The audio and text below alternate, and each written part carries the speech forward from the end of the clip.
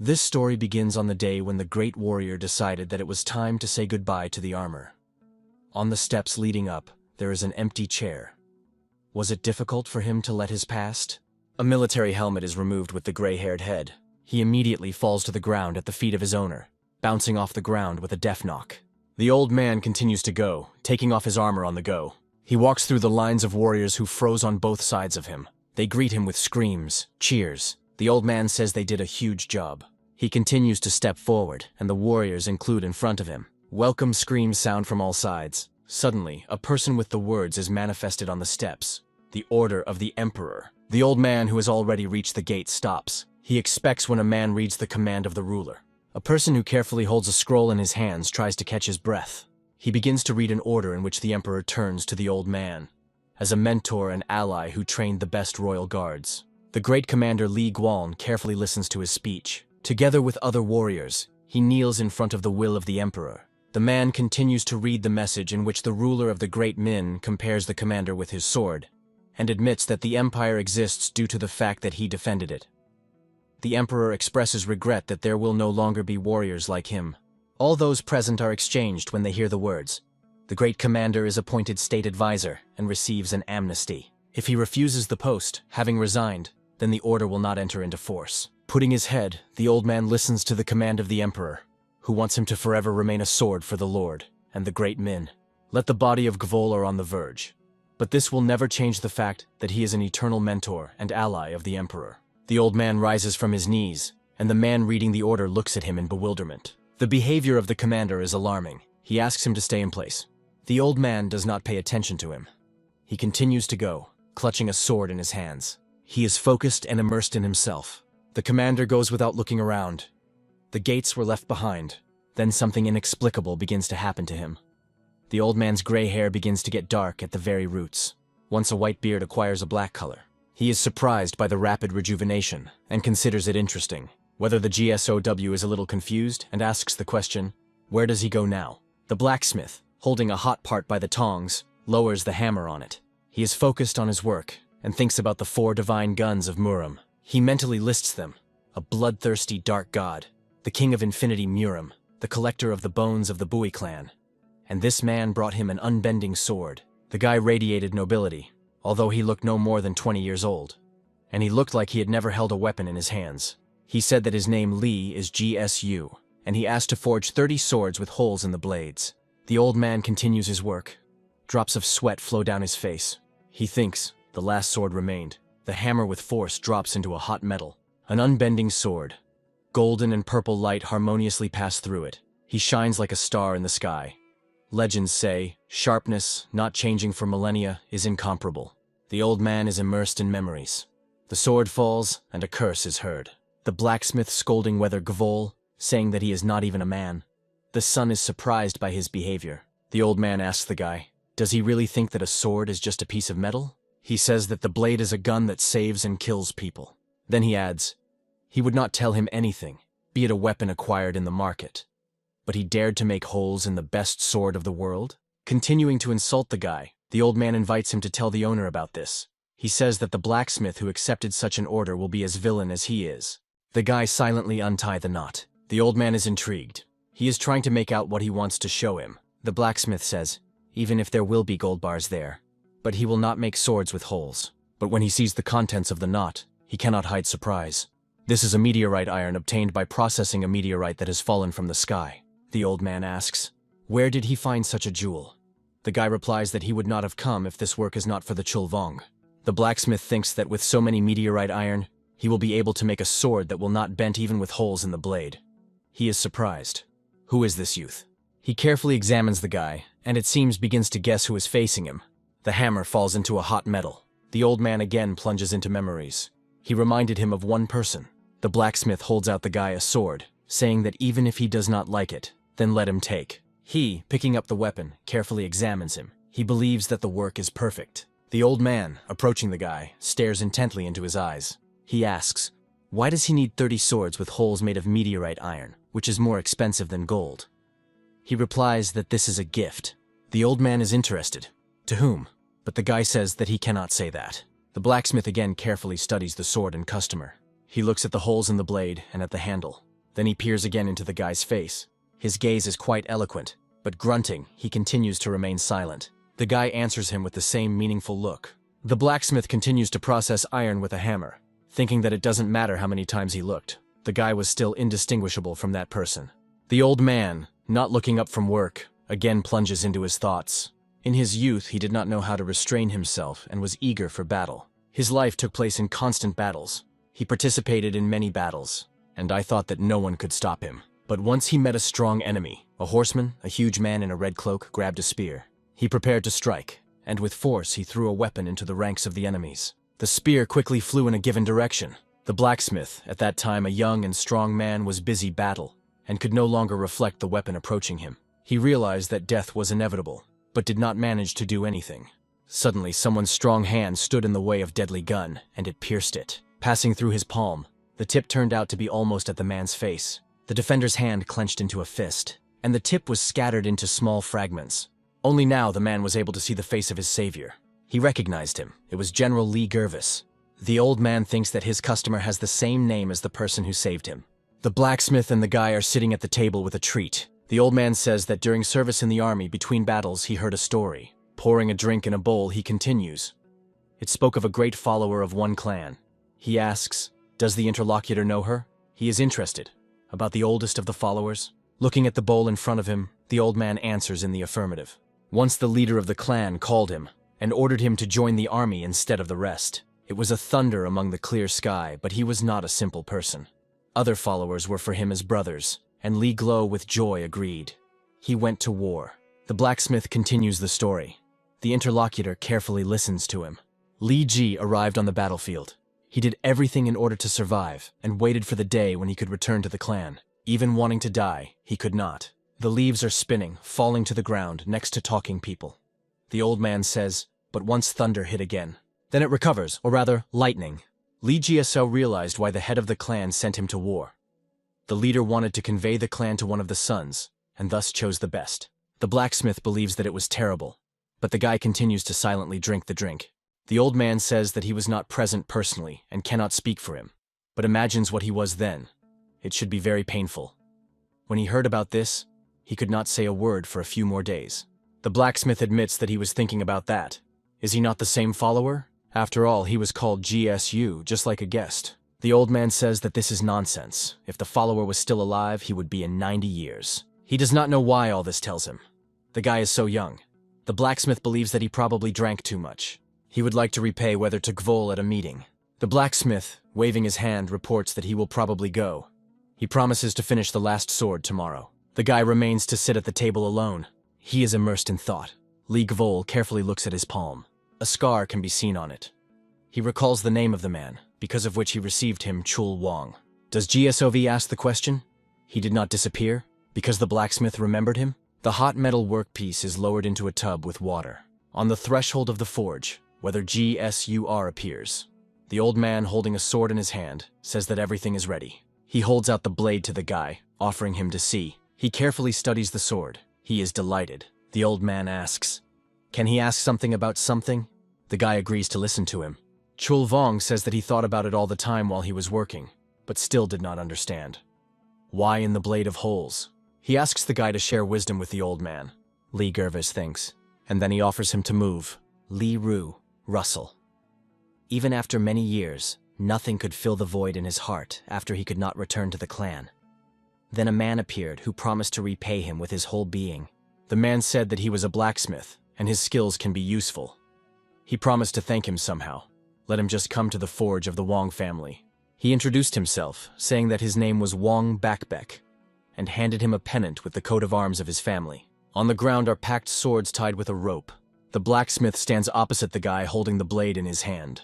A third-rate person will defeat a first-rate warrior, possessing an unbending sword. This is how the legend says. The weapon in the hands of the guy is covered by fire aura. The old man continues to be perplexed. Why make holes in the blade? Lee Goldham's the sword to his face. Then he makes several waves with the tip of the blade. He freezes. Energy is scattered from the blade holes. A leaf cut into the ground falls on the ground. The guy continues to demonstrate the capabilities of the sword. A whirlwind that circle crushed leaves forms around him. He easily dissects the trunks of trees. The blacksmith is struck by these spectacles. He asks, "Are 18 holes designed to extract internal energy?" The guy answers, "So." Chulvong is surprised. To show such power, the guy needed to simply wrap the sword in a semicircle. He asks the question, "And if you turn it without stopping?" The blacksmith asks, can he name the sword? And whether GSWS allows him to do this. The old man is interested. What does he think about thunder? This is better than a heavenly dragon or invincible? Having taken the blades on his back, the guy replies that he likes this name. The old man asks, is he already leaving? The guy looks at him, and the young warrior whom he saved many years ago stands in front of him. The blacksmith is interested. Where does he go? Suddenly, the young man holds a piece of fabric to him. He tells the old man to release debts of conscience. Having given him the fabric, Li Gvolu squeezes his hands with his palms. Then he releases him, and the blacksmith remains with a pennant with the coat of arms of his family. He recognizes him, and tears roll from his eyes. His hearing comes quietly, Wong Bak Bek. The blacksmith is unable to say a word. He looks after the removing guy, and he, without turning around, waves his hand in parting. The old man knelt down, but Li Glo no longer see this. He continues his way. To be born is to raise a sword to the sky. To die is to disappear with a sword without a trace. These words are written on a stone installed next to the Academy of Thousands of Swords located on Mount Xiang. Standing in front of the stele, Li Gvol, have not seen each other for a long time. On the gravestone, the name of Jian Punga is carved. He ruled the 20th Generation Academy and became the Sword of Heaven in the Charonian battle. Putting the sword in front of the stele, the guy says that he was late and was able to prepare only this. He asks to forgive a great follower. He lets out weapons from his hands, and the sword on the very handle goes into the ground covered with snow. Li gnaws heavily. Then he looks around the surrounding area. Grave hills are visible everywhere. Pouring a drink from the bottle on the tombstone, he lists the names. Guan Oke, Soke H. Chun, Yuji Il, Hyun. All of them died in the Battle of Cheonia. He recalls that this battle took the life of 15 of 30 followers. The guy wonders what happened while he wandered. He reads the name on the next stele. His teacher rests here. He says, if the heart of a man who expelled him was the same as always, then he would not have fought to the last with his students. Having knelt down, does Gvub ask himself, how could he not understand him? Then he pronounces, sleep calmly. 6 years later. The West Taik, the province of Jiangsu. The banks of the Wishan River, where there are inns and brothels. There are many places to enjoy life so far you have money, and only one tea house. In the tea house of Muj, customers themselves choose a cup, kettle, and of course tea. They themselves prepare it, and the price is determined after cooking. The girl holds a cup in her hands. She is unhappy with the drink. Looking at the visitors, she thinks that the tea house is not at all the same as it is described. The girl's name is Yun with Loon. She thinks, according to rumors, more than 100 women run after its owner. The Muram Union was convened for the first time in 15 years, and they should send a message to the House of Beautiful Mothers. The leader of the house asked the girl not to create problems. Yun with Loon believes that the mission entrusted to her is significant. For the vice leader of the House of Beautiful Mothers, it is natural to punish men who are fooling women. Looking at the visitors, she thinks that at night they will show their essence. It got dark on the street. Li GSUS addresses the girl with a question. She rejoices, he is here. Yun with Loon look at him. She believes that the guy looks charming and wonders how many ladies' hearts he stole. Mentally, she asks him to try something on her, but she pronounces a brief, what? The guy says he is sorry, but they are closing. The girl cannot believe what she heard. Is that all he wants to tell her? Li GSUS explains that the rule of the Muja tea house is to close after sunset. Yun with Loon, still not believing in what is happening, is looking for money to pay. She understands that her wallet is empty. She was in a hurry and forgot to take the coins. The girl is very ashamed. She thought that in front of her a man who was fooling women, and he understood it. Now she cannot pay for tea. What will he think about her? She is very offensive, but there is nothing to do. The girl asks for forgiveness, and rapidly breaks down. Running away, she screams, sorry. He puzzled looks after her, not believing that he was deceived.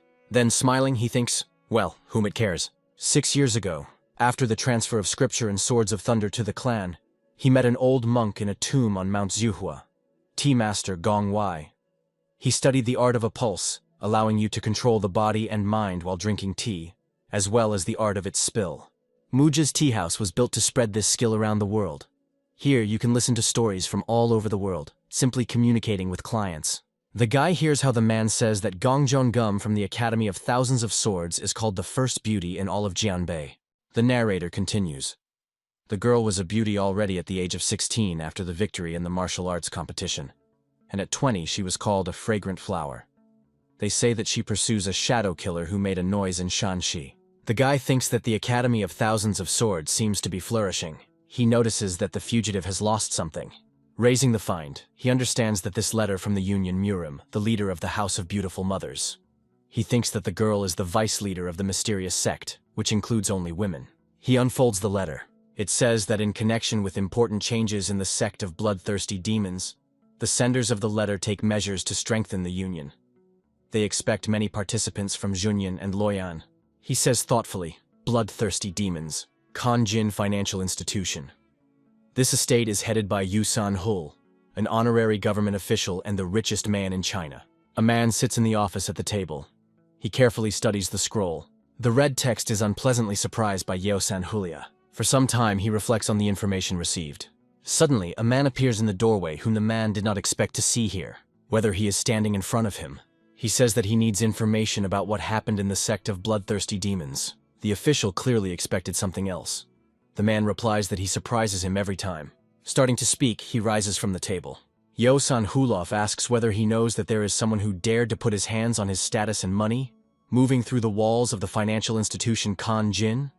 The guy is interested. Is it somehow connected? The interlocutor asks the question. Does he know about a silent sword? Does Gvol clarify? About Doc B? 40 years ago, this man was known for his knightly spirit, but after the loss of his hand, he began to commit murders and theft. Even rape includes in the list of his crimes. He became the enemy of society. Having stole money from the financial institution Kanjin, he abused 8 women in the capital. He cruelly killed 6 of them. 2 survivors were psychologically injured so that they could not even speak later. He also attacked one of the capital's bars, while 23 people were injured. Yeo San-hulov says there are many rumors about why he left the underground, but he thinks that this is due to the recent movements of the sect of bloodthirsty demons. Whether he is thinking about the connection of the sect and Doc B, his hand lies on the railing. He stands on the balcony, looking at the lights of the night city, thinking that even he wants to punish Doc B as a student of martial arts. But he knows that things in this world are not carried out of his own free will. She requires reward, and bad guys want to terminate these payments. And the process of breaking this chain is terrible. He asks a question. Is it different in Murim? He also had to pay a considerable price to stay in this place. He understands that the Doc of B cannot be caught even for 1,000 gold bars.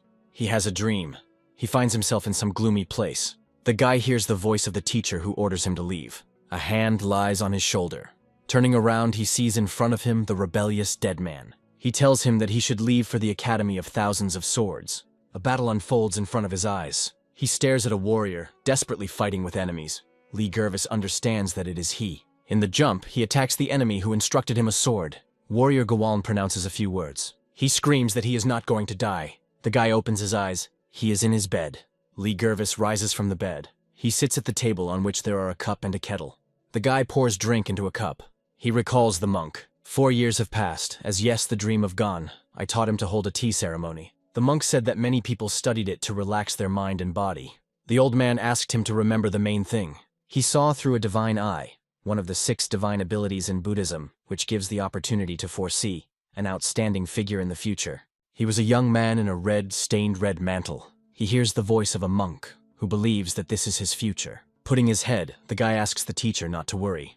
The drink in the cup soars up when the guy makes a promise. He says that he will never return to his former I, from which it smelled badly instead of tea. That night, in the full moon during the Mid-Autumn Festival, the second most important holiday in China after the New Year, all people who visited the Muja tea house made a desire. They looked at one moon, but wanted different things. Some visitors wanted health and overcoming financial difficulties. Others wanted to get eternal love. Whether the desire for Gvol was simple, the success of the Academy of Thousands of Swords. An unexpected noise attracts his attention. For a while he is standing, listening. Seeing 3 thugs, the guy thinks that he smells of blood. At the table of an empty institution, a man sits. 2 more people stand nearby. When everyone took their places and took measures that did not allow outsiders to eavesdrop on them, they decided that they could calmly talk. Doc B wants to discuss the issue of where they can hide for a while. One of the men offers to sit in Hainan Shen, but a person with a nickname as a silent sword immediately interrupts him.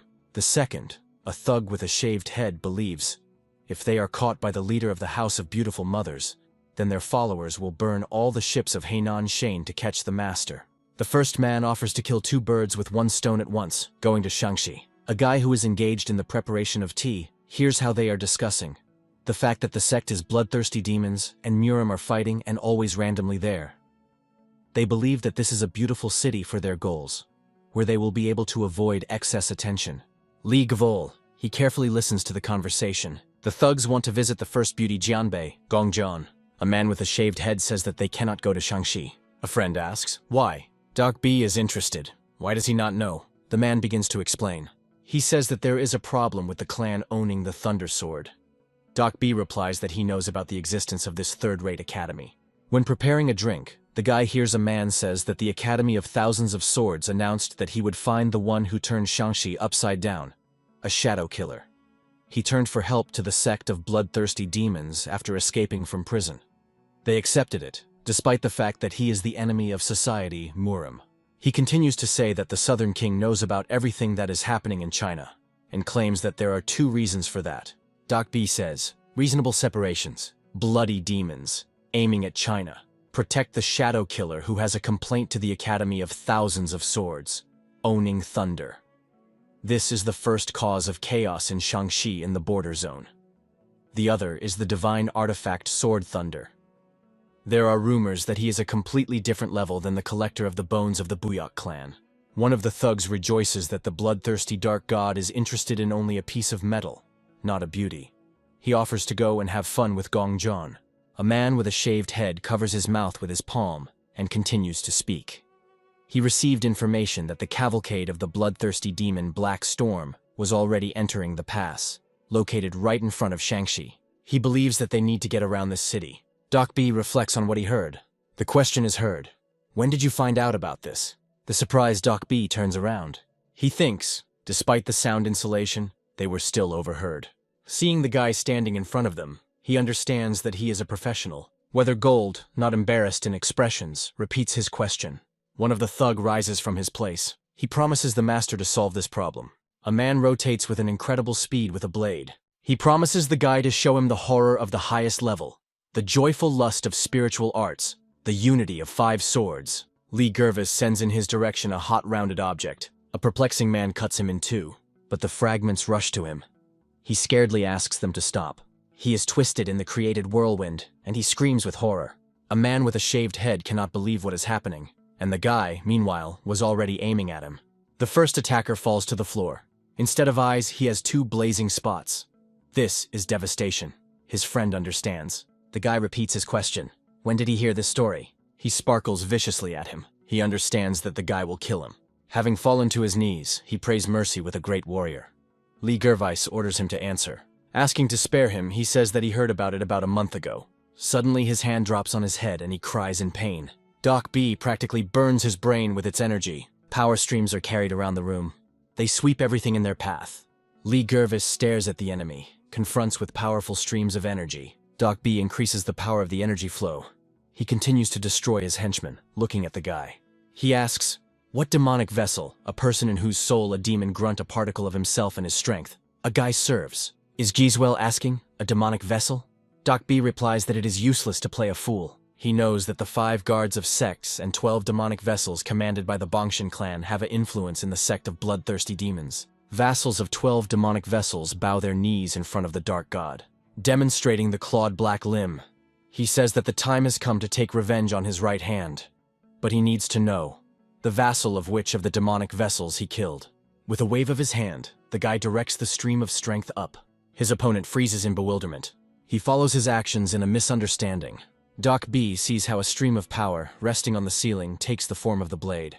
The man notices holes on him. He thinks that only one such sword knows. Meanwhile, the thunder falls to League of Vol. Fiery energy splashes in the guy's eyes. The guy makes a swing with a sword, and the enemy cannot restrain his admiration. What power! He thinks that in front of him is the legendary Master of Rebirth from the Academy of Thousands of Swords. He was always interested to know what would happen to someone who knows the power of thunder. Energy flows are pouring from the holes in the blade. Lee, surrounded by a raging aura, directs the blade to the enemy. Doc B cannot hide admiration. Something amazing happens in his eyes. With the thought of returning to his students, Lee Gerva strikes, which explodes everything around him. Clutching the sword in his hand, the guy stands among the ruins. His enemy is defeated. With no seeing eyes, he looks into the sky. Whether a farewell gaze draws a place where his tea house stood. He understands that he should leave. Early morning in Shaanxi. Around the devastation and disorder reigns. The guy stands, looking at the broken gate and the rickety building. Is GSU the question? Is he really late? He decides that you need to try to feel something using the art of spreading tea to find out what happened here. Before the guy is a vision of galloping horsemen. The eyes of the horses glow with an unkind light. Ghostly warriors rush next to him. He understands that there was a black storm cavalcade here. It seems strange to him. He does not feel the traces of his students. A bird soars in the sky. She sinks onto the shoulder of Li Gavol. A note is tied to her paw. The guy unfolds the message. Before the attack of Cavalcada, the Academy of Thousands of Swords was notified and evacuated by groups. Their allies monitor the actions of the sect of bloodthirsty demons. Message from the financial institution, Khan Jin. Looking after the retreating bird, he thinks that the light on the lake is faded. Having decided that it is impossible to waste time, he, having pushed out, makes an incredible jump, and continues to move in this way along a rocky area. Pass of Juman, a fence on the way to a deserted desert. The barrier borders on the central region and outskirts.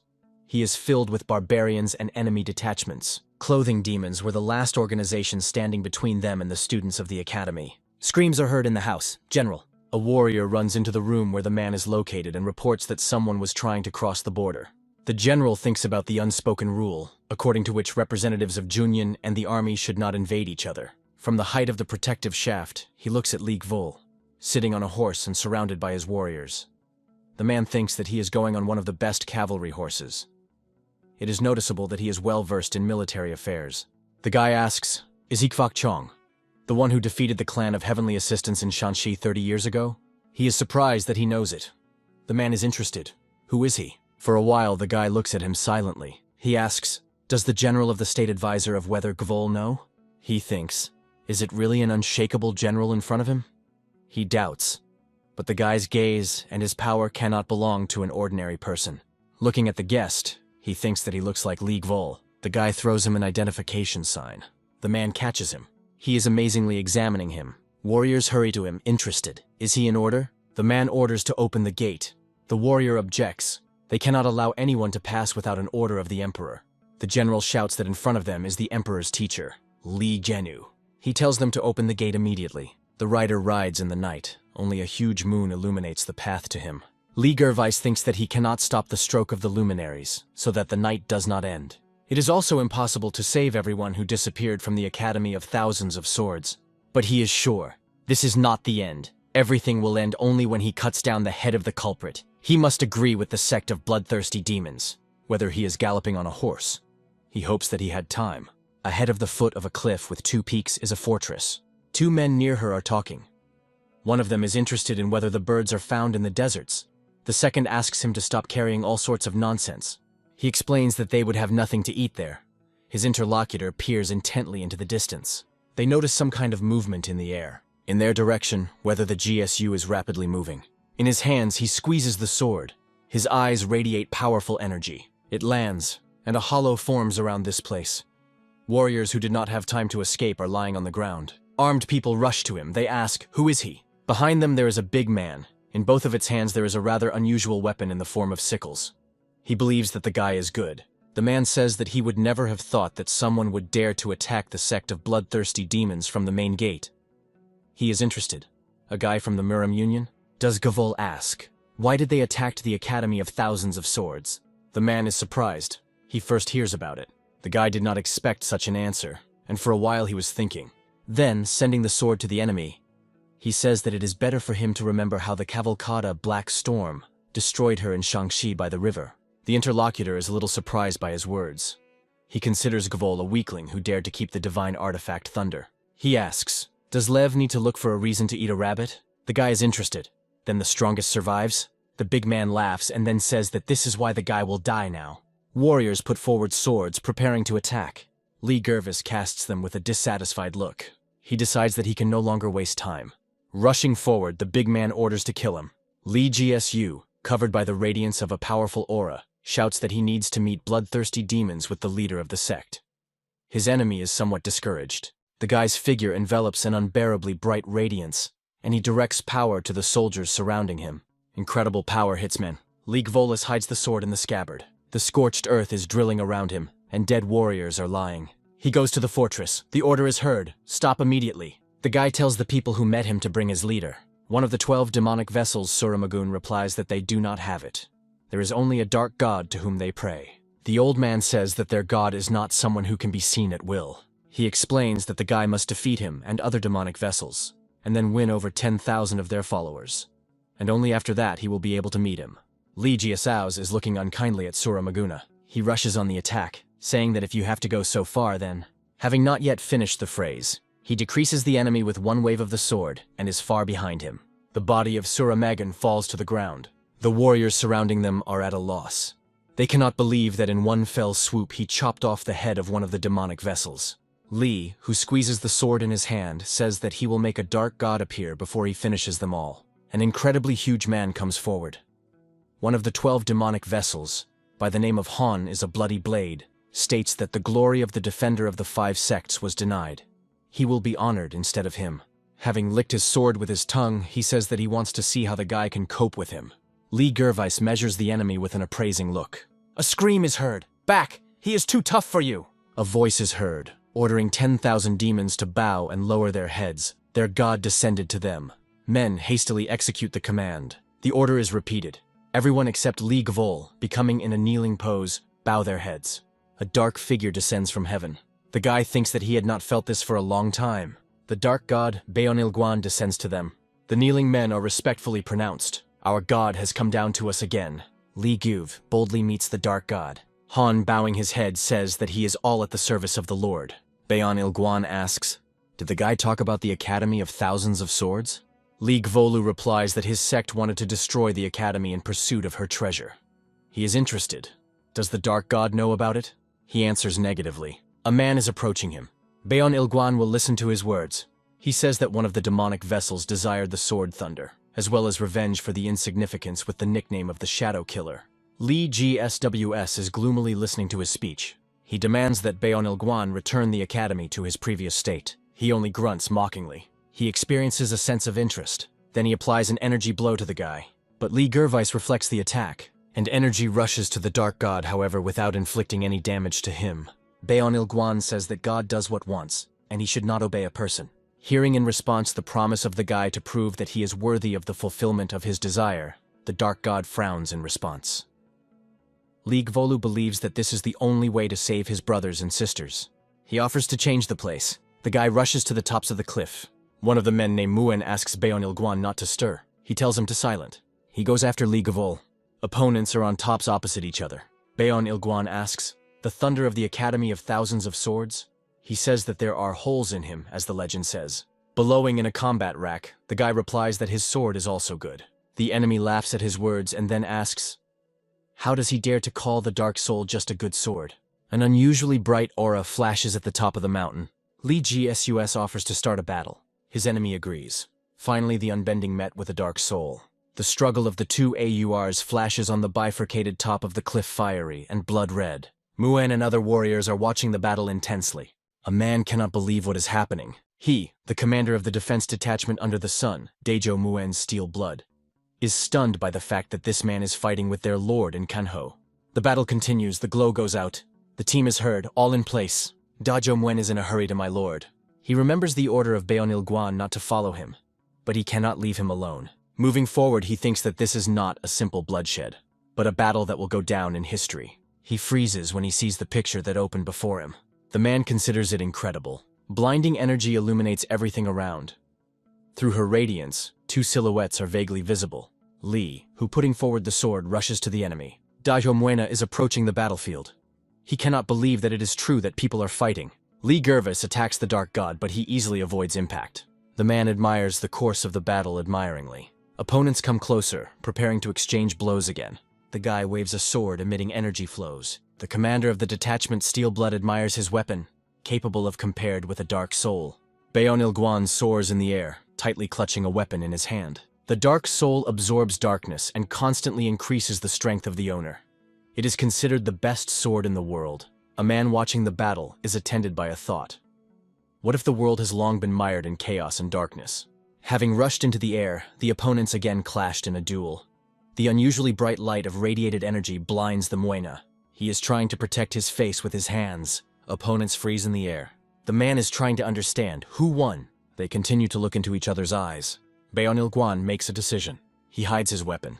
His gaze is promising. He turns his back to the enemy. The worried Muen is in a hurry to him. The men who are waiting below hear the words addressed to them. The respected submission of 10,000 demons, the second coming of the generation of Sangin. They hurry to fall to their knees. The words are repeated again. Beonil descends to the ground in front of them. One of the men thinks that everything went as expected, not a scratch on the master. The dark god tells them not to move. Warriors freeze in fright. Beonil stands in front of them, covered by a bloody aura. He tells Majo Huka to come. The man fearfully approaches him. One of the 12 vassals, having fallen in front of him, prays for mercy and asks to give him another chance. His lips do not have time to finish the phrase, and his head is already separated from the body. The dark god calls the bloody blade. He is inclined in front of him, and Beonil pronounces only a word. Return. The man asks what he has in mind.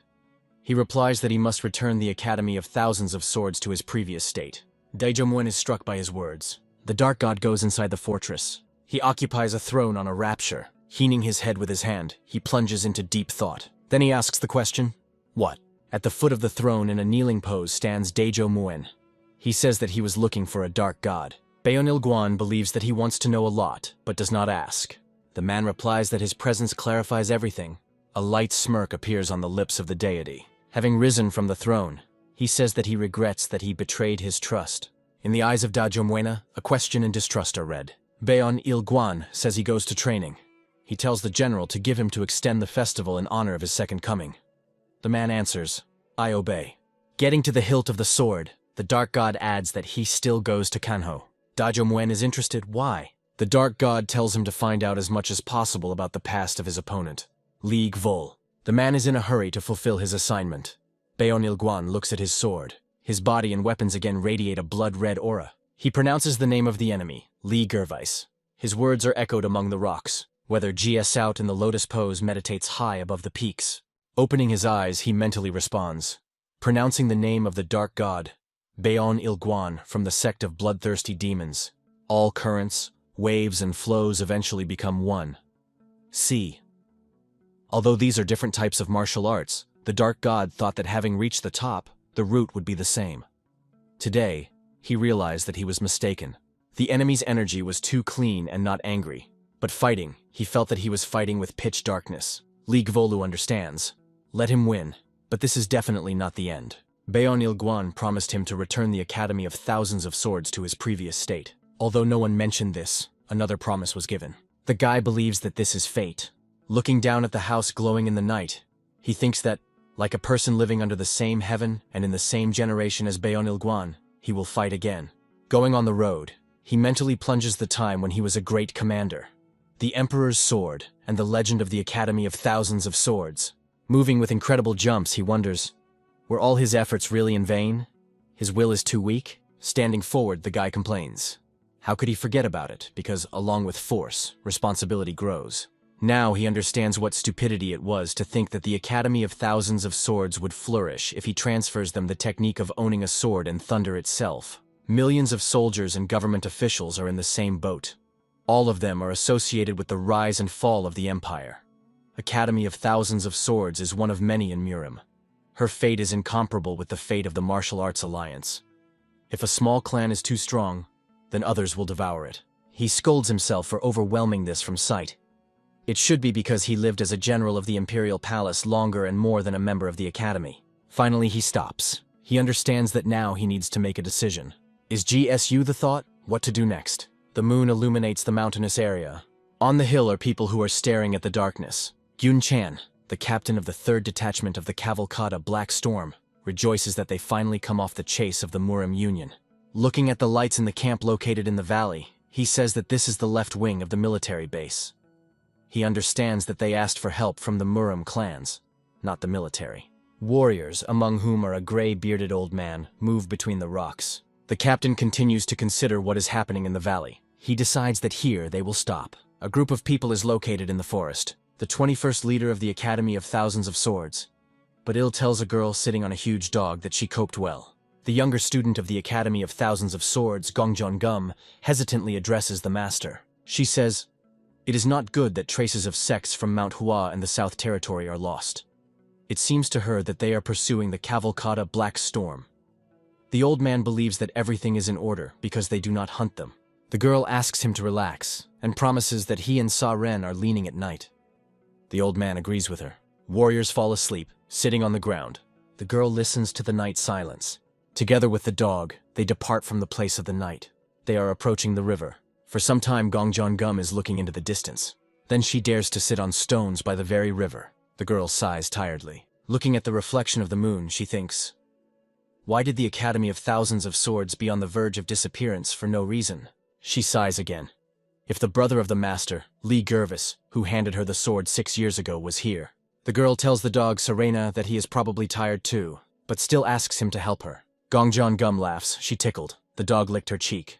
The girl says that now all their lives are under her responsibility. She does not have time for weakness. The dog barks. Alarmed, Gum asks, "What is it?" She understands that there is someone here. The girl and the dog rush through the forest. Gum, noticing a glow in front, stops. She takes out a sword from the scabbard, and in the blink of an eye, the girl finds herself in the clearing where the fire burns. She looks warily around. A man with a lantern in his hands peeps out of the bushes. He says that the girl does not worry. He took her friends. The voice seems familiar to her.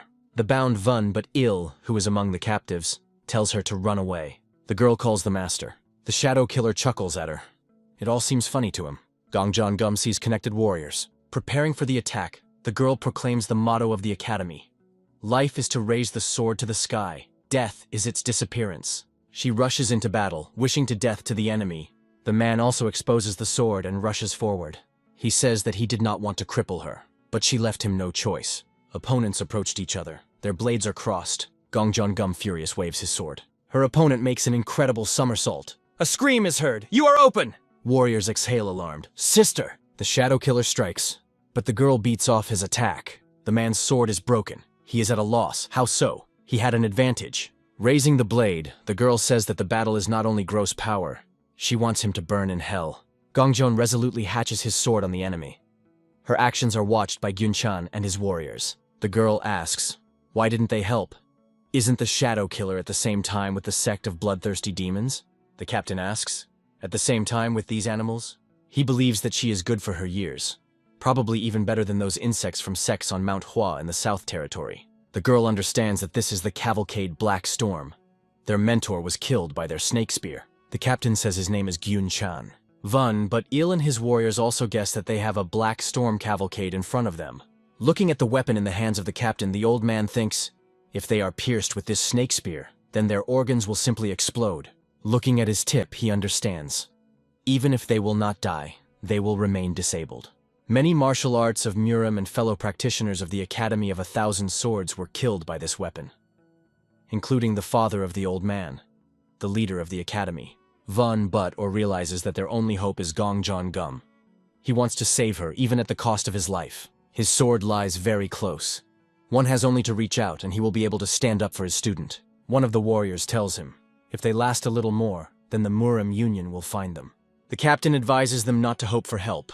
He reports that sects from Mount Hua and the South Territory tried to agree with them, but no one in the Union Murim dared to fight them. Vun but Il and warriors cannot believe it. The captain believes that it would be better if they rely on the military. Gyunchan asks the old man, is he the leader of the Academy of Thousands of Swords? The man believes that he is pretty good.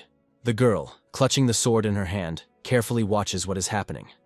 The faithful dog is next to her. She drops the cloak, preparing for battle. The captain, looking at her frowning, says that no one would intervene. One of his warriors recalls that they are on the other side of the Persis of Jumin, and they need to hurry. The man asks, he is afraid that the Murim Union will come for them? Gyunchan is interested in, does the warrior think he will lose thunder?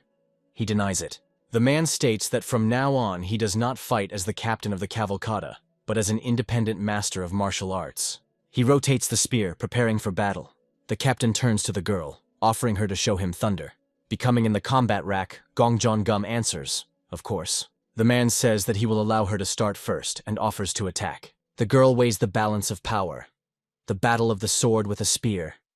She understands that the enemy has an advantage. She does not know how quickly he moves and decides to follow the spear. The girl in the jump attacks the enemy. She understands that she is close to the goal, and if she gets now, she will win the battle. But the man beats off the attack of a spear with a pole. The girl is forced to retreat. The captain carefully looks at her, preparing to strike. Warriors say that he repelled the attack by a wooden part of the spear. They are disappointed. The captain does not even need to dodge. The old man is unpleasantly amazed at an unsuccessful attack and excited. The girl thinks that she fought against the best warriors in different sects at competitions in Muram. But this enemy is at a completely different level. Looking at the captain, overwhelmed by sparkling greenery with a strong aura, she feels that he is somehow connected with the leaders of the sects of the Great Nine, the best of the best. Gyun-chan mocks her.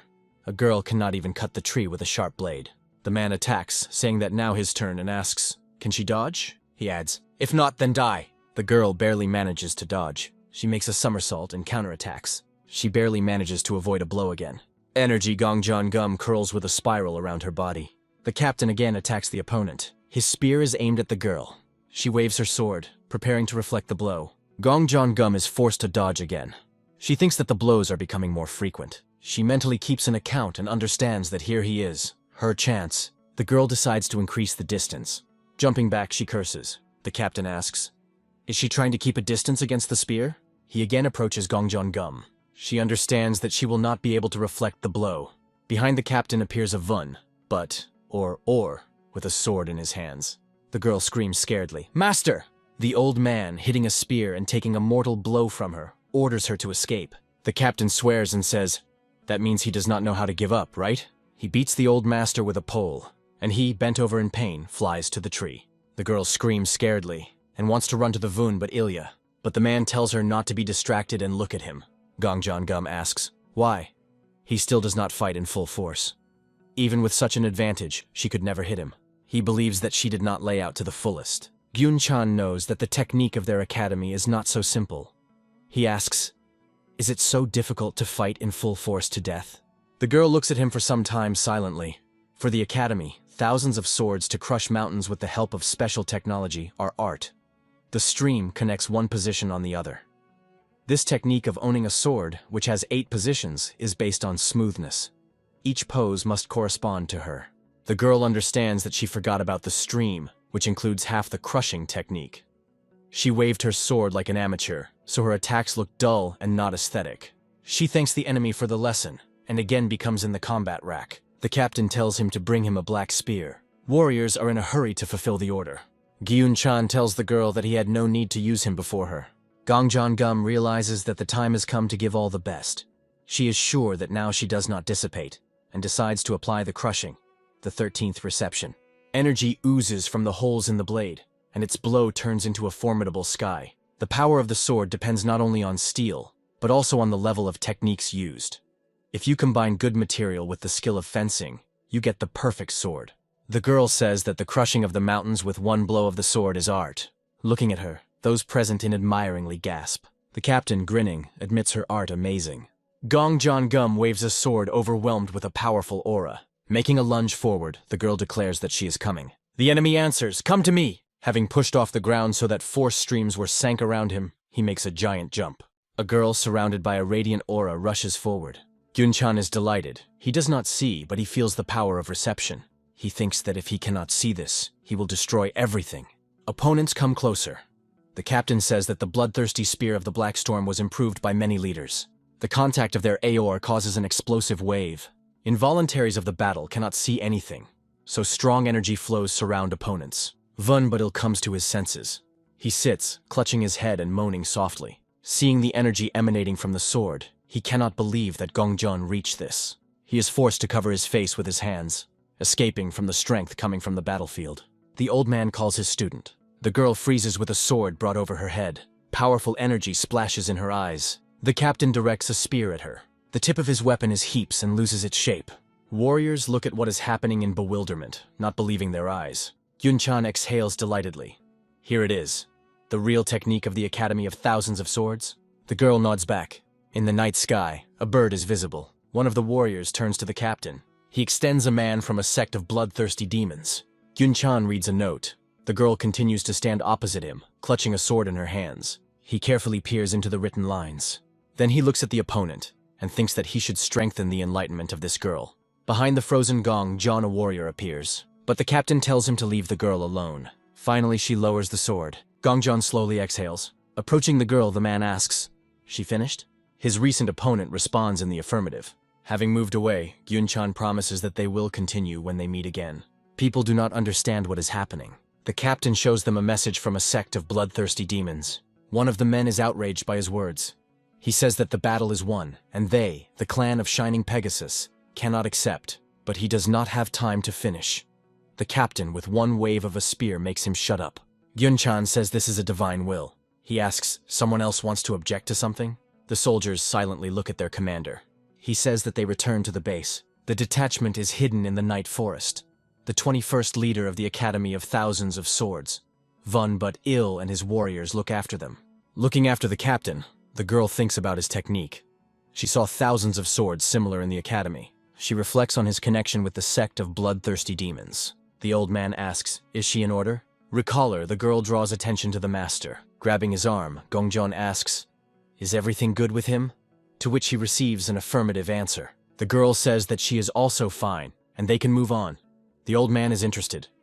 What was it? She replies that she cannot explain this. Gongjon demonstrates the manifestation of his strength, and says that she just feels it. Vun but, or is proud of his student. After the founder of the academy went into another world, no one even managed to get closer to this, to reach the 13th stage. He is sure that the girl will be able to achieve the other 5. Their group continues its path. The old man sits on the dog, the rest surround them. Gongjon asks, who sent a message that warned them about the attack of the sect of bloodthirsty demons? But the old man is not known. She asks, the teacher thinks that this was the person who sent her a blade? The master says, fellow. He misses him very much, and wants to see him again. The girl admits that she would also like to look at him, at least from afar. She asks the old man to tell something about Leagvul. He says that this is a great man and a born genius in martial arts. Talking, they continue to move forward. Cavalcada Black Storm, who attacked the Academy of Thousands of Swords, returns to the lands of demonic bliss. The students of the Academy and its leaders survived. 10 days have passed since the burning of the Academy, but no one speaks about this in everything. No one even looks towards the Academy, which was attacked by a sect of bloodthirsty demons. The townspeople will not forget the fear of the cavalcade Black Storm. The followers of the Academy are not surprised by oblique views. He has long been used to them. Walking along the city streets, they encourage each other. The fact that they are alive is already good. The girl tells her companions to be strong. They will soon arrive soon. The dog sniffs to something. Then it breaks off and rushes forward. The girl calls her four-legged friend. The concerned Gongjon is in a hurry to the dog. She hears her naughty. Looking around, she sees a great follower of the Academy of Thousands of Swords, Jean Pun. They greet each other. He is glad that everything is fine with the girl. Gongjon is also pleasant that nothing happened to him. The man welcomes the Vun but Ilya. The old man asks, what about the rest of the followers? John Poon falls to his knees and says that this is all because of his negligence. He and his companions, kneeling, are inclined in front of the Vuna but Ilum. The man asks to kill him, because he could not protect the younger master. The old man is saddened by the news received. Her students lined up near the destroyed academy. In front of them are several coffins, next to which their leader is located. Tears flow from Gongjon, which she tries in vain to hide. The old man falls to his knees near the coffins. The words that the younger master kept to the end are brought to him, and gave the students the opportunity to survive. Someone says that all the traces of the demons disappeared 3 days ago, and only after that the students were able to return to search for bodies. Bitter tears roll from Vuna but Ilya. Jonpun says 5 swords have disappeared. The old man cannot hide the tears of bitterness and disappointment. He not only lost his brother, but also could not save his favorite swords. But there is no time to grieve, because he is the head of the Academy of Thousands of Swords.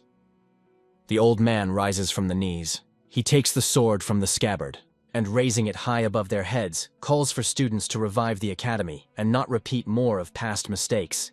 The guys all as one exhale, yes, master. The proposal sounds to take those who have found peace on Mount Suyan.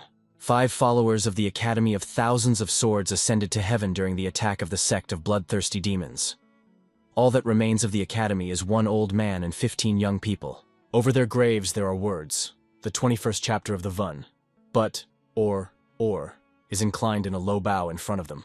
The old man turns to those who have long been resting in this quiet place. He says that they send them 5 followers and asks to look after them so that they will find peace. He burns a scroll in which these words are recorded. Smoke shreds rise into the sky. The old man thinks that the birth is to raise the sword to the sky. Death is the universal disappearance of the sword in heaven. These words mentally pronounce all those present at the mournful ceremony. The scream spreads over small grave mounds. Someone calls the master. Looking around, the old man sees John Poon in a hurrying towards him. He asks, "What happened?" The man replies that he must see this himself, and the matter does not tolerate delay. He reports that someone left treasures in the square. The old man asks him to repeat him again what he said. Vun but ill tells John Poon as soon as possible to accompany him there. The master calls the girl with him, but she replies that she needs to think about something, so she will remain here so far. The old man agrees with her, and, leaving, advises her to rest. Standing in front of the grave, the girl thinks, if she had more strength, could she protect the master? She takes out books from a cloak dropped to the ground. 6 years ago, Lee Gervis, the comrade in arms of the master, gave them 3 books along with the swords. The crushing of the mountains with 1 blow of the sword, the intersection of the river in 1 step, and inhalation of the fog. The girl believes that with these techniques in which he put his soul, she will be able to revive the academy of thousands of swords. Having pressed the books to the chest, Gong Jeon thinks, I wonder how the Master Gvol looks. She heard that he was about 20 when he left the academy. Now he should have more than 70. Before her mental gaze is the image of an old man with a long gray beard. She takes out the sword from the scabbard, thinking about how much she wants to ask him. The girl trains with a sword in her hands. She thinks that she withstands only 15 seconds in the technique of crushing the mountains with 1 blow of the sword. Gong Jeon asks the question, what to do next? But she has no answer to this question. She thinks if the master of GSU was here. Having stopped, the girl reproaches herself. What does she think about? You can't put it on. The future of the academy is thousands of swords in her hands. Hiding the sword in the scabbard, she recalls the captain, offering to show him thunder. She recalls his words. Your academy has special techniques, right? His technique. She saw thousands of swords similar to the academy, in the sect of bloodthirsty demons. The girl understands that Gyunchan asked not just about a duel. Gong Jeon thinks he wanted to see the technique of crushing the mountains with 1 blow of the sword from the very beginning. But why? She asks a question. Is there a similar sect in the sect of bloodthirsty demons? The girl recalls that her followers attacked them and stole 5 swords. She is not sure, but something here is not clean. The girl thinks that he should become stronger. She looks towards the mountains. At the top of the cliff, is it worth a gender? The determination is written on his face. That night, in the financial institution Xiangxi Khan Jin, the mansion of the manager Donva, slightly bowing his head in a respectful bow, says that there is nothing unusual about the graves of the predecessors of the clan of thousands of swords. He adds that 5 more mounds were added, also 5 swords of thunder were taken. Lee Gervais is listening to the report. Then he says thoughtfully, this is how. The manager says that he sacrificed the money to the clan. He did not reveal his personality, so there should be no problems. The guy thanks him. He believes that now in debt to the man and the leader of Yo. Dona objects. Not at all. The leader ordered everything. Lee Gvolu replies that he met a lot of people, and his interlocutor has honest eyes. He promises to remember this forever. The man is surprised.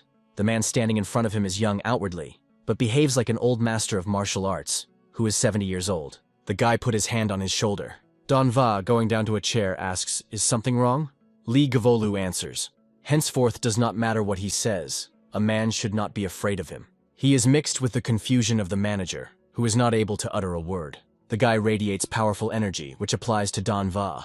He is surprised by the feeling that she caused in him. The peace that he knew was false. He ate his body and took his family.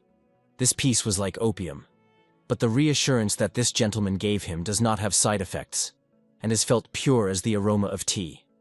If these are the words of the master, Donva thinks, then he will believe and follow them. Having removed his hand, the guy asks, can he ask a man another thing? He answers, of course, please continue. Lee GSOW says that he is looking for one person. The manager looks at him, expecting what he will say next. The captain and his warriors are at the gates of the fortress. The order is heard, the cavalcade. Black Storm is returned. Open the gate. They are met by the 4th captain. He believes that the guys worked well. He tells Gyunchanu that he would go to finish the report, and he adds that there is a place that they both should visit. The man is surprised that he should go somewhere with him. The interlocutor asks, Is it really not curious why God the Demon was restored by the Cavalcada Black Storm? Gyun-chan looks around, evaluating the situation. C surprises him. The interlocutor asks, "Isn't it fine?" He says it happened in one day. The man came here and turned thousands of followers into a pile of ash with one wave of the blade. Gyun-chan cannot believe he did all this himself. The interlocutor continues the story. 12 demons of vassals tried to stop him, but the sword of the demonic fierce ghostly army was destroyed, and God the Demon was forced to meet him himself. After that, he heard that people tried to find out his level of combat energy, restoring the fragments of the destroyed sword. He explains to Gyun-chanu that even if they lay out all the pieces together, it will not at all be like the shape of the blade. The man adds, the edges of the fragments melted, as if lightning hit them. He leaves, wishing Gyun-chan good night. The captain of the 3rd detachment thinks, to be able to fight such a person. It is not surprising that he is a demonic god. A warrior approaching him is entangled. Holding the scroll, he says that in him the information about which he asked. He answers, "A good job." Gyun-chan delves into reading. The scroll speaks of the technique of the sword, which was found by the 10th leader of the clan of the Shining Pegasus of the Air 300 years ago. It was a noble blade technique consisting of 18 receptions. She competed for the place in the top 5 appliances of the blade. The captain is impressed with this information. He continues to read. The next leader of the clan of Shining Pegasus Avian could successfully use the technique of flying divine bloody sword. The current leader of this clan was killed in battle. Haken Lin is holding post now. Gyun-chan throws a scroll into the fire. It depends on how he burns in the flame, he asks. Do you dream too? Then he thoughtfully pronounces the name, Haken Lin. From the mansion a voice is heard. A speaker. He is going to leave, as he has already finished with Shang-Chi. A man sits in the hall at the table. He says, since the unification of Murim emphasized that this case is not special, the police will not intervene. At the second table, 2 more people are sitting. One of them answers, yes, General. The great general of the empire of 1 million soldiers, Guem-Saim, raised his head. He asks, did they find some of his traces? The man answers, no, he is probably hiding. Guem-Asata says that they can go. Men rising bow respectfully to him. The general sighs. Already late night, and he is tired. The person who enters the room asks, why does he sigh like that? All soldiers in the empire will hear this. Guem-Sa is interested in what he is doing here. He was visited by the leader of the secret police, the current great general Yo-Yo Boom-Suk. The general is turning over the pages. He pronounces, talk to you like this. He recalls how they helped the great commander League Vol in the ceremony of removing the armor. A lot of time has passed since then. The general says, if the reason why the man came is connected with him, then he will be glad. Yo-Yo Boom-Suk reports that he received the news. Guem-Sa joyfully asks, is this true? The leader of the secret police tells that the person who interests them has just crossed the pass of Jumen and accidentally revealed his personality to the general there. Guem-Sa did not expect this. He asks, is there more news? He is interested in whether he is returning to the imperial castle or not. The interlocutor replies, no, but he is sure that the situation is terrible enough to make him reveal his personality, even though he is hiding. The leader of the secret police continues, a hidden person was involved in an urgent incident, forcing him to reveal. Guem-Sa before he asks the interlocutor, did he hear the news about the battle in Shanxi, where many Maramic martial arts fought? He adds, they just had a conference about whether they should activate the military because of this. He says, his clan, the Academy of Thousands of Swords, was destroyed by a clan of bloodthirsty demons. If this is the case, then he had more than enough reasons to intervene in the affairs concerning Murim. But he is an official politician. Who dared to spoil his mood? Yo-Yo Boom-Suk replies that, judging by his character, he would never have declared his position. The great general of the empire offers 1 million soldiers. Then let's hurry up and disperse the news to the clan of 1,000 swords in Shangxi. He asks to convey that His Majesty is looking for Lord League Vol. Yo-Yo Boom-Suk believes that this is a matter of martial artists in Murim. He asks, the interlocutor thinks that he will approve of such generals as they, who intervene in Murim's affairs? Guem-Sa answers, if he could, he would have rebuilt the clan of thousands of swords with his own hands. Then he adds, no, they can assign a reward for the clan of bloodthirsty demons, cut off their heads and hang them on the walls of the castle. The leader of the secret police laughs. He asks the interlocutor to forget about it. Guem-Sa will pass through the pass of Yumen himself. Then, becoming serious, He says that in fact there is something else that he must say about. Masata asks, he is hiding something, right? The leader of the secret police reports. Lord Lee Gervis again gained youth through rejuvenation. The interlocutor is so amazed at the news that he is not able to say a word. Two warriors stand in front of the fortress wall. One of them says that for a long time he did not drink so, and the sky is spinning. The second asks him to behave quieter. If they are caught, they will strictly punish him. The first, turning to him, asks, does he remember? He is interested in what the interlocutor is talking about. The man continues. He has in mind the young grand of the general, who passed through the Juman Pass. The interlocutor hastily closes his mouth with his hand. He is outraged. Why is this chatting about secret information? Having pulled back, he explains that he talks about it, because here they are only together. Can't he talk when his mouth is open? The interlocutor expresses dissatisfaction and unflattering about his mental abilities. The talker attacks the friend, grabbing his hands by the point of his helmet. He continues to swear. They start a fight, deciding to continue it all night. Suddenly a huge shadow looms on the wall and someone's voice sounds, as you said his name? The brawls are frightened. A man in a helmet falls to the ground. His friend, looking at the skin-headed healthy man, stuttering, says, the great General Lee Gold. Bar in Shaanxi. Night, the terrain illuminates the crescent visible in the sky. In the room at the table, several men absorbed in the game are sitting. In the middle of the table lies a lot of coins.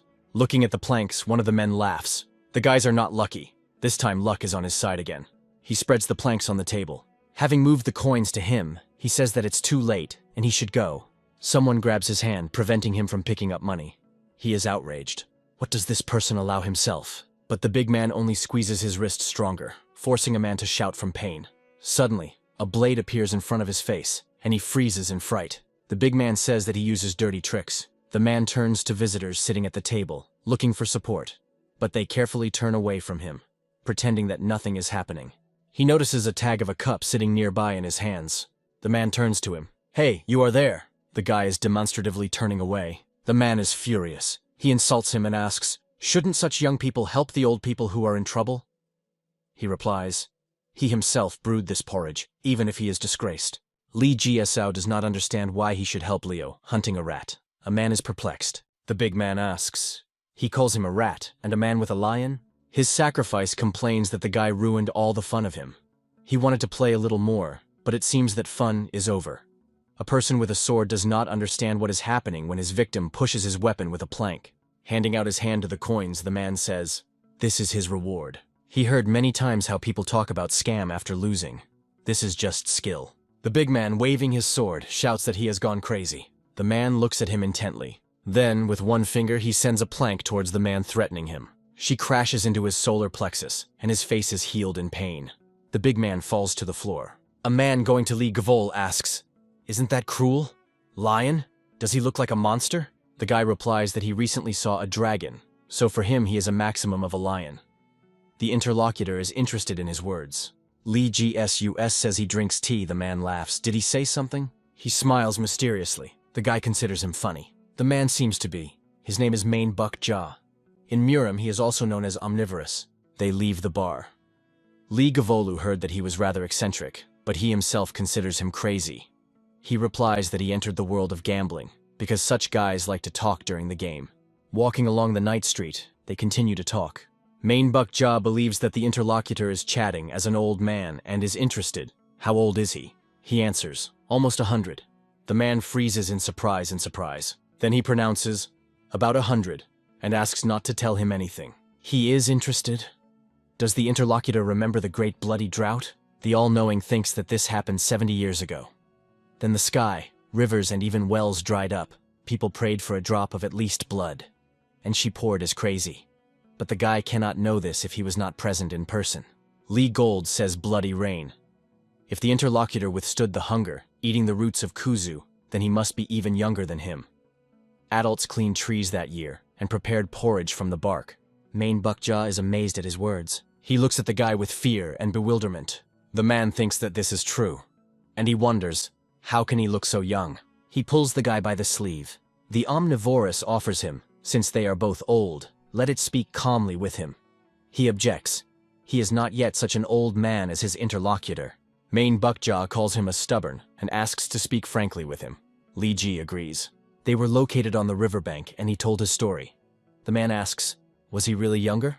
The all-knowing again asks a question. Is this some special martial art or energy technique?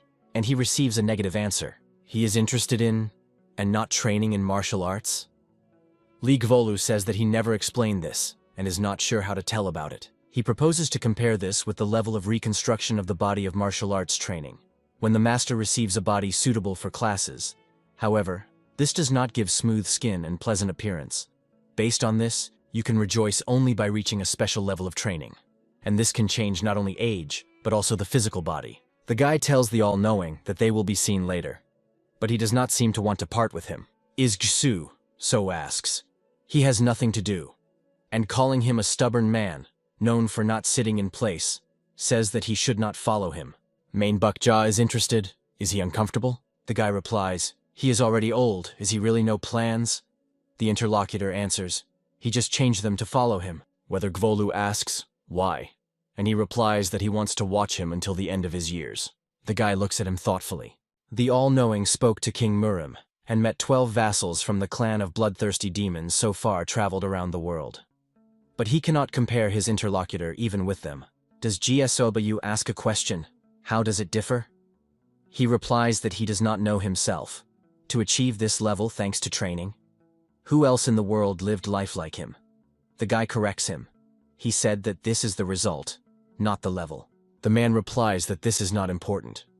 He is a known person as omnivorous. If someone must remember the guy, then it will be him. Lee Gvolu believes that he does not live in order to show something to others. He is a senior follower who treated other students as brothers and became a great general only to bring the world to the great Min. He never hoped that someone would remember his life, but this man still wants to capture him in his memory. The man promises that if someone stands up with him, unbending, in the way, then he will help. Is GSWR interested? How did he find out? The all-knowing promises to tell if he allows him to accompany him. After all, he needs him not only because he knows his secret. The guy takes the sword from the scabbard. Having put the blade to the throat of the interlocutor, he asks, is it worth him to shut him up by killing it? He replies that he simply guessed. After all, the unbending has long disappeared, and his sword seemed like him. The guy hides the sword in the scabbard. Turning away, he reports that he was joking. Turning to the man, Lee Gervis says, let's go. He admits that the all-knowing his first friend from the moment of rejuvenation. Dawn. The graves of the ancestors of the clan are thousands of swords. Voices are spread over the plain. The all-knowing says that he heard about his past last night. Why does he still doubt? The guy asks.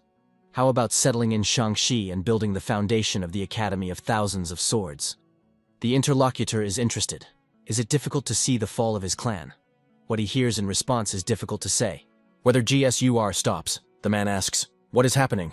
They see a girl moving at an incredible speed. She is absorbed in training. Gongjun masterfully controls the sword. Manhwa knows the girl, and is surprised that she trains here to such an early. She notices that not alone here and stops. For some time, Lee Jiesus and Gongjun are looking at each other. The man thinks that the companion is probably hard, because he cannot even tell her that he is a fellow. Suddenly, he understands that something went wrong. The girl's figure was shrouded in a powerful force field. The all-knowing thinks, does she really want to kill them? And he says to Gvol to be careful. Gongjun, squeezing the sword in his hands, rushes to them. She, without hesitation, attacks Lee Gvol, slightly surprised by her aggression. The girl in a jump waves a blade. She performs an incredible somersault, and then it lands on his feet, leaning with one hand on the ground. Gongjun is upset and a little puzzled. The technique that she completed earlier has not succeeded in. She freezes in place. The blade in her hands is blazing with a powerful aura. The sword should flow like water. He needs to rotate freely, like a whirlwind, not stopping for a moment. Everyone who possessed a thunder knows that the last position of the technique is the crushing of the mountains. With one blow of the sword gives the sword with lightning. The first 10 positions are not so difficult to fulfill, even if they are not connected smoothly, but simply performed at the same time. But these further positions are like mixed hot oil and water. The ability to perform 2 different movements simultaneously determines the level of technology. The girl sighs, thinking that although she had fulfilled them for 10 years, she still lacks something to go to the next level. Suddenly, she understands that it is not alone here. Looking around, Gongjun sees those who are watching her training Lee Gvol, and they all know. The guy's face does not express any emotions. The girl notices that he has a thunder on his belt. She decides that he is one of those who stole their weapons, and he believes that this is unforgivable. The girl rushes on the attack, using the 13th position of the technique of the mountain crowning with one blow of the sword. A divine blow. Lee is surprised. The all-knowing is struck by such a reaction, and Gongjian is full of determination to punish the insolent. She is not sure whether she succeeded in doing everything correctly. The guy is waiting for the girl approaching, rushing to him. Gongjian dashes mentally. She was mistaken. She understands that she had to first ask how he had thunder, and not to kill right away. Lee GSUS makes pass with a hand that the energy field envelops. The girl's weapon goes aside. She does not understand how he did it. The guy says that the body can be a sword. Main Buck JJ, watching opponents, thinks that the tension is growing. He decides to intervene and clarify the situation. The man coughs slightly, attracting attention. He says that there was a misunderstanding. His nephew is not the way she thinks. The girl asks in surprise, "Nephew?" The Omnivorum winks to Gavol, and he replies that his uncle knows the ancestor of the Academy of Thousands of Swords of Wangjian Chon. Gongjian still doubts and does not know what to do. She asks, "Why does his sword look like a weapon of her master?" Main Bukja explains that he received him as a gift from an old friend, and then gave him to his nephew. The man is interested. Did he hear the right thing that the girl called the sword thunder? Gongjian accepts his explanation. She thinks that 15 swords were sent by the Academy by Master Li Gavol. Do these people are related to him? The guy says that he would like to talk with his uncle, if she allows, of course. The girl is inclined in a polite bow, answering that she understands everything. Gongjian moves away, leaving them alone. Li Jiasao says that the omnivore came up with some miserable excuse. But he recalls that he himself did not want to reveal himself. He reproaches the guy. He should not have shown the gong of John of the Negbus. Main Bukja believes that the girl decided that they were related to Li Gavol. They are approaching the graves. Li, who was kneeling, says one of them, says that this miserable follower was not able to protect the academy. The guy continues. He thought a lot on the way from Shanxi. His companion is interested in his words. Clutching his hand in a fist, Li Gervis says he was thinking about what he would choose. A new life, or his destroyed academy. A clan. He wanted the Academy of Thousands of Swords to be strong enough to protect themselves, but in the end, they lost 5 thunder units. He is sure that Beonil Guan will not violate his promise. Looking at the clouds floating in the sky, Li Gervis says that it is later. He raises his hands over his head. His palms are surrounded by radiant energy. He says that in the sect of bloodthirsty demons, the focus of 1 million devilish abstracts, and the Imperial Palace, protected by 1 million soldiers, he realized that they were also not perfect, like the Academy. Power streams surround his figure. Li GSWS promises that one day he will pay them the same. Main Bukja is recoiling from the raging force field. Together with clods of mud, swords rise from the ground. Li GSO makes a gesture with his hand, and the ropes on the box burst and the lid rises. Swords are laid in a box, and the ropes braided again. The all-knowing is amazing management of things in the air, and not only 15 swords? He has never heard of a man of such power. Li GSO says that now they are leaving. Main Bukja asks, where? The guy, without turning around, points to the box. His companion asks, does he really want him to carry such a load? Li Golda answers, not to carry him. He is 10 years older. The all-knowing, carrying a box on his back, grins with displeasure. He never thought that at 90 years he would be a porter. He screams to the guy to wait for him and reminds that the elderly should be respected, and then calls him heartless. Yellow leaves are spinning in the air. Suddenly, an order is heard, accompanied by curses. A heavy man runs along the path leading to the forge. Following him, a dried old man rushes, threatening to kill him if he does not stop. Following the runaway, the blacksmith throws the hammer. He hit his forearm, forcing the man to cry out of pain. From the run, the fugitive dives into the river. The old man, clutching a sickle in his hands, screams to get out of the shore. He is interested. Did he like under the skirts of women of easy behavior? And he is threatened to correctly fix everything. The man, sailing away from him, asks, the old man wants to kill him simply for sharing his story with him? He says that he now does not even mention that he has a son. The man gets ashore away from the old man. He tells him to stand and tries to catch up with him, but the fugitive again scores, afraid that he would kill him. Finally, he sighs with relief, realizing that he managed to hide from the pursuer and keep his life. He wipes his face with his hand, not noticing dark figures looming ahead. An unexpected blow knocks him down. Closing his face with his hand and trying to get up, he curses. Li Glory, rising above him, says that they had not seen each other for a long time. The man recognizes him. Main Bukja is watching what is happening with interest. The path in front of the forge is empty. It hangs on it that it is closed today. Inside the table, whether GSU, Manhwa, a blacksmith, and a recent fugitive are sitting. The man holds onto the bruised shoulder, croaking in pain. The all-knowing is struck by the fact that even Chul Wong, the legendary blacksmith, pays tribute to his companion. Lee Gervais asks for a blacksmith and a Dan Heck to raise his head and not to behave so clamped. Chul Wong assures him that he and his son are not experiencing any discomfort. He makes Dan Heck confirm his words. Whether he is choking incredibly, then he says that he brought 15 swords of the thunder of those 30 that the blacksmith made. The old man, carefully looking at the blade, says, "Does he really want to say that the blades are dull?" The guy replies that in this world no one can compare with his skill. The swords were buried in the ground for 7 years, but did not even rust. The blacksmith asks, "Are buried underground?" Lee Ji Sunli does of the decking. "A lot of things have happened." The old man looks at him questioningly. The guy asks a question. "A thin, reinforced, and light chainmail also his work?" The blacksmith responds in the affirmative.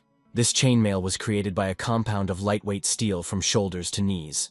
She became a standard armor in Great Min because of lightness and ability to protect from blades, copies, and even arrows. Picking up a rod, expanded from both ends, does Gvol, so asks, "Do the rings on chainmail have the wrong shape?" The rod, under the influence of force, bends. The blacksmith and his son cannot restrain the exclamation of surprise.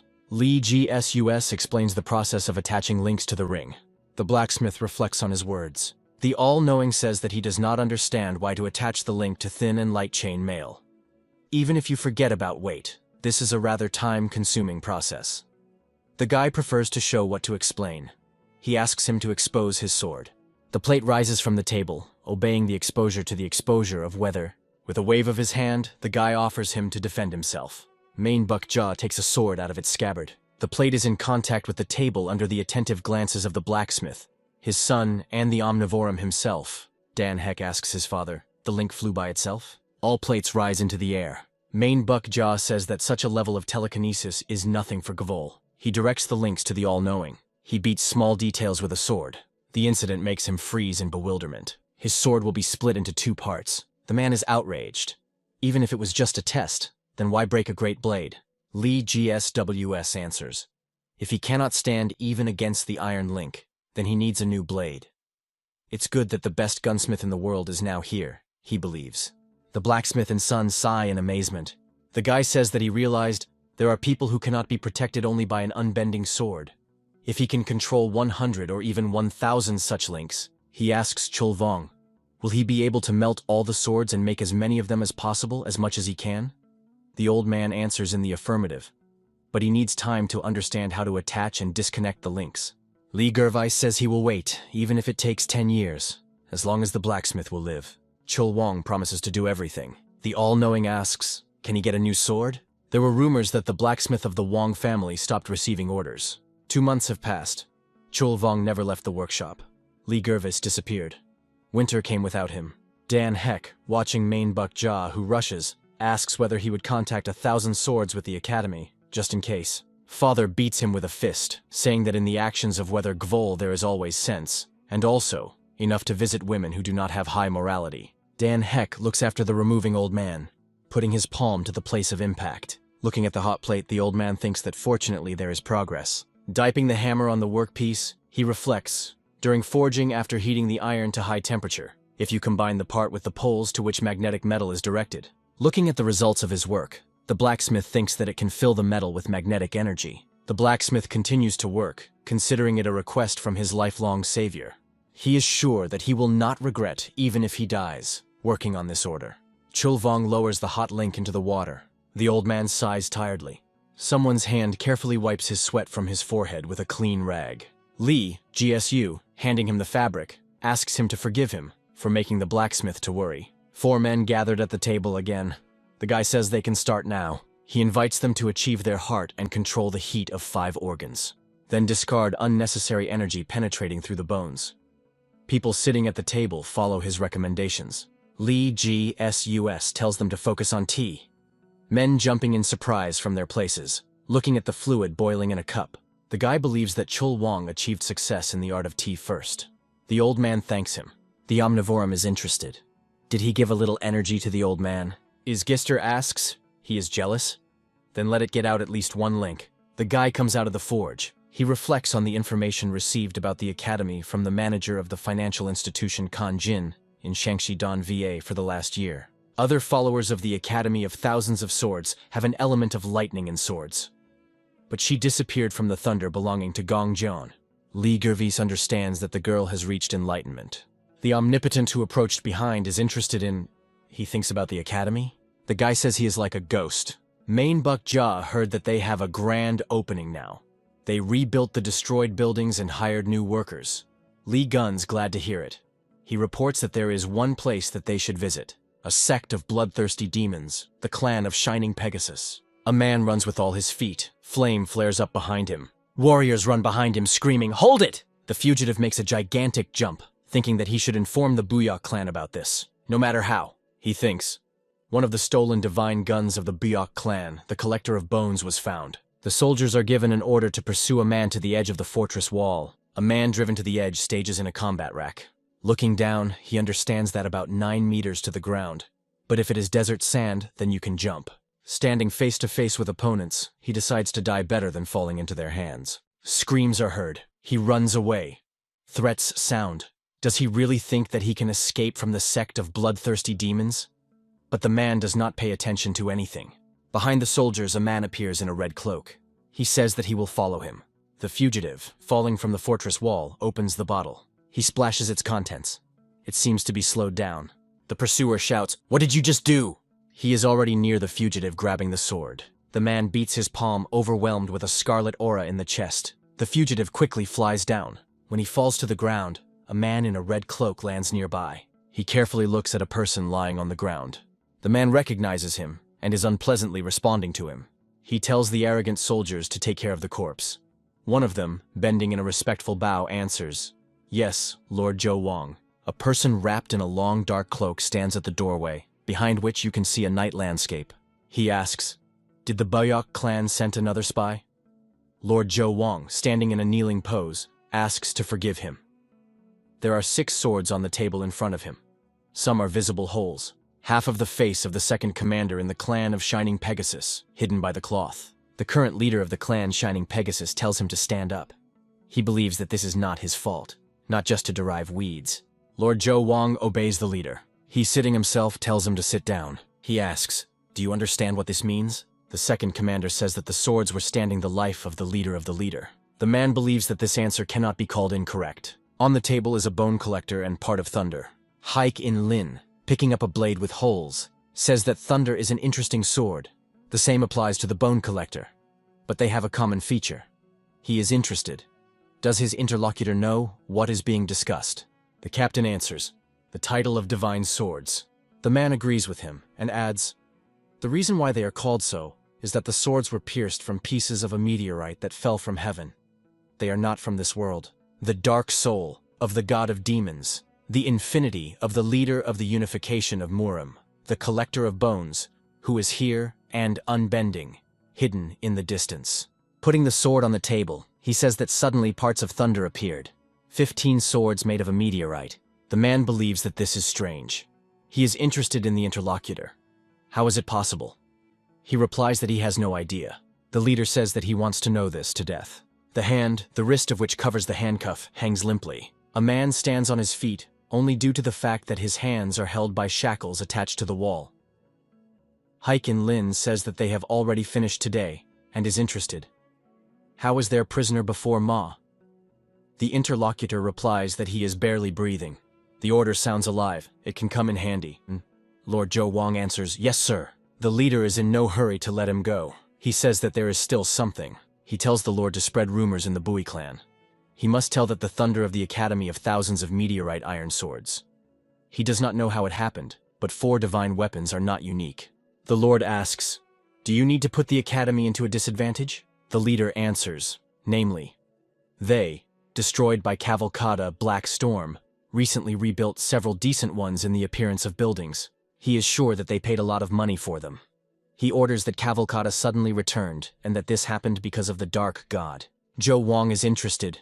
Should he say that the sect of bloodthirsty demons secretly helped the Academy of Thousands of Swords? The interlocutor believes that the truth does not matter. They will only believe in what they want. And with such an opportunity, He aims at the Muram's infinity sword. He is sure it will be fun. The captain promises to try and create suitable conditions. He leaves, the leader looks thoughtfully after him. The man believes that infinity will be him. He thinks, what to do with a dark soul? On the table in front of him are 6 swords. Hubei, Mount Yingmen. The Omnivorum says to Gvol that the Taigero bamboo sword Sab Kanga this year is already 72 years old. He answers, 10 years younger than his companion. They go in a mountainous area. Behind them, Dan Hike is walking from the Luggles. The man continues to tell, he lasted 100 seconds against Beonil Gvan. Probably he is stronger than they think about him, the guy asks. How do others describe him? The all-knowing answers is as good as himself, whether he is laughing. Manhwa Jaw sighs heavily. The dark god laughs, then says, they ask if there are other swordsmen of his level in the district? Then he will ask them the same question. Are there other swordsmen of their level in this world? Only 3 come to mind. The man whom he met in the forest at the peak of Yunnan lasted 100 seconds against him. A man from Mount Tai in Shandun lasted 1,000 seconds against him. He met a sage on Mount Jinmen with the same level of energy as that of the Dark God. Manhwa Jaw is interested. What will GSU do if Sabakenga meets? Will sparring? He replies that he does not yet know if it will sparring, conversation, or tea party. The all-knowing is conceived. Dan Heck weaves behind them, puffing under a heavy load. Manhwa Jaw asks the satellite. The chainmail made by the Chul Vong is not heavy? Doesn't it weigh at least 25 kilograms? He answers negatively, and says that everything is in order. The son of the blacksmith asks to arrange a short break. The all-knowing scolds him. He advises a man to behave respectively, his age. Mount Yingmen, Yunnan Forest. From the cliff, the satellites look at the abyss that opened at their feet. They see a small house. Li Gvolu believes that they found a place where Sab Keng retired. Assessing the building, he says that it is more like a conclusion than solitude. Dan Heck asks, how did he move to the other side? A girl comes out of the house. Seeing the travelers, she freezes on the threshold. The girl is surprised. The guests are rare here. She immediately pays for her inattention. Her leg slides. Unable to hold equilibrium, she flies into the abyss. Men screaming scaredly. She falls, and it seems her fate has already been a foregone conclusion. Weather Gold, in front of the eyes of amazed satellites, immediately hurries behind her. He flies down rapidly. In his eyes, determination and concentration are red. Lee Gervis flies into the abyss after the girl. She, closing her eyes with fear, rapidly falls. The guy holds out his hand, trying to catch her. Long bundles consisting of links break out of his sleeves. They rush to the girl and weave a bedspread under her, where she falls. Now she rises up. The all-knowing is dangling. Dan Heck, leaning over the abyss, observes what is happening intensely. Lee Gervid is in the air, in anticipation of when she reaches him. Seeing a guy, a shocked girl, loses consciousness. He is somewhat surprised by such a turn of events. Having taken her in his arms, Lee Gray rushes up. He carries her to his companions, in whom everything experienced is reflected in the views and on their faces. Lee Gervis says that they will wait until this child wakes up. Determining the fire, they boil water in the kettle. The girl is offered a cup of hot drink. She gratitude accepts the treat, and then with pleasure takes a sip from the cup. Dan Heck thinks that she even drinks tea beautifully. Does Gavol ask the tiger bamboo sword is sick? The girl says it happened about 5 years ago. A man with a black sword visited her father. The Omnivorum understands that we are talking about the owner of the dark soul, Beonil Guan. The girl continues the story. At first they argued. Then they talked about many techniques of the sword, and then fought, singing the movements of the legs and racks. Even just listening to this, and it was unbearable. Her father lasted against the leader of the sect of bloodthirsty demons of 100 seconds. She begins to sob. Dan Heck is alarmed by her condition. Manhwa Jaw asks her, so what happened? The girl replies that his heart wears eternal sadness because of the blood flowing through her veins. The all-knowing is interested. Her mother, probably from the Juga clan, she asks. How did he know? The man replies that he forgot to introduce himself. He is known as a person who knows everything in Muram. Juga Reo heard about him as a well-known scientist. She is glad to meet him. The girl seems to be. Women from the Juga clan are known for their minds, but they have a lot of yin energy blocking energy core. Because of this, they die at an early age. After her father fell ill after the battle, she tried to convince him to take medicine, but he refused. The girl is crying. She will not be able to live alone after she spends him. Dan Heck pours tears, saying, how could this happen to her? Whether Jesus is plunged into thoughts. The son of the blacksmith asks him, is there any way out? The guy decides to meet her father. Lying in bed, the old man thanks the guests for the salvation of his daughter. Sab Keng is very weak. Each word is given to him with effort. He begins to cough. Does Gvol ask, what are his plans for his daughter? The old man says that he retired in these mountains because of his pride in the martial arts. This only worsened the disease, and his daughter's condition. He has nothing more to tell them. He asks the question, did his interlocutor ever fall in love? He answers negatively. Sab Keng says that his wife was the goal of his life. But the leader of the clan did not approve of their love, because he was a simple swordsman with a bamboo sword. Therefore, he decided to become a master of martial arts, so that the leader recognize him. The beloved was waiting for Sab Keng while he reached the goal. She even withstand the divine punishment from the disease caused by yin energy for 20 years. Whether GSUR is empathized by the old man, a slight sigh breaks from his lips. Sab Keng says that they loved each other endlessly. And then she died, leaving Rio as her heritage. Memories of their love gave him the strength to live on. He was happy to look at the growing daughter, thinking about her mother. On one rainy day, he was distraught from the fact that he really wanted to see her. He felt how he was losing his mind. He was swallowed by the darkness of the sword, which he raised again. A sobbing girl falls on her father's chest. Lee GSWS says, if the old man asks, then he uses all his strength to help him. Sab Keng replies that he will leave this world soon. What right does he have to burden him?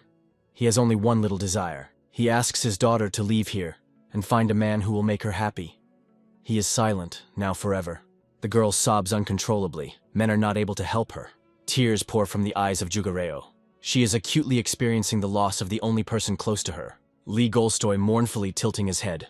Entrance to the Mountain of Snakes. The girl is asked, is she confident in her decision? She definitely doesn't want to return to the Jug clan. She replies that she does not want to be a burden.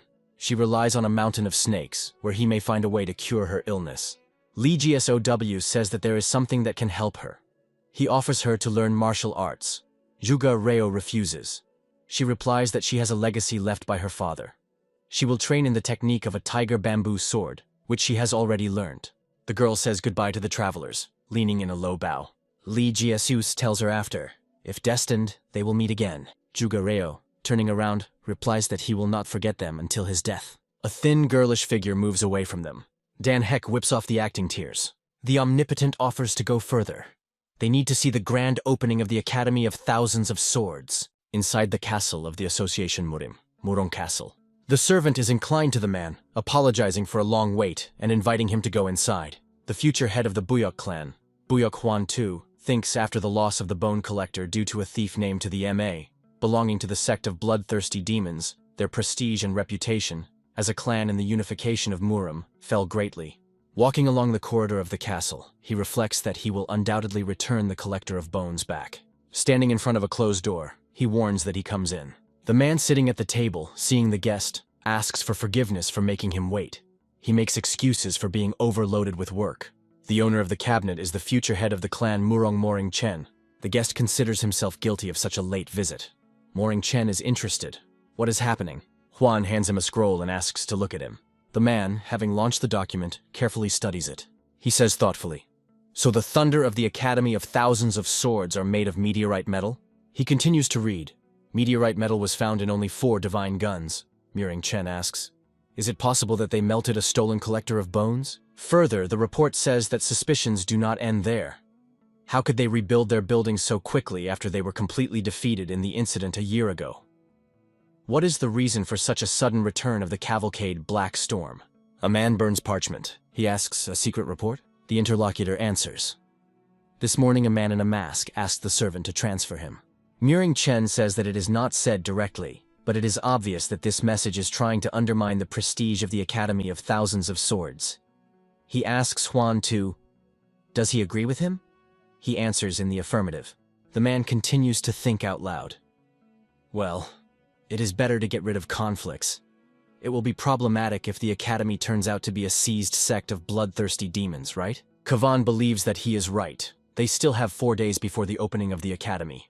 The interlocutor says that there is very little time.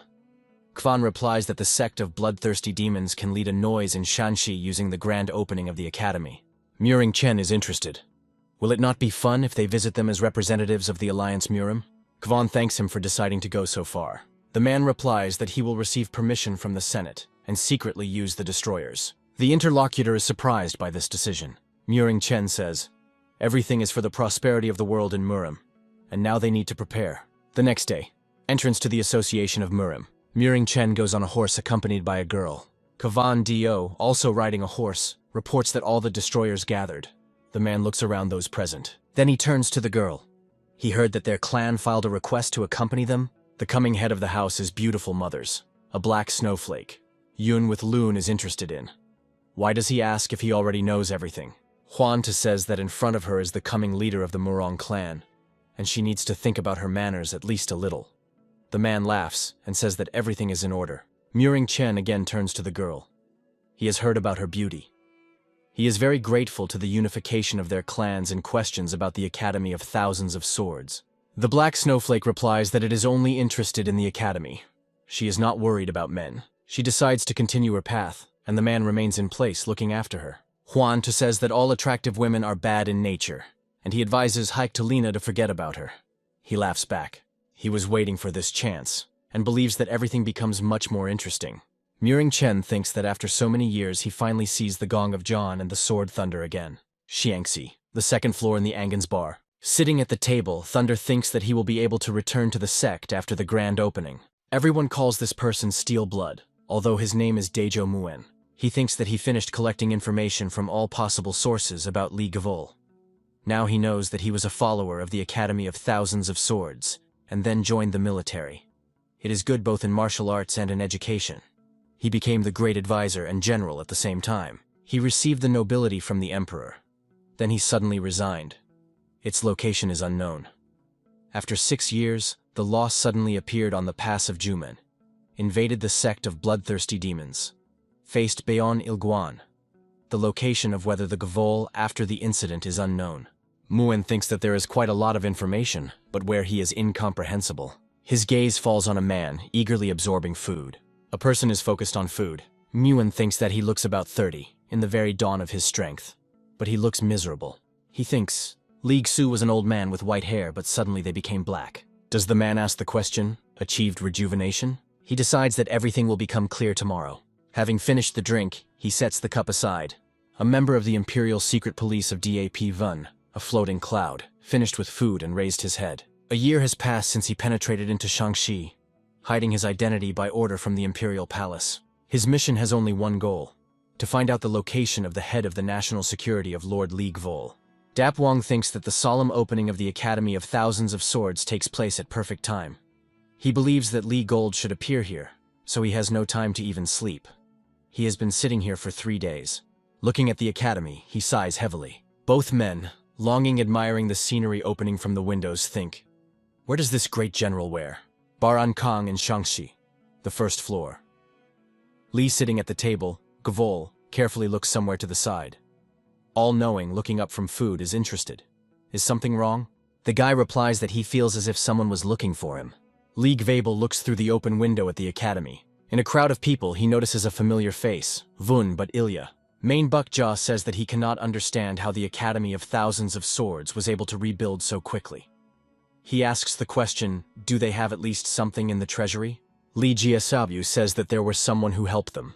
The omnivore is looking for someone with a look, then says with annoyance where this is Dan Huck. Sparks of energy flare up in the guy's eyes. He rises from his place. The alarmed omnivore also rises, interested. What happened? Li Gervais replies that he feels a follower of the sect of bloodthirsty demons. He will take care of this. Muen's eyes are closed. Someone's touch makes him open them. The man does not understand what is happening. He remembers that he was waiting for 3 days in a row. But what happened later? Then he realizes that he was dug up on the ground, and a person standing in front of him is interested in... He is from a sect of bloodthirsty demons? Mueng cannot believe that his steel blood of the sect of bloodthirsty demons was stolen. He allowed himself to relax so much. The tip of the sword is aimed directly in his face. Li Gavolis repeats his question. The man asks him to stop. The tip of the blade is in dangerous proximity to his eyes. He asks just to kill him. Li Glozes runs his voice. He asks, "Man, one of the shadows, Bayon Ilgvan?" Muen suddenly understands who is in front of him. He does not ask, or he clarifies, the head of national security? Is he GSUR is interested? He was able to track him down and already informed him? The guy says that he does not want someone to learn about his whereabouts. He asks, can a man promise him that he will keep it secret? Muen is silent for a while. Then the man says that he is the shadow of the dark god. and he will not be a pity to pray for mercy. Lee GSWS believes that he will be happy to die for his deity. Moon replies that he understands that the interlocutor is at the same level with the Dark God. But he, too, is not going to die like that. He makes an incredible effort, and begins to free himself from Earth's shackles. With the help of internal energy, he is freed, saying that he is the second after the Dark God, and they will not give up so easily. A secret blade appears in his hand. Lee Gold looks at the enemy appraisingly. A man in a jump attacks him, but the guy stops his blade with his fingers. Muen thinks that the Dark God really lost to this man. Lee GSWS easily breaks off the tip of the blade. A man tries to defend himself with the help of energy flows, but his opponent breaks his protection with a click of fingers. Lee Gvol's power energy strikes a spotlight on a healthy yard, but his strength is such that he rolls on the ground. He asks the guy to kill him, and he fulfills his request. He stands above the enemy's body, but there is no triumph in his eyes. Gong John Gum, who is in his room, reads a book. She rejoices that tomorrow the Academy of Thousands of Swords will be reborn. She recalls the words of the guy she met a year ago. The hand can become a sword. Going to the window and peering into the darkness, she thinks, can she meet him again? Will they see at the grand opening tomorrow? Morning. Whether GSW and Omnivore drink tea while sitting at the table. Dan Heck Dorm, sitting a little on the sidelines. Main Bukja feels relief.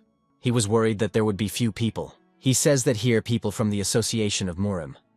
Dan Heck immediately opens his eyes, and is interested. Where? The all-knowing pays his attention to 3 horsemen. Moring Chen, Huan Do, and Yun with Lun. He says that they are included in 100 people who lead the Association of Murim. He calls the names of men. The girl Main Bukja does not know. Is Gister asks, the visit of the best people Murim? The all-knowing believes that they came to just breathe fresh air and admire the beauty of Gongjon. This is the ceremony. The guy asks a question. Do these people have no bodyguards? Main Bukja says that he sees no one but these 3. Lee GSUS explains that they are in a small hill in the north, and there are about 50 of them. The all-knowing asks, how did he understand this? He himself does not see anything on the other side. The guy believes that first you need to look at their actions in order to understand the reason for their presence. Vun Buttle welcomes guests, and talks about repairs at the academy. He says that he prepared a small meeting, and will be glad to hear a few words from the representatives of Murim. The old man represents one of the hundreds of the best people Murim, Moring Chen. The man is inclined in a welcoming bow, saying that he is the future head of the clan, and is very happy about this meeting. The 21st leader of the Academy of Thousands of Swords and high-ranking guests are on a small elevation. The rest of the people surround the site with a dense ring. Muring Chen says there are 3 reasons why he attended the opening ceremony of the Academy of Thousands of Swords. The first is to support people who did not bend under the oppression of the atrocities of the sect of bloodthirsty demons.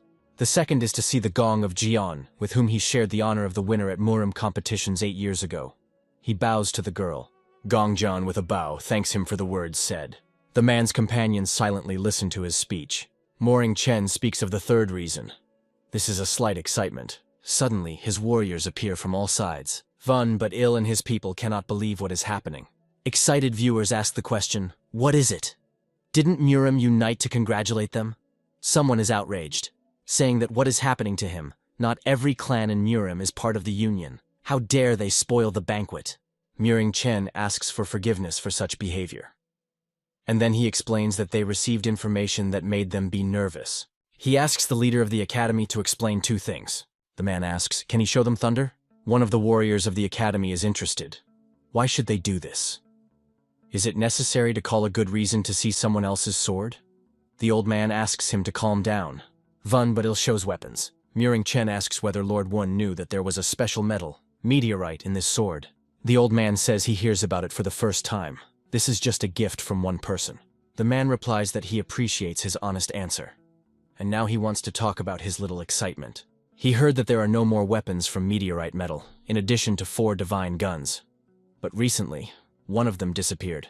The collector of bones disappeared. The warrior of the academy says Gongjon that this is a conspiracy. The girl does not agree. Why is this the unification of Murim? Muring Chen asks, when did the academy receive a thunder of thousands of swords? Black Snowflake is looking forward to an answer. The man clarifies whether it was before or after the loss of the bone collector. Muring Chen requires an answer to his question. Vun Butter thinks that this is ridiculous. There is no sense in their suspicions, but they cannot refute them. The old man answers honestly. They gave them swords after the disappearance of the bone collector. His words make an impression. People at the table are discussing what they heard. One of the men says, "So the clan of 1,000 Swords stole a bone collector and created a thunder from it." The second doubts. Wasn't he stolen by a clan of bloodthirsty demons? They are wondering, what is the relationship between the clan of thousands of swords and a sect of bloodthirsty demons? Feng, the warrior of the academy, tells the girl that at this pace, they will be accused of theft of a bone collector. He grabs the blade and intends to intervene in the conversation. Gongjun stops him. She believes that there should be a different way out. The girl is approaching the main participants in an unpleasant conversation. Moring Chen looks inquiringly at her. With a look, she asks him, "Is this revenge for rejecting your feelings?" She tries to understand. And when was the bone collector at all? At what timelines did their clan get the thunder swords and a technique that could destroy the mountains? It was a long time, but she still clearly remembers this day. Warriors with admiration are looking at the hollow swords with holes. She was still a little girl then. She recalls how big this blade was in her hands, and the Buyok clan was still chasing the kidnapper of the bone collector. The girl asks, will they give her the opportunity to answer the question posed? A man gives his permission. Gongjan says, she heard that even one sword was spent on forging for more than one day. Is there anyone here who knows how long this process has been going on? An elderly man replies that it takes at least 3 or 4 days, if you hurry. The girl continues. This is what she heard. It follows that for the forging of 15 swords of thunder it would take more than a month. From what she remembers, the difference between the theft of a bone collector and the appearance of their swords is only 10 days. She addresses Huan before, asking, could he confirm the dates? The future head of the Buyok clan silently looks at the girl, not knowing what to say. He looks at Moring Chen, as if looking for hints. Gongjon says, since the young warrior Murin Chen also stated that this is bothering him, then the clan of thousands of swords would not file any complaints about this. Kavan to believe that there is no need to confirm the exact dates, since it was the omission of their Buyok clan that they allowed the theft of divine weapons. Muring Chen says he should ask about another thing. This applies to the incident when the sect of bloodthirsty demons burned the academy of thousands of swords, and then suddenly retreated. Everyone here remembers that case. Huan before asking, can they disclose the amount that was needed to restore the academy? At least approximately. The girl does not know what to answer. A man takes out a scroll and says that he has data from a simple investigation. The restoration of the academy and the construction of a decent look of a building. They needed at least 1,000 gold. He asks, where and how could the clan of thousands of swords get that kind of money? The followers of the academy know that the swords and money were left to them by the master Li Gvol, but they have no way to prove it. The man continues, in the message they received from the Union of Murim, it is said that their restoration was funded by the sect of bloodthirsty demons. The girl screams that it's just funny. Vun Butter asks, for what reason the sect of bloodthirsty demons would be to support their clan? Kavan says, instead of destroying the clan of thousands of swords, they chose to create a branch of the sect of bloodthirsty demons right in the middle of the territory of the Murim Union. Muring Chen carefully hides a satisfied smile. Fun breaks, saying that they will not tolerate such insults and humiliations. If you have to, then he will rip off his stomach in order to prove that they are not connected with the clan of bloodthirsty demons. Moring Chen warningly raises his hand. He says, if they expose the blades, then this will confirm that they are part of the demonic sect. He invites them to lay down a weapon and allow the Union of Murim to take them into custody. The followers of the academy look back in confusion, not knowing what to do. Present people are outraged. What kind of savagery? Do they really want to say that they all arrived here to congratulate the demonic sect? One of the men declares. He believes that they diligently restored the clan, and would never have thought that this was done with bloody money. How could the clan of thousands of swords go for it? This is because of the loss of his leader in the Battle of Chunyana. Kavan to tell them to hurry and lay down a weapon. They no longer intend to give them time to decision. Muring Chen offers a girl to put thunder. Perhaps they will still be able to prove their innocence in the Union. Gongjan understands. If they are captured now, then they will all be killed. The girl turns to the brother's students and the master, saying that she is going to fight. She believes that they must survive to prove their innocence. The old man invites her to run. They will open her way. He believes that she is the only one who can take revenge on them. Gongjan replies that she cannot. They will fight together. Muring Chen tells them to bind them. His people put swords to the throats of the followers of the academy. The girl is taken in the ring of 3 warriors. Gongjon understands. If she fights, then her brothers will die. They are knelt down in front of Muring Chen. The man says that there is no need to underestimate the killers of demons. They fought with the cavalry Black Storm for 100 years. The future head of the clan Murong orders to take the captives. Those present are looking at the sky. One of the men says that something is approaching there. The second believes that this is perhaps a bird. But from heaven a man is approaching them. In the radiance of a powerful aura, whether GSUS appears in front of them. Morning Chen cannot resist against his power. Huan shouts that this is a bloody demon. League Vabel looks at him with a heavy look. His eyes are full of incredibly strong energy. Its power is felt even at a distance. Vun but Il and Gongjon freeze, unable to take his eyes off him. Muring Chen keeps calm. Huan is following his reaction.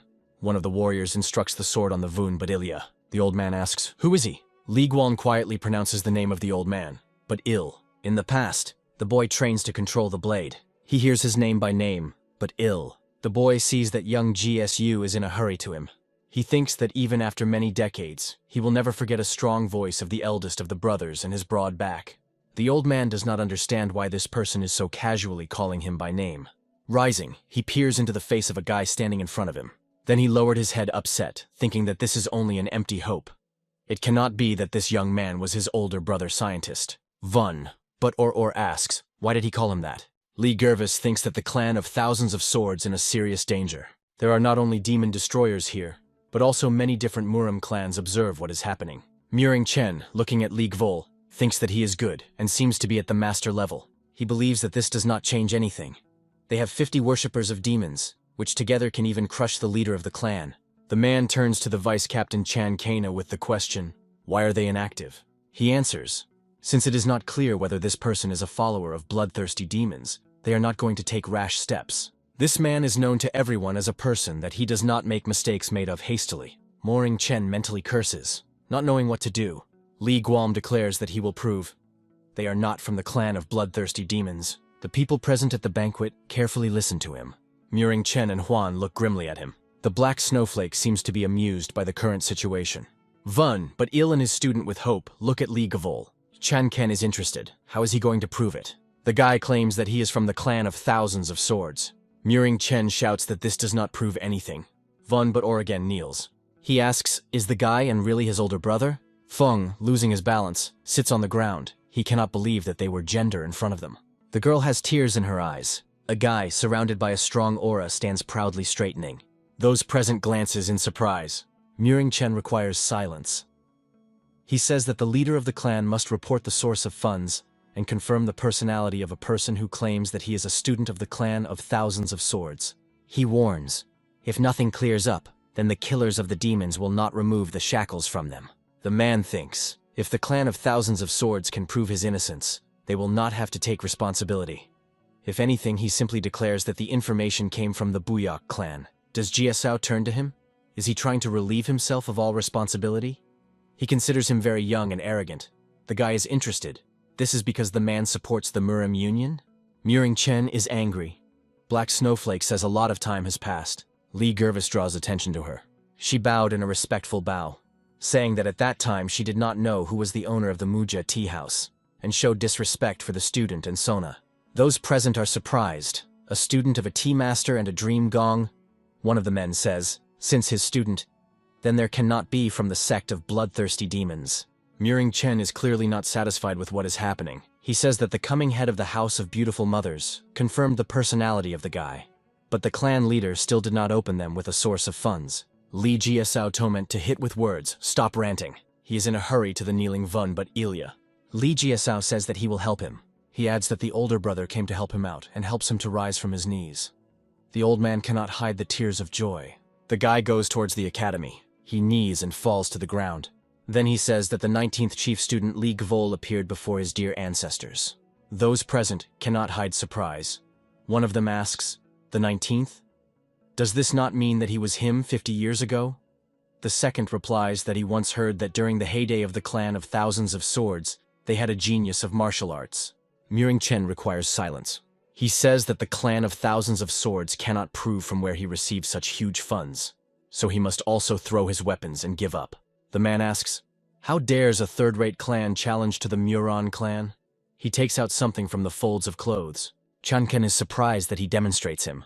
In his hands there is an identification token, vesting the owner with all powers in the territory of the Union of Murim. The man orders the destroyers of the demons to pacify the clan of thousands of swords. The vice captain duties his head. He accepts the order of the Union of Murim. Warriors again instruct swords on the followers of the Academy of 1,000 Swords. They tell everyone to move away. No one should step over the threshold of the academy. The blades are instructed to leak Vol. Fiery energy flashes in his eyes. Black Snowflake chooses the role of an observer. She stands, folding on her chest, and skeptically looks at what is happening. The leader of the clan of 1,000 of Swords says that they will protect the place where their ancestors rest. Gongjon Gum takes the sword, preparing for the battle. Lee, who was concentrating, thinks that he just needs to accept it. If, for the sake of his clan, then even in such circumstances it will be pleasant to act. He makes a gesture with his hand. The sword of one of the warriors flies out of the scabbard. He performs a revolution in the air, and it turns out in the hands of League Vol. A powerful blazing aura forms around it. He demands that the soldiers retreat back. Vun, but ill watches the actions of the older brother.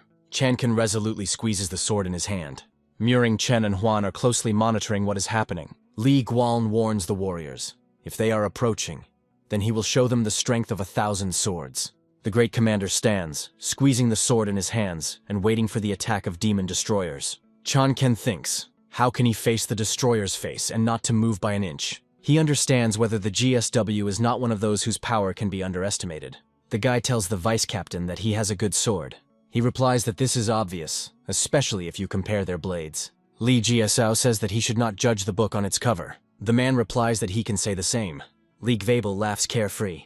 Meanwhile, the soldiers surrounded him from all sides, taking him into the ring. The guy invites them to attack if they want to see the power of 1,000 of swords. Chanken orders the soldiers to prepare and support the system of destruction. A power ring forms around whether the Gvol is formed. People present at the banquet are forced to cover their faces in an attempt to defend themselves. Gongjon shouts the name Li Gvol. The guy stands calmly, only slightly exposing the sword forward. The vice captain gives the order to attack him, and he rushes forward. Li Gold is calm. His eyes are covered. Warriors are already very close. Alarmed Vun but ill shouts, "An older brother!" The killers of the demons approached close, but then unusually clean and strong energy flashes. She blinds men. A powerful explosion is heard, and warriors fly in different directions. In the epicenter of the explosion, is it worth a GSO? Warriors thrown out by the explosion are groaning groans. Some of them still roll on the ground under the influence of Li Gvol. Their vice captain suffered the same fate. He also departs to the side. Muring Chen and Huan do not believe his eyes. The black snowflake was impressed. Gongjon is stunned. She understands that she was lucky to see the power of 1,000 of swords. Li Gvol's figure is barely visible behind the energy swirling around him. The technique of 1,000 of swords is the first stand, a blow of a sword piercing heaven. At the same moment, a hole appears in the sword in 1 second. The girl understands that 18 holes in the thunder were the result of the technique of crushing the mountains with one blow of the sword. She shouts the name of the master Li Gvol. Energy discharges pass through his sword. This is the true technique of owning a clan sword of 1,000 swords. Words are heard to the ears of the rising vice capitan. This technique is called the blow of the sword piercing heaven. Chanken admits that he is strong. However, the destroyers can disappear, but they will never lose. He says that they will have to kill all members of the united clans of the Murim Union, and then they will face hundreds of thousands of people from the world of martial arts who want to take revenge. Li GSWS smiles slightly. Then he says, if the clan is 1,000 of swords and he himself is innocent, then the death of all here will be in vain. The vice captain has nothing to object to this. Li GSUS continues. The clan of 1,000 of swords already knows the grief of losses, and he will not allow anyone else to die in vain. They have already lost many followers and elders in the Battle of Chunyana. Chanken replies that he understands everything. But the orders of the Union of Murim are absolute, even if they do not carry virtues or nobility. Li Ji agrees. They both have their own circumstances. He asks Muring Chen, does he think so too? The man, again demonstrating the identification token, replies that it would not have reached that if the clan of 1,000 of swords had not been silent when he was asked questions.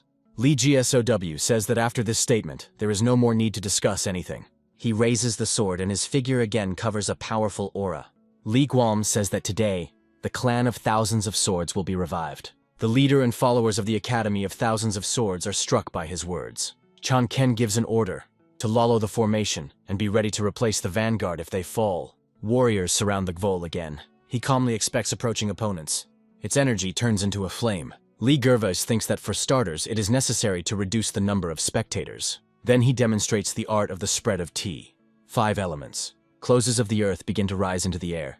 Li GSUS does a pass with a hand. A huge abyss opened between the audience and the soldiers. The cries of people who do not understand what is happening is heard. Chankan rushes on the attack. Li Gold is standing by, pointing the sword to the side. Several warriors are rushing at him at once. Gongjon asks a question. A blow with a sword curving space? Was there a stand capable of such power? Li Gvol's pass in the sword. He applies the technique of crushing the mountains, the second rack. The attackers are again thrown back. Li Jiasur is a blow of a sword that cuts heaven.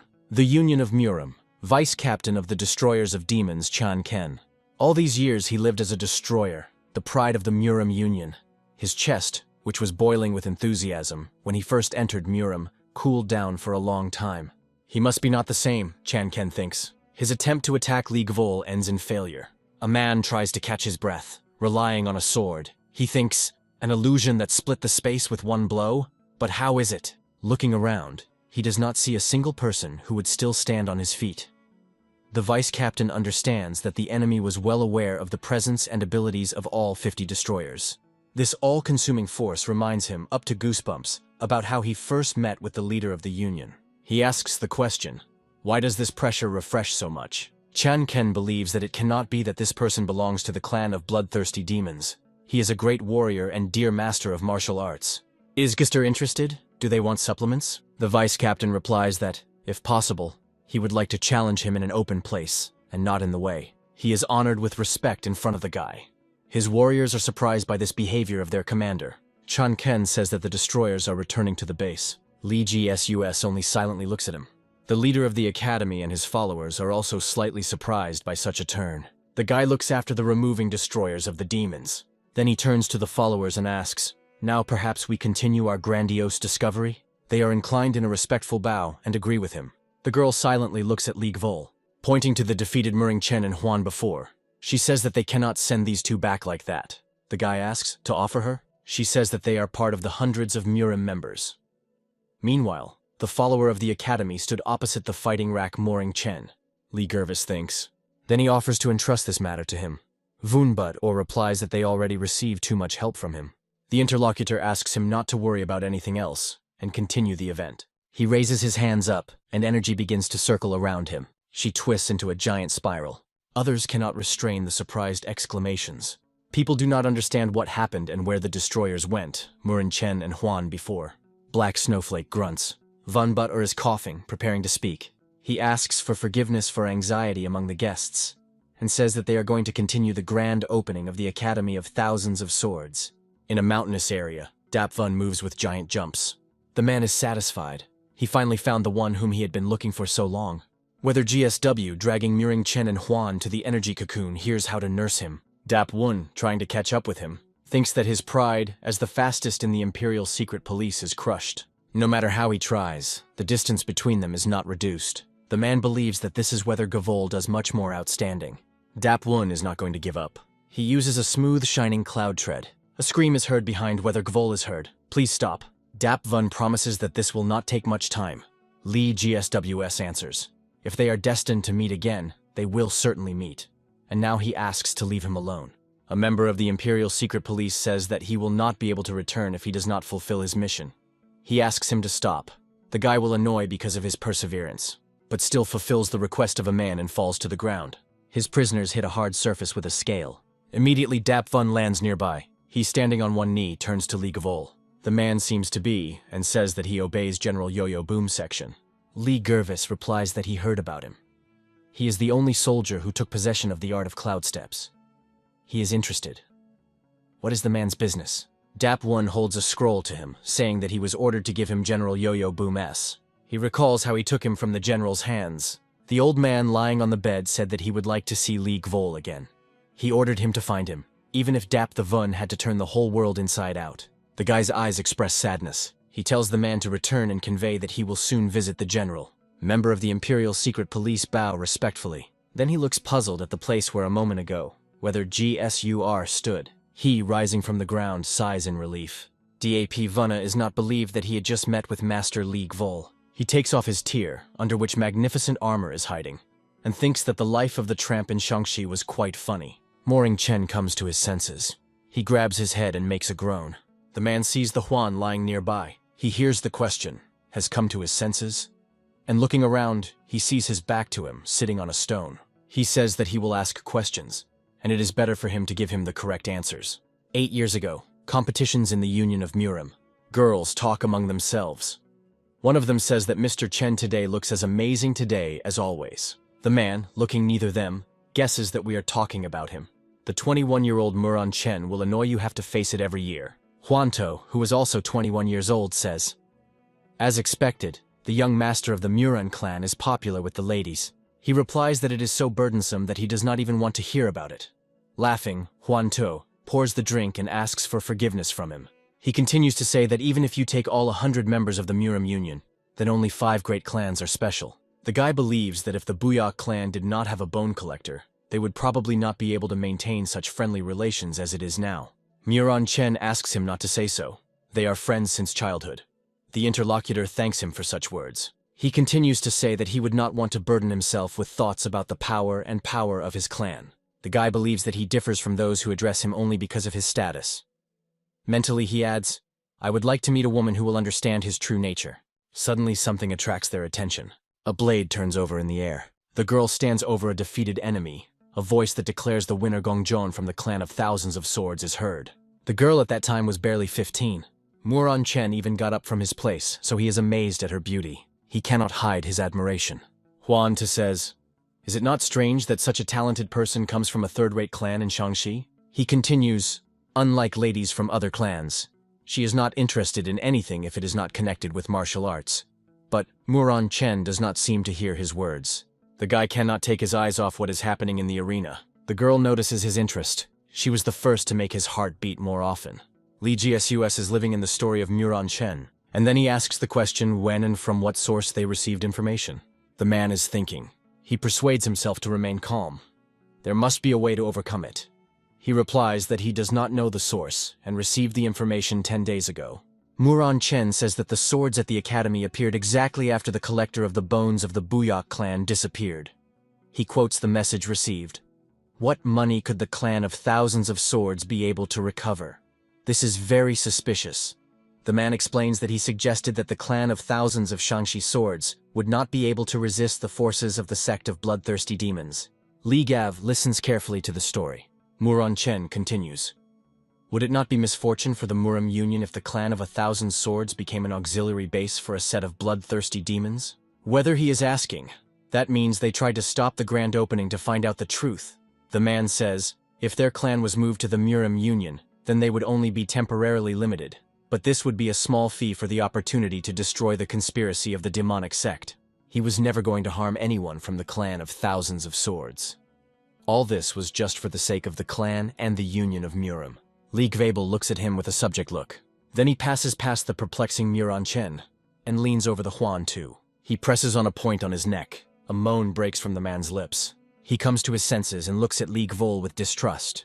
Huan to pray for mercy. The guy asks to name his exact time when the Union of Murim received information about the clan of 1,000 swords. He advises him not to lie. Muron Chen is clearly dissatisfied. Huanto, looking at him, does not know how to answer. He says it was 4 days ago. Li Gvol's hand stretches forward, and he digs into the throat of Muron Chen. Then he throws him to the ground with force, and he squeezes more strongly, which makes the man wheeze. Li GSU, holding him by the throat, tends to him. Muron Chen, rolling his eyes, asks just to kill him. He continues to closely look at him. The man says that for the past 8 years, he tried to forget that she had rejected his feelings. But each time the past continued to stick into him, into his heart, as if it were only yesterday. There was no way to heal him, so he tried to see it again in any way. But now everything is so confused that there is no longer a way back, he believes. Li Gwitten silently listens to his confession. He recalls the question of the old man lying on his deathbed. Have you ever fell in love? He releases Muron Chen. The man rubs his throat and tries to cope. Tears flow from his eyes. Li Glory with condemnation looks at him. Then he says that a person should not talk so casually about death. Muron Chen does not answer him. When did GSW turn away from him, he screams. Who are you? He says that first it is necessary to solve the problem so that the clan of 1,000 swords is not injured. He leaves them. Muron Chen looks in surprise after him. Then he wonders, to solve the problems? He helps the Huan to rise while calling his friend, and helping him to go, offers to return to the Union of Murim together. But Il stands near the mansion, peering into the night darkness. Noticing something, he groans alarmed. Whether GSWS is approaching him with his companions, he says he returned. The 21st leader of the Academy of Thousands of Swords Vun but ill invites the guest to enter. Welcome to Gvol, he says. He is sorry that he had to bother him. He asks him not to worry, and is interested in how the grand opening has passed. The old man replies that everything went well thanks to his older brother. Vunbutter, welcoming the all-knowing and the son of a blacksmith, asks them to stay here so much they wish. Dan Heck says that he can communicate with him in a manner convenient for him. Lee Gvolu is interested in where the rest of the students. The old man replies that the clan must catch up, and he must give him the last words of his father. Lee Jesus wants to hear what the master gave him. Vun but ill asks him to follow him, saying that his friends will take care of his friends. The son of the blacksmith nishes him. He asks, he does not accidentally know where the housing Gongjon is located? The all-knowing warningly puts his hand on his shoulder. The old man invites Lee Gvol sits down. When they were located at the table, the leader of the academy says that after the Battle of Chunyana, he found this when he went to his father's bathroom. He puts a book on the table. Izgster asks, "This is a diary?" The old man admits that after his departure, he was offended for a long time at his father. He wipes his tears, trying to say something. Lee Jesus is unfolding a book and says that this is really a diary left by the master. He is amazed by red words. Only one line is written on the page, "Forgive me, GSW." Only a word breaks off the guy's lips, a master. He asks a question to a person who will never answer him again. "What are you?" Lee GSUS continues to read. The master asks him for forgiveness for lies with him that day. As a person who does not tolerate a lie, it was difficult, writes the 19th leader of the clan of 1,000 Swords of Wangyang Chan. Due to the fact that he had to let him go to protect the clan, he was obliged to record it because he was afraid that he would not have time to tell him personally. Lee GSUS continues to read the lines of the master's hand. The first leader of their clan, the sword-crushing mountains, Sandagan was a demon. He admits, whether Gavolno is amazed at this fact. He cannot believe what he read. The demon is the term used to designate Chongma, which was known in Murim as the god of battle. Yongma was a lone master of martial arts who reached heaven. The leader of the sect of bloodthirsty demons, Baonilgvan, is called the god of demons. But in comparison with Jung, he is nothing. Yongma called himself a heavenly demon, and no one could withstand him. The master addresses Lee Gavol, saying that since he is a genius of martial arts, he successfully mastered the true technique of destruction of the mountains with one sword. That is why the master was supposed to let him go, to protect from those who claim that their first leader was a heavenly demon. After all, even now they are suspicious of them. On the day when they realize that the roots of the clan of thousands of swords are originated from Yongma, they will immediately begin to consider their prey. Their eyes reach the sky, and there is nothing that could not hear their ears. Their hands are everywhere, and it is better for him not to return to the clan of thousands of swords so that he can live, and so that the legacy of their clan continues. The master asks to forgive him, calling himself useless. He writes that eminent clans are raising students for fame tomorrow, and he teaches his students to survive in today's. He himself relieves the miserable existence of today. He does not live in the same way as befits a Gvol master, and asks to forgive him. The master addresses Badilya. He is very sorry. He again asks to forgive the incompetent master and their father. Lee Gervable is impressed by what you read. He closes the diary, and he says that even after visiting the cemetery, he still doubted master. He continues. The teacher fought until he closed his eyes, for his stupid student. The old man admits that he also had hostility to his father. Lee Golsa mournfully lowering his head. He hides the wound, but Ilya, and says that they should do it. To the question, what exactly? He answers. Instead of living today, they will live, looking at tomorrow. Looking at the moon, they walked along the path of memories. The moments that they spent with the master, although they were short-lived, but they were happy. They recall their childhood, as they had fun together. Lee GSUS demonstrates his power to little but Ilya. The boy rejoices when the older brother manages to catch the fish with his bare hands. 5 days have passed from whether the Gvol appeared at the grand opening of the Academy of Thousands of Swords. The leader of the Vun clan, I paid attention to all the rumors circulating in Murim. Despite the fact that 50 destroyers burst at the opening, and Muron Chen and Huan, the world disappeared, was quiet. The impression was created that nothing happened on the banquet. Vun understands that there is nothing to worry about, and decides that you should not fill the mind with unnecessary worries. Moreover, he and his older brother decided to live for the sake of tomorrow. The question sounds in the walls of the academy. Are you going to return to Murim's union? Black Snowflake is answering Gongjon in the affirmative. She needs to tell something to the House of Beautiful Mothers. Yun with Loon calls the girl an older sister and promises to visit her more often. Lee Gsus thanks her for the help of their clan. She replies that let her consider it grateful for tea. He, remembering their first meeting, smiles back. The girl thanks him for the fact that these 5 days he taught her art to pour tea. He replies that if Yoon with Loon devotes himself to this, then this will affect her body and heart very well. Their votes are on the academy. They warmly and cordially say goodbye. An unexpected cry scares a black snowflake. To her, holding the horse's reason, the son of the blacksmith hurries, screaming that he would accompany her to Gwangdun. He asks her to pay attention to the magnificent horse. The girl turns away angrily, and the man laughs. Loosing, he says that he leads her directly to the Murim Union. Yun with Luan is angry. She thinks that this ugly old man praises her all 5 days. The girl sighs heavily. Then, with a sweet smile, he turns to him and coquettishly agrees that he would accompany her into the Union of Murim. He cannot believe in the seriousness of her words. Yun with Loon complains that her thirst tortured her and asks her to bring her a glass of water. The man gladly runs to fulfill her request, screaming so that she waits a little. He will return in a second. The girl looks maliciously after him. Her trick was a success. As soon as Hoke disappeared from the field of vision, she decides that this is her chance and immediately jumps on the horse. Turning to the escort, she says that she had fun with them. And spurring the horse, she quickly retires from the academy. Those present, stunned by her with a trick, wave after her. Whether he is laughing. Dan Heck screams that he brought water, but an unpleasant surprise awaits him. There is no girl. He asks, "Where is Mrs. Yoon?" The man is very upset. He says that the girl promised that they would go together. The all-knowing comforts him. A conversation is heard near the academy. Someone says that from this moment, he will leave all the goods coming from Shanxi to Hebei to the clan of thousands of swords.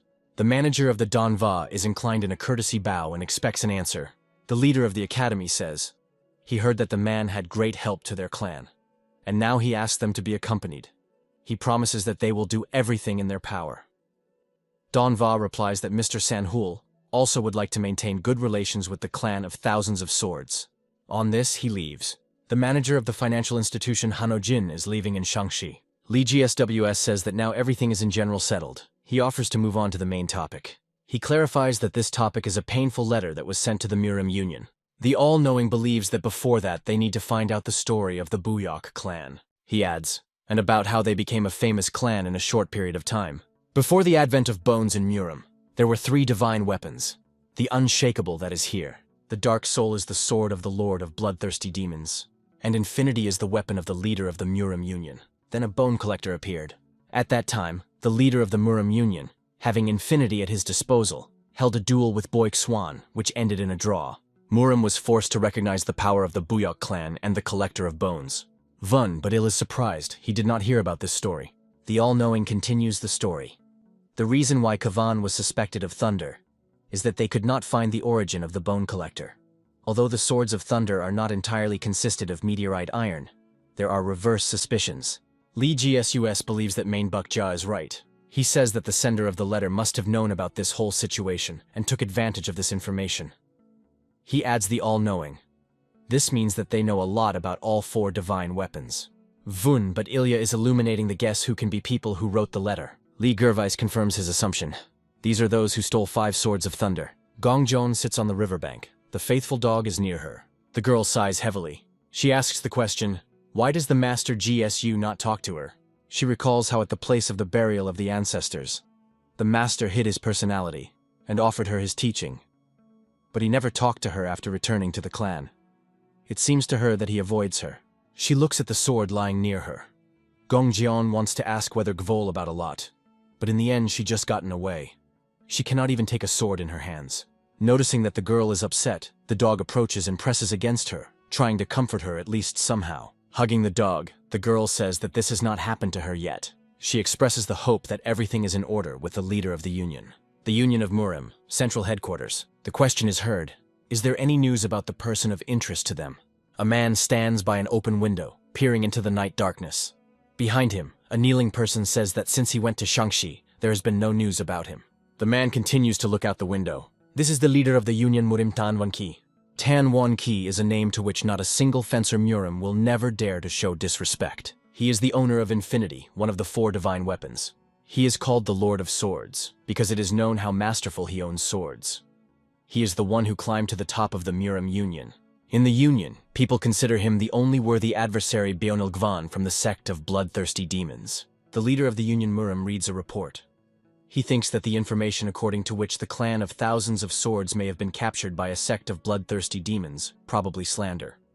There should be another reason why Muran Chen decided to transmit this information to him. He thinks, nevertheless, the council did not object to the fact that Muran Chen used the destroyers. That is why he wants to listen to Chan Qian, the only person in the Union to whom he trusts. He thinks, is Chan Qian now at the council? Tan Wen Kai says he goes to the bedroom and asks to cook something from drinks and snacks. He walks around the yard, accompanied by 2 servants. But thoughts still do not leave him. On a low table is a bottle and plates with food. Tang one on the floor in front of the table. Looking at the cup, he asks himself a question. Alcohol then? Then the man drinks the drink. Hubei Castle, the area of red lamps. In this place, there is as much light as in the castle itself during the feast. Many martial artists come to the brothel at night. Here men have fun with women. The mansion of the 1,000 best houses. A girl named Ilvol is asked, is she ready? She answers, I'm already going. An elderly woman tells the beauty that she meant is a particularly important guest. He chose her instead of young girls, so she should take care of him well. Ilvol answers, of course. She goes along the corridor, accompanied by 2 men. The servant opens the door in front of her, inviting to go into the room. Having lowered her eyes, she enters the room. Entering the room, she looks around. 3 men are sitting at the table. The 4th is near the window, and his face is not visible. The girl bows and thanks those present for turning to her. She seems calling her name. The person standing by the window turns. His face is hidden by a mask. Ilvol in surprise gasp. She does not understand why the man needed to hide his face. Sitting at the table, he tells her to fill his glass. She fulfills his order. At this time, he addresses those present with the question. So, Tan One, he drank poisoned alcohol? Lord Zhou Wang, the 2nd commander in the clan of Shining Pegasus, answers. He could burn part of the poison in his blood with the help of internal energy. He devastated the entire bottle in 2 hours. A masked man says that he is trying to win a little time. It is not for nothing that his name is the Lord of Swords. Or Will cannot believe what he heard. The leader of the Union is poisoned. The man turns to the girl with the question. She said that her name is Ilvol? Having raised her head slightly, he says that she has a beautiful name. Turning her face to the window, the man asks, isn't the moon a magnificent night? While the girl admires the moon, he removes the mask. The current leader of the clan Shining Pegasus listens how Will admires a night luminary. It seems that the girl is under hypnosis. She cannot take his eyes off the night landscape. The man asks, how are the relations between the council and the Tan out? Lord Zhou Wang also removes the fabric hiding the lower part of his face. He says that regarding the decision on the clan of thousands of swords, unlike the council, which remained neutral, Tanu won for supporters of the tough line who wanted to use the destroyers. He believes that the council is trying to shift it because of such confrontations. Heikin Lin replies that the old people, of course, love peace. But this also means that it is time for them to leave. Raising the glass, he adds that the same applies to the leader of the sect of bloodthirsty demons.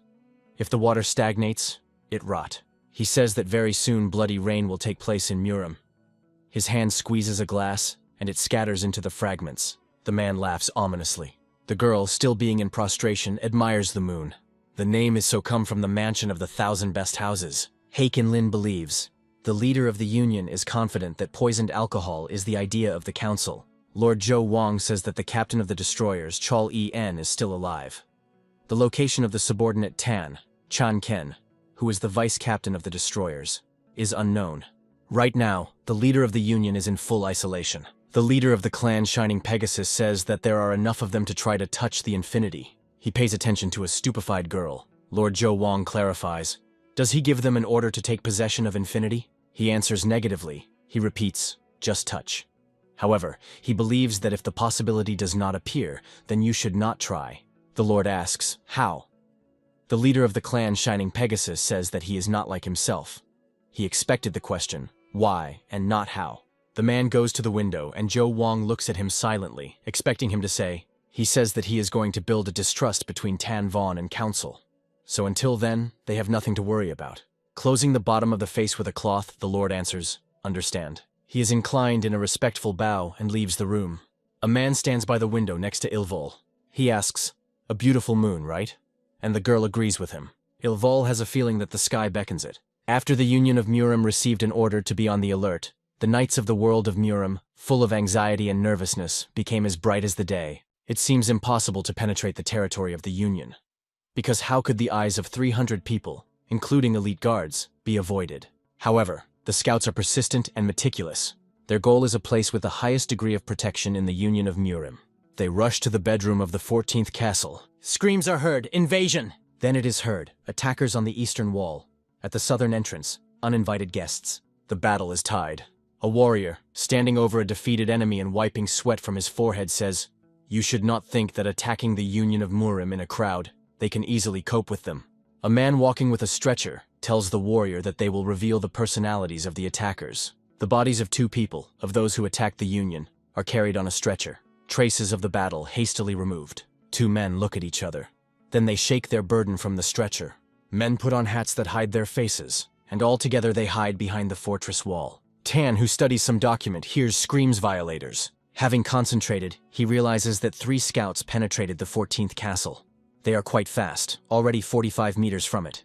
It seems strange to him that he does not feel any dark or righteous energy. He asks the question, are they masters of martial arts who do not use any form of energy? Having taken up the handle of the sword, Tan 1 begins to count. 3, 2, 1. He opens the door behind which there are already scouts. The leader of the Union outlines the end of the sword of the energy circle. His power throws the attackers far back. The 4th divine weapon, Infinity, is a sword that can release and attack energy, which grows proportional to the strength of the owner. Since the result of the battles between experienced martial arts often depends even because of a slight difference, the value of Infinity is incredible. The tip of the sword grabs the energy thread. Tan 1 in bewilderment looks at her. A few more of these threads braid the blade. He has only one enemy. With one wave, he frees the sword and asks, "Just a little heavenly silk?" He becomes furious, and the blade is ignited by powerful energy. The enemy again attacks with the help of threads. They braid the sword again. The leader of the Union thinks. Their perseverance shows that their goal is Infinity, not him. A person continues to manipulate threads. With one lightning-fast movement, Tan 1 is next to a man and grabs him by the throat. He squeezes his hand greatly, forcing the enemy to wheeze. Raising the man into the air, he asks, "Who is behind all this? Is this a sect of bloodthirsty demons?" And then adds, "Or advice?" His captive wheezes, unable to pronounce a word. The leader of the Union asks, "Does he want to live?" But realizing that he would not achieve anything, he only squeezes his fist stronger. Then he throws the body to the floor, speaking at the same time. How troublesome. He still has to get rid of the remaining poison. Tan 1 Kai uses a cleaning technique. Energy rays break out of his body. He thinks that lately it has been too quiet here. Between the trees flow streams of energy. The vice captain of the Destroyers of Demons, Chan Ken, meditates in the forest. Sitting in the lotus pose, he levises above the ground, surrounded by powerful energy. The warriors of his detachment are also meditating next to him. Chan Ken finished meditation. One of the warriors believes that he should take a short break. He replies that he is all right, and thinks that they will also not hurt to relax. He stands on the edge of the cliff, examining the rocky area. For some time, Chan Ken is motionless. The man is immersed in thought. As a result, none of his detachment received serious damage. Obviously, their opponent showed mercy to all 50 destroyers. Remembering Gavol, he wonders, how could such a person not become famous throughout the world? He has no doubt that after whether the clan appeared, the clan of thousands of swords will rise in status.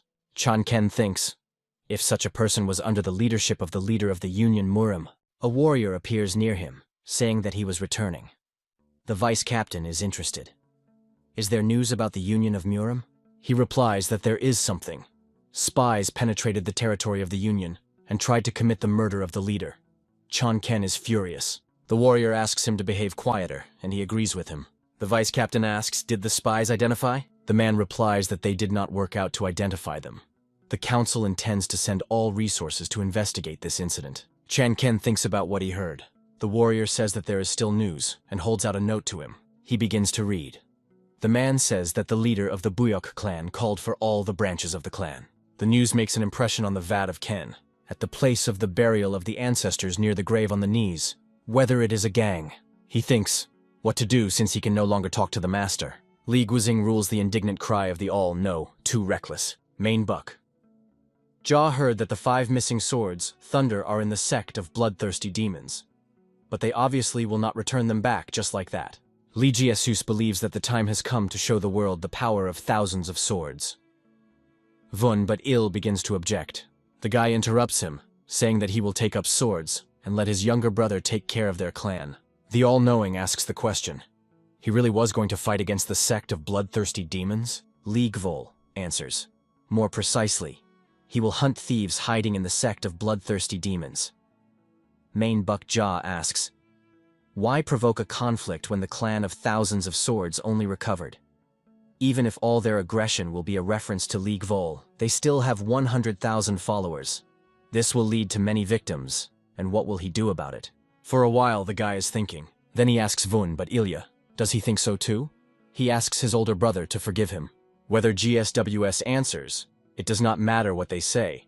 He will still go to the sect of bloodthirsty demons, even if you have to do it alone. The guy moves away from the grave of the master. He believes that the fact of the return of swords is more important than how they will do it. Does GSOV ask the question? Why don't they understand this? For some time he reflects, and then asks a question. Are you going to go out? Gongjeon is a little bewildered. Leaving the bushes, she says that she did not want to bother him. He replies that this mountain does not belong to him, and she too, from the clan of thousands of swords, and can walk where he wants. He is interested. Does the girl feel uncomfortable next to him? She replies that this is not so. He smiles incredibly. He offers her to walk a little. The girl agrees and follows him. The guy is interested. Does she feel upset? Surely she was very difficult and embarrassed to try to speak with him. In her place, he would have felt the same.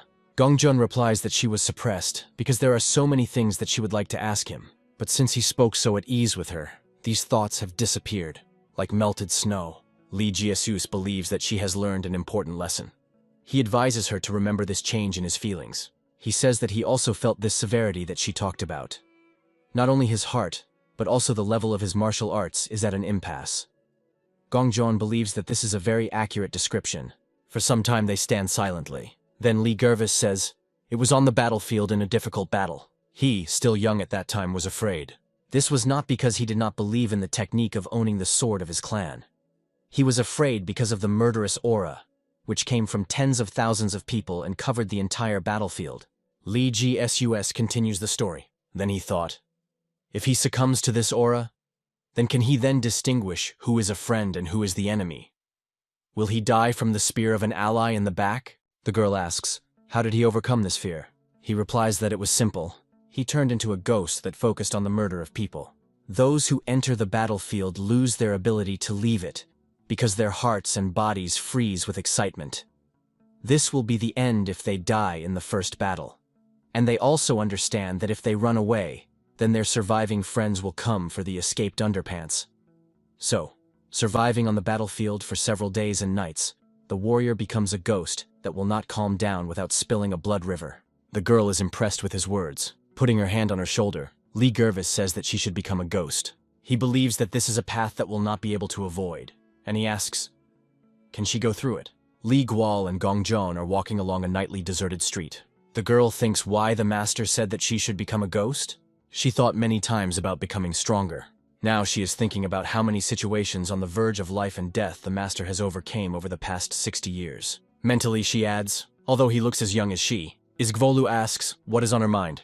The girl, settling slightly, asks the question, how did he manage to preserve his youth? She says that she still cannot believe it. A smile appears on the guy's lips. He is interested.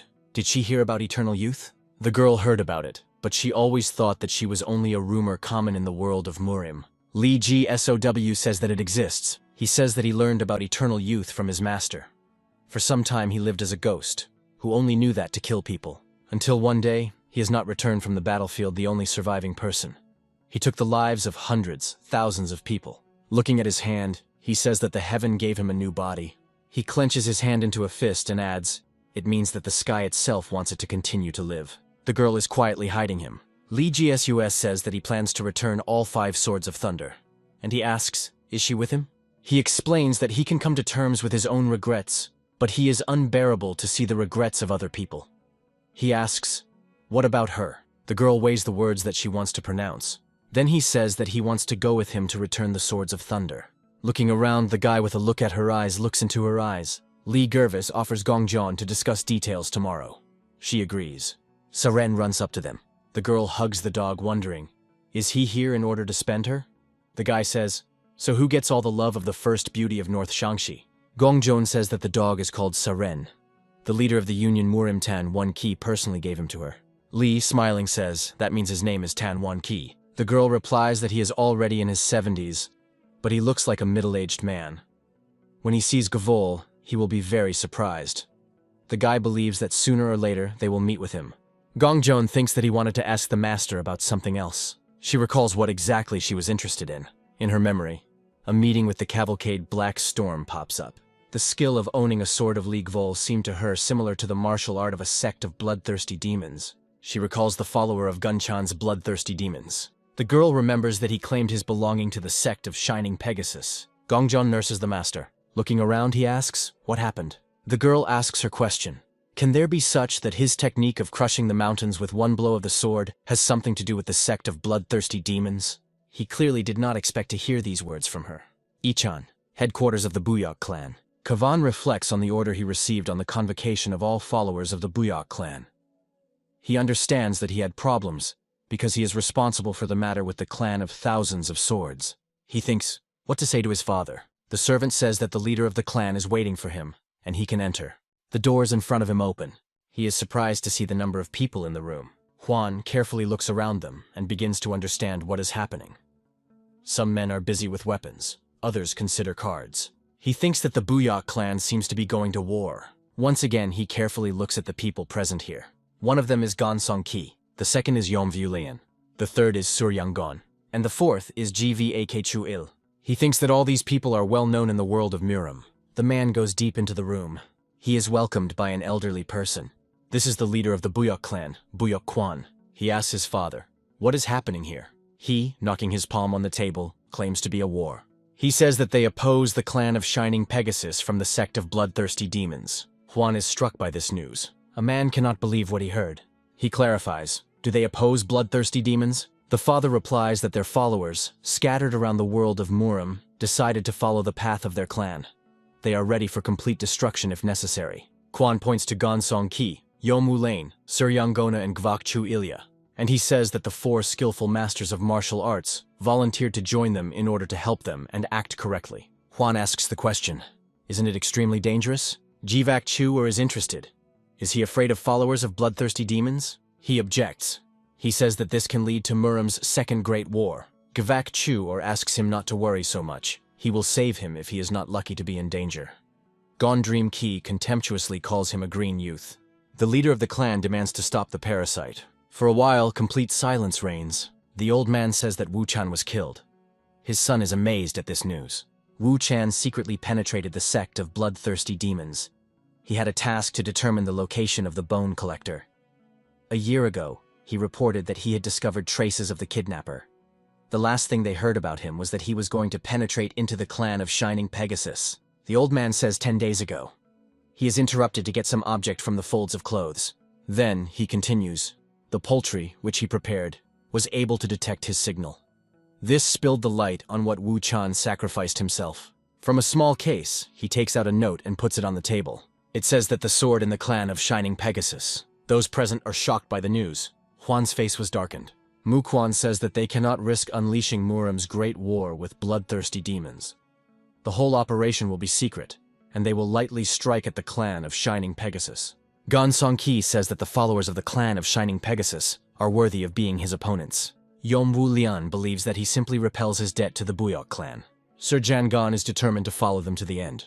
Gvak Chu only grunted, expressing his attitude to the current situation. Kavan says that he will put his life on the con. The leader of the clan shouts that their lives will not be enough. They must take a chance with their souls. The academy, meanwhile, has an equally important conversation.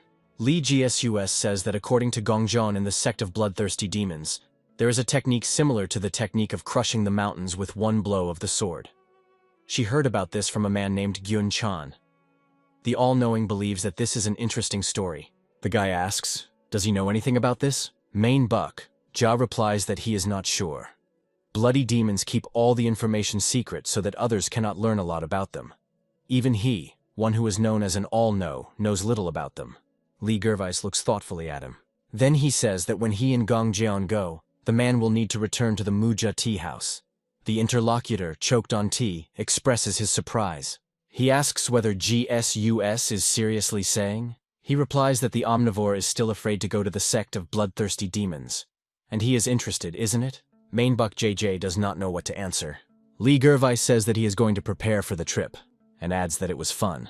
The all-knowing holds out, wanting to stop him, and says that he knows a person who is guided by the sect of bloodthirsty demons, as in himself at home. He promises, if Lee Gervais takes him with him, then he finds out about the clan, which is connected with the sect of bloodthirsty demons, which the interlocutor mentioned. Lee smiles cunningly, then says that the all-knowing one should get rid of the old habit. He really likes to hide important information, even when this is not required. Main Buckjaw guiltily tends his head. In the courtyard of the academy, people gathered, escorting on the road Lee Gvol and his satellites. Vun Budil asks him to be careful. He replies that the old man does not worry. It will not take much time. Fung says that he will send an official letter to the Murim Union to announce that their clan is active again. Lee GSWS replies, he knows that he is excited, but let him better keep the information about him in secret yet.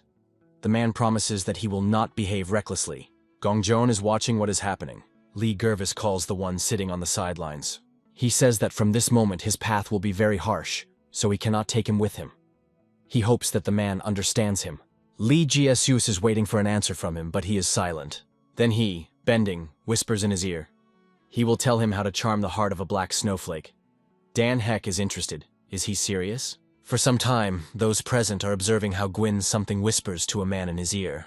Then Dan Heck breaks from the place. He bows low and promises that he will meet everyone again. Then the man leaving the academy.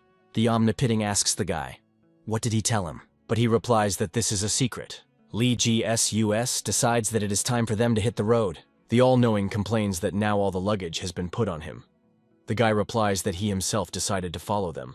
They go to the mountains. The girl shares the memories of how Muron Chen and Huan before first met. Even with the status of one of the hundreds of members of Murim and one of the 5 great clans, Muron Chen looked a naive youth. She cannot believe that the hatred that he experienced when she rejected him turned the man into a petty man. Lee GSWS replies that the man makes mistakes when he is young, but he believes that ambitions and arrogance are 2 different things, and Muron Chen is not arrogant. The girl asks, does he consider him a good person? To which he replies that Muron Chen accepted his mistakes and misconduct. He asks her to remember this. The all-knowing follows them, puffing under the weight of the burden. Li Guan warns the girl that when she meets Muron Chen again, he will not be what before. Gongjun agrees with him. Lee GSWS with satellites sit in the tavern. The all-knowing looks around. Gongjun is immersed in the tea ceremony. Main Buck Jia says that 4 hours have passed, and it would not hurt to take a short break. The girl answers, a little more. She thinks that if she lasts a little more, she will feel something. Does Gvol ask? He accidentally does not envy Gongjun's abilities? He answers, isn't that strange? How is it possible that its level in art to pour tea is almost the same as him, although he trained for almost a year? And the girl had only a month to go to this. The guy believes that everything is very simple. Their conversation was also interested in Gongjun. Lee GSWS explains, the desire for the power that he strives during training prevented his progress. The girl has a completely different goal, so her improvement continues freely. The all-knowing unexpectedly loses interest in the conversation and listens to what they are talking about at the next table. There they discuss the fact that the leader of the Buyok clan is sick. Men say that all followers stopped their activities and gathered in the residence of the Buyok clan. There is rumor that the chair of the clan will soon have a new owner. They believe that after the loss of the Bone Collector, the end of the clan is already close. Silence reigns at the table of the Gvol. They all heard this conversation. The all-knowing believes that the Buyok clan himself spreads these rumors. Li Ji agrees with his opinion. Mainbuck Jia says this is strange. Even if the Buyok clan has weakened, this is not a group that can be coped with so easily. He asks the question, so why spread rumors about the illness of his leader? The girl suggests that some followers just like to bind too much. The Omnivorum reflects, the basis of the Bui clan is his pedigree. It is impossible that the blood relatives of the clan cannot save the information secret. Li Jiasus does not see in this something so strange as to break his head over it. Mainbuck Jia objects. He smells the brain of bones that something more is hiding here. He gets up from his place, saying, it is so strange that from curiosity he cannot even sit calmly. For some time he indulges in thought. Then, turning to Li Gvol, he says that he has an idea. Bowing to the guy, he in a whisper tells him something. Li is angry and the man is trying to calm him down. Manhwa asks, is he able to do this? He reluctantly agrees. Castle Hubei-Yichan. Bulbed trade is on the square. Girls stop. Their attention clearly attracted not an ordinary event. On the street, accompanied by its companions, whether GSUS is walking. He clearly does not like what is happening. He asks the omnivore. How could he persuade him to pretend to be a student of the clan of thousands of swords, even 1-year-old Gongjon? He believes that it is cruel. Manhwa JJ draws his attention to the fact that people are looking at them.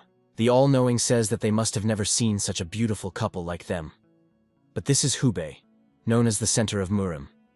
They must show local people who they are and denounce their activities. The man believes that maybe it is better for him with a girl as a married couple. But Li Gual answers angrily that it is better to leave everything as it is. Standing in front of the mansion, Manhwa JJ says that the Buyok clan was founded about 300 years ago, almost at the same time with the clan of thousands of swords.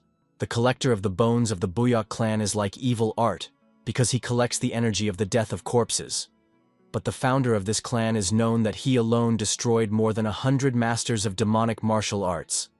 Having absorbed their energy, he opposed thousands of masters of demonic martial arts. Therefore, even despite the fact that they have such a demonic sword as a collector of bones, the Buyok clan is still recognized as Murim as a clan of righteous martial arts. Gongjon says that she still does not understand how their precious heritage was stolen. The all-knowing replies that this is all before MA, a demon of the blade. Is GSW are interested? Is he really so good? Manhwa says he is not simple, since he was awarded this title. The bloodthirsty demons have the reason why they do not touch it. A person who received the title of Demon of the Blade inherits the title, sacred close to bloodthirsty demons. Regardless of how many guards will be, if before MA appear at the gate, they will already be open. The inhabitants of the mansion pay attention to them. One of the warriors going up to them asks what brought them to the Buyok clan. The man says that he is omnivorous, and arrived to visit the leader of the clan because he heard that he was sick. The warrior recognizes him, and replies that his visit is an honor for them. Manhwa JJ represents his companions, explaining that these are the best students of the clan of 1,000 swords. The warrior says that he would love to lead them to the chambers of the head of the clan right now, but since he is very sick, will they not wait for a guest room for some time? The all-knowing agrees. They are invited to go to the mansion. Huan is unpleasantly surprised that the Omnivorum and the students of the clan of thousands of swords came and are waiting for a meeting. His hands tremble, and he is trying to calm down. The man asks the question, why are they here? Why did they come at that time? The warrior asks, what will he order them to do? Huan is thinking about the answer. He says that he will take care of this, but for now they must win a little time for him. The all-knowing is tired of long waiting. Ligavol is alarming. The girl, noticing this, quietly entertains him. He asks, did they not have a feeling that something was wrong? Satellites are interested in what sense? Looking at the window of an empty courtyard, Li Gerva explains, in such a huge place they met only followers, and not a single member of the main clan. The Omnipotent asks the question, does the Buyok clan hide something? The guy is not sure 100%, but he believes that all this place was smelled of weapons iron. Satellites are unpleasantly struck by his words. Li GSOW says that he gets the impression that they are preparing for war. Huan is thinking. The servant notices that he hesitantly stands at the door. He is interested. What happened? And the man replies that he was just about to enter. Shaking, he opens the door. Bowing in a welcoming bow, Kavanta thanks everyone for making this whole path here, and seems to the guests. Raising his head, he understands who is in front of him, and a quiet sigh breaks away from his lips. The all-knowing asks, is this his first meeting with those present? He answers in the affirmative. Li silently listens to how the omnivore says that he had never met with the leader of the clan before.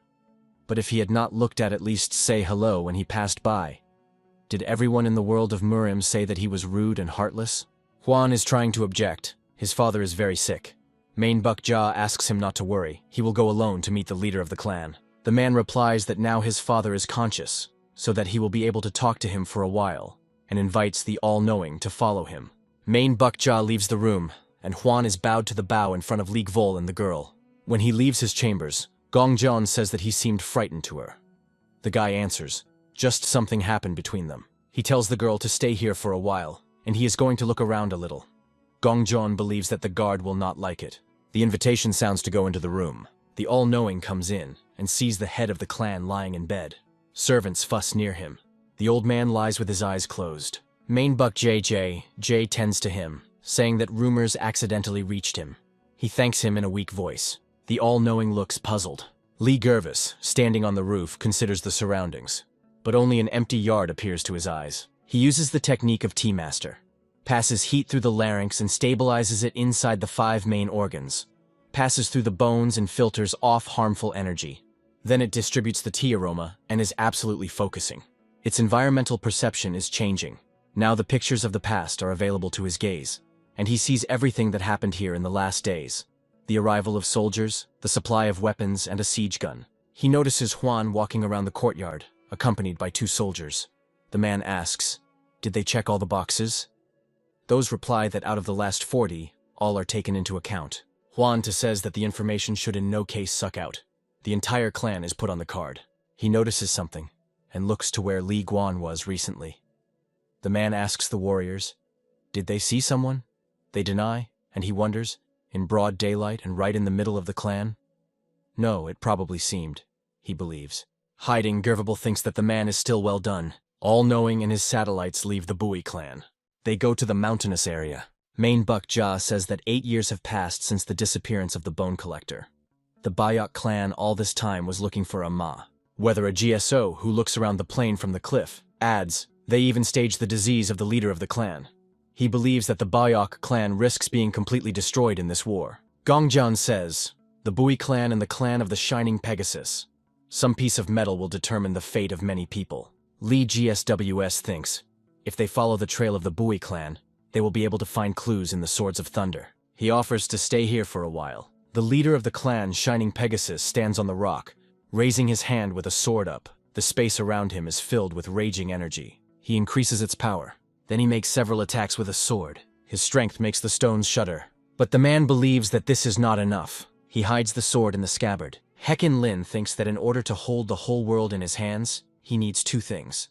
He needs that the flying bloody heavenly sword suits, as well as unravel the secret of the 4 great weapons. He hears someone's approach. Zhou Wang says he should tell him something. When the Lord receives permission to speak, he reports. He is ready to talk.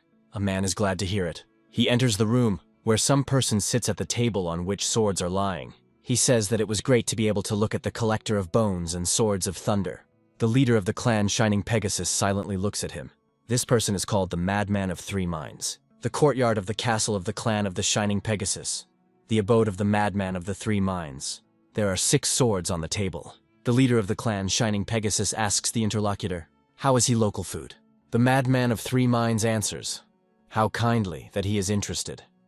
Especially considering that it was he who ordered him to sharpen him here. The man asks, imprisonment? This is a misunderstanding, he believes. There is just something that he would like to know from him. For some time they measure their eyes. Then Hekin Lin wants to ask something, but the interlocutor does not allow him to do this. He says that he will predict his question. The Madman of 3 Minds believes that a man is interested in who created them, why in the form of a sword. Then he calls the interlocutor a green youth and asks, he wants to reveal the secrets of 4 divine weapons? There are 2 types of rumors. The first, with clear sources, and the latter are complete absurd. For example, the Mr. The All, knows everything, as follows from his nickname. Regardless of whether the information emanating from his mouth was true or false, the source is clear. However, there is a person who dissolves only absurd rumors. This is a madman of 3 minds. All his rumors sound like complete nonsense, so he was nicknamed. However, after 5 years of the investigation, the clan of the Shining Pegasus found that almost all the rumors emanating from him turned out to be true. Therefore, the leader of the clan suggested that this person could tell him these secrets. He asks the madman of 3 minds, does he know what is the secret of divine weapons? He replies that the thunder swords were created by the blacksmith Vong Bakbak, who is also called Chul Vong. The leader has heard about the iron fortress of Gon Bakbak. The madman of 3 minds says that the swords of thunder contain meteorite iron, but it is not as much as the other 4 divine weapons. He is sure that they were created by personal order. He picks up a bone collector. Then he says, if we were talking about one collector of bones, this is one thing, but all 4 divine weapons. He believes that it would be too strange if all of them were made by order of one single blacksmith. Most likely the creator of divine weapons is the god of a sword, who moreover is a master of blacksmithing. The leader of the clan thinks that his interlocutor seems to be amused by this. He believes that he was called a madman for no reason. The interlocutor is sure that their creator did not want these 4 weapons to be next to each other. That is why they were scattered all over Murim. He is interested. Does the leader agree with him? He answers, "Is this not a logical conclusion for a normal person?" The madman of 3 minds says that this is the limit of the possibilities of ordinary people. He winks at the man. Hakin Lin asks, "What would an ordinary person think?" The madman of 3 minds, putting the sword on the table, replies that there is no doubt that the creator of these weapons actually wanted to collect them, but at the same time was afraid of it. The leader asks the question, did the creator want 4 divine weapons to get together? He is interested in, are there many people who want to gather them together now? The interlocutor replies that there are already 3 of them, then adds, including Hyktalina. The leader of the clan, Shining Pegasus, stands by the window, peering into the night darkness. He reflects on the information received. He is interested in who is still trying to unravel the secret of 4 divine weapons. The question is heard from the door, is it possible to enter? And he permits. Lord Zhou Wang is inclined in a welcome bow. Holding the papers, he says that information was received from the spies, which they introduced into the Union of Murim. The leader of the clan reads one of the notes. Then he burns it in a candle flame. He says that since the attempt, Tang Qi and the council opposed each other even during formal meetings. The council claims the presence of spies in the Union, and about its distrust of the leader of the Murim Union. The man believes that the funny thing is that Murun Chen, who led the destroyers after receiving that anonymous information from them, returned empty-handed. He asks the question, is the chip with thunder from the clan of 1,000 swords is so good? Lord Zhou Wang replies, he heard that she was at the very beginning of the peak level. The leader says it is interesting. He suggests that the clan of thousands of swords hides not only the swords of thunder. The man asks, how many subordinate peak levels can they use right now? The interlocutor answers, 13. The leader orders to take them and provoke the Tan over again. He demands to get him infinity. He believes that it will be interesting now to shake Murim's alliance. The Lord is in a hurry to fulfill the order. The leader, looking at the swords, stops him. With the help of internal power, he throws the swords of thunder, and they stick into the floor right in front of the Lord. The leader tells Zhou Wang to pick them up. He asks, why does he give him blades? The man replies that there is no reason to keep them like the apple of the eye. The leader of the clan tells them to take them to the places they talked about. He is sure that something funny will happen. The Lord takes the swords of thunder and leaves. Grinning, the man thinks that he is not interfering. Those who intervene will be his opponents. The castle of the leader of the Union Murim. The black snowflake looking at the guard is puffing out. She screams, turning to the leader of the Union Murim, is he here? The girl calls the commander-in-chief. The guard grabs her by the shoulder and says that he ordered them not to let anyone in. Black Snowflake asks, he now touched her? She tells him to remove his hand. The warrior, stammering and removing the limb, assures that he did not want this. But his fingers twist, and he can do nothing about it. A friend laughs at him, and the girl is already near the door. Having opened the wings, she again calls the commander-in-chief. She sees a man, covered by a powerful aura, sitting on a raise at the table. His eyes are closed. He is completely immersed in himself. The girl asks, is he going to sit like that? He even knows what rumors are now being distributed in the Union. Noticing that he does not react to her words, she again entrises him. But the man continues to sit motionless.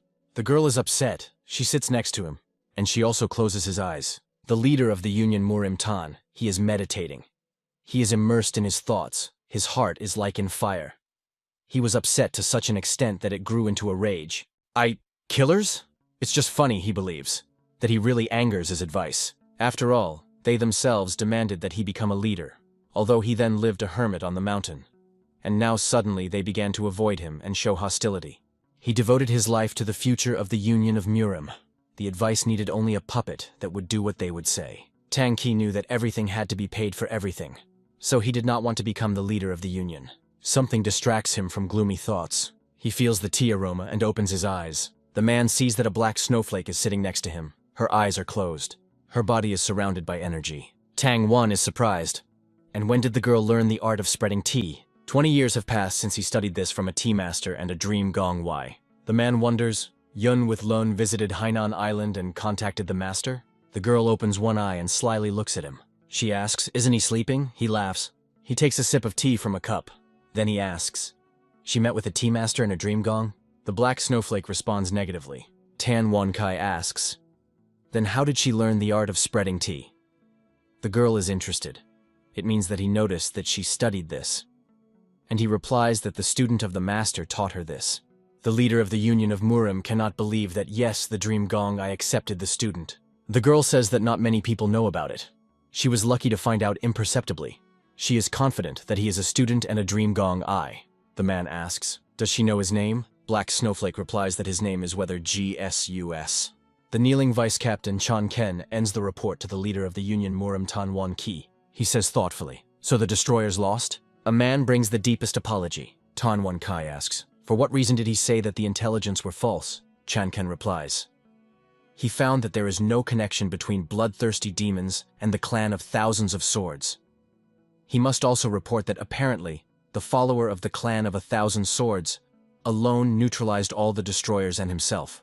The leader is amazed at what he heard. The vice captain continues, the young man claiming that he is a follower of the clan of 1,000 swords, uses the grossing technique with one blow of the sword, like Gongjon. And he dealt with them, using only the first 2 racks. The leader of the Union Murim asks, how is it possible? Chan Ken again brings the deepest apology. The leader soothingly puts his hand on his shoulder. He helps him to rise, and is interested. It means that they lingered with a return, because they restored strength? He answers in the affirmative. Tan Wan Ki believes that since all people are healthy, everything is fine. The vice captain says he heard that an attempt was made on the leader. He replies that there was nothing to worry about. He was not even scratched. Tan Wan Kai believes that the problem is that the goal of the attackers was not he, but infinity. The interlocutor is angry with what they heard. He says, who in the world could dare to do this? He does not want to believe that there is advice behind this, but he believes that the time has come to make a decision. Bowing in a respectful bow, he says that he will follow the leader to the end. The vice captain wants to ask something but does not dare. Then he still says, he believes that the leader should take under the wing of that person. Since he defeated his entire detachment, then the vice captain is sure that he will become a great help for Tan. The man is interested in, and what is his name? Chan Ken replies whether there are thousands of swords from the clan. Tang Wan, immersed in thought, sits at the table. He pronounces the name of Li Gavol several times. A man recalls the speeches of a black snowflake and Chan Ken about this man. Tan Wan Ki thinks that according to Yun with Luan, he belonged to him before the tea house. Mentally he adds, an unpredictable person. The owner of the tea house? Did you defeat the destroyers alone? And also a follower of the clan of thousands of swords? Covering his eyes, he thinks. Then he asks the destroyers, are they here? A warrior appears in front of him, to whom he tells him to convey his words to Chankina. The leader says he wants to meet him. A warrior appears on the road in front of Li Gvol and his companions. The guy asks for what purpose he came here. He replies that he is here in order to convey to him the words of the leader of the Union. He was ordered to say that Tan Wan Ki to make a clan of thousands of swords a member of hundreds. Li Gsus clearly did not expect to hear it. The warrior adds that the leader also wants to meet him. The Omnivorum is interested. For what reason? Did something happen in the Union? The man says that the attempt was made on Tan. Since then, the conflict has been ripening between the leader of the Union and the Council, who preserves silence. Gongjon excitedly asks, is the leader of the Union okay? The warrior responds in the affirmative. Tan Vaughn destroyed all the attackers. The girl rejoices that everything is fine with him. Does Gvol demand that he be honest, and talked about what the atmosphere now reigns in the Union of Murim? The man says that at the moment with the half-destroyers, including Captain Chal Enam, is lost in connection. Currently, on the side of the Master only 50 destroyers and Vice Captain Chan Ken, Lee Gervis thinks. Then he asks the girl what she thinks about the leader of the Murim Union. She is surprised by the fact that he needs her opinion. Then he says that she is not sure of what he was in the past, but knows the leader of the Union as a person who does not matter. He judges only by the fact that people have inside. Clutching her hand into a fist from excitement, she adds that he was caring towards her. And even if she does not know everything, if it is in her power, then she will help him. Weather Gold, smiling meaningfully, asks the warrior, did he hear everything? He does not quite understand what he wants to say with this. The guy explains, Gongjon said they are ready to help. The gaze of the girl who heard his words is clouded. The man accepts his answer. He bowed respectfully and thanks Gvol. The guy invites the satellites to visit the leader of the Union Murim. Lord Zhou Wang stands in front of the table on which there are cups and scrolls are lying, speaking to men present in the room, that they are safe in this place. Ilvol is a little surprised. Glancing the Lord, she says that today he brought his comrades. The warriors look gloomily and in bewilderment at her. Zhou Wang explains that the master subjected this woman to his technique to control consciousness. Now she is a member of their clan of Shining Pegasus. Ilevol, meanwhile, admires the moon. Pointing to the card, the Lord says that the Lord of Swords is a dangerous adversary. He believes that they have two options, either kill it or neutralize. But their main task is to get infinity. Turning to those present, Zhou Wang says that they are the elite, whom their clan of Shining Pegasus raised their clan.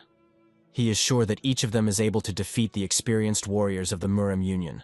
Even if he personally joins the battle, it will be too risky to oppose the Tangle to face. Zhou Wang emphasizes that the leader of the Union Murim is not without reason wears the title of Lord of Swords. However, it is not necessary that the battle with him passes openly. By rearranging the figures on the map, he says that, as before, the attackers will attack the western, northern, and southern gates. The internal castle will probably be ready for this. He adds that there will also be destroyers as security. While chaos will reign inside, their spy, disguised as a warrior of the Union, will attack the Lord of Swords. One of the warriors says that the leader and destroyers cannot trust the followers of the Union. The Lord agrees with him, and he adds, the Lord of Swords will decide that to leave the Union will be much safer, being under the protection of the destroyers. Zhou Wang sums up, as soon as they step beyond the Union, they will make their move. Objections are heard. Even if they put pressure on the leader of the Union, it will be very difficult. In addition, the destroyers will undoubtedly be an obstacle. Lord Zhou Wang, the second commander in the clan of Shining Pegasus, replies that they may not worry about it. He has a plan to separate the destroyers and the leader of the Union. He knows how best to surround him when he remains absolutely alone. Then they will collide with him. Suddenly he recalls that today is the full moon. Warriors do not understand what this means. Ilvol, standing by the window, asks, "Isn't the moon beautiful?" The Lord says that tomorrow they will turn the alliance upside down in the alley of the Hubei Castle. A man, fingering a beard, says it's too late. Suddenly a person nurses him. A man does not express much delight from meeting him. He, having come closer, says that he has been sitting idle for so long that he could not refuse this work. He smiles anticipatingly. And, looking at the lane filled with armed people, he says that the mess should come out good, since there are as many as 50 of them. The question sounds, members of the group Swan Ryun? Lord Zhou Wang is approaching them?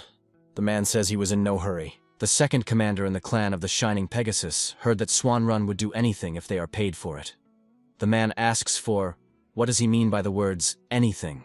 He believes, if you say so, then other people can misinterpret this. They do good work for good money, and good money is a lot of money. Otherwise, they will not work. Friends support him. The Lord says, sorry, not from that. He asks for permission to begin to demonstrate his sincerity to them. Warriors accompanying Zhou Wang put a box in front of them. Opening it, they see coins. The Lord says that there is one silver one here. This is only an advance payment.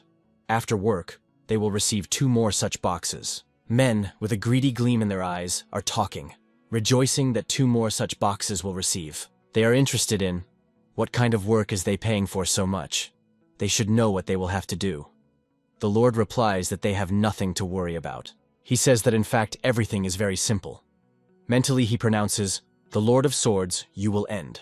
The leader of the Union Murim Tan, standing in the yard, thinks that the sun is as bright as yesterday. He believes that it will be hotter today. A familiar sound of steps is heard. Looking around, he sees a man approaching him. He welcomes the master Yongvuna, asking, almost 3 years have passed? The representative of the council from the Kunlun Chungvun clan says they had not seen for a long time. He adds, every year he, an old man, is more difficult to move. The leader asks him not to speak like that, because they are almost the same age. Yung Wang expresses regret. He thought that as the leader of the Union, a man would be unshakable, and still thinks so. He believes that the abolition of the council would probably be a good idea. He is sure that the leader does not like them. Tan Wan Qi replies that he's offended to hear it. The interlocutor asks him not to keep such a distance. He is here to talk. Everyone in the council has their own plans.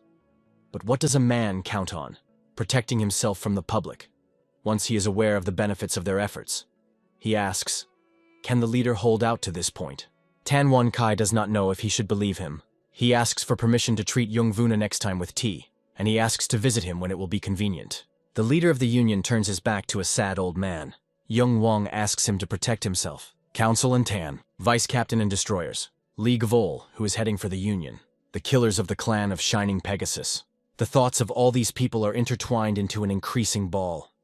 There is a quiet sunset of the Murim Union, the post of security, the Union of Murim. The guard says, "The eastern gate, everything is quiet."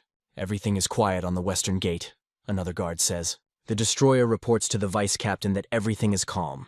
Chanken grunts incredulously. He orders to continue to monitor the situation.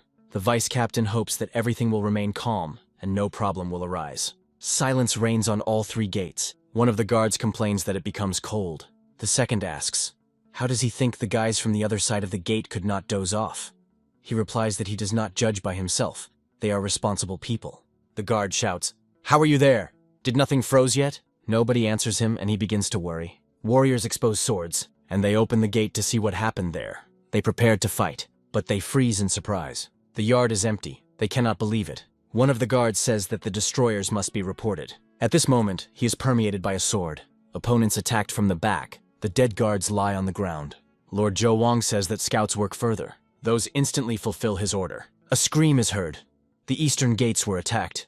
Protect the castle of the head of the Union and the council building. A fist with force drops to the table. The face of Tan Wan-Ki is skewed with rage. He screams, "Already twice!" He believes that they are mocking him. The strategist of the Union, Murim Gonsong, says that he is very sorry. The leader demands that he find out who is behind it. And if he cannot, he will take on all responsibility for this incident. He goes to the door. The strategist says it is too dangerous and asks him to return inside. Destroyers are facing the vice captain. He turns to the leader of the Union of Murim, welcoming him. He asks what the situation is. Chan Ken reports, an attack was made on the gate on each side. They successfully fought off. General losses amounted to 35 people. At the moment, the followers of the Murim Union and the destroyers are looking for the remaining violators. Strategist Gonsong Pen says to the vice captain a good job, and he asks the leader of the Union to leave all the troubles on subordinates and return. There is a scream, "Invaders! Protect the leader of the Union!"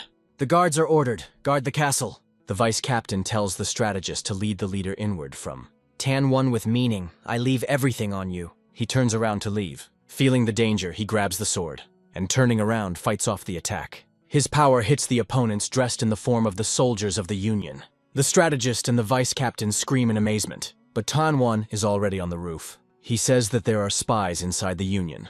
The warriors killed by him lie on the ground. Tang Wan asked, "Was this their plan?" And then scolding. The strategist understands that this is a conspiracy to pursue the chapter outside the Union.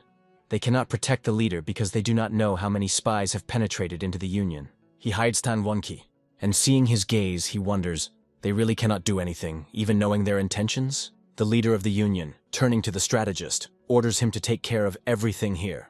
In a giant jump, he rushes forward. The vice captain tells the destroyers to follow him. They move through the air with the leader. The strategist tells the soldiers who are not related to the destroyers to stay in place. Anyone who moves out should be ready to die. Lord Zhou Wang stands on a hill surrounded by warriors. He pronounces finally, "Here is the leader of the Union." Turning to the armed men, he tells them to wait for the signal. Chan Ken is alarmed at the Tan. They stop near a small dilapidated structure.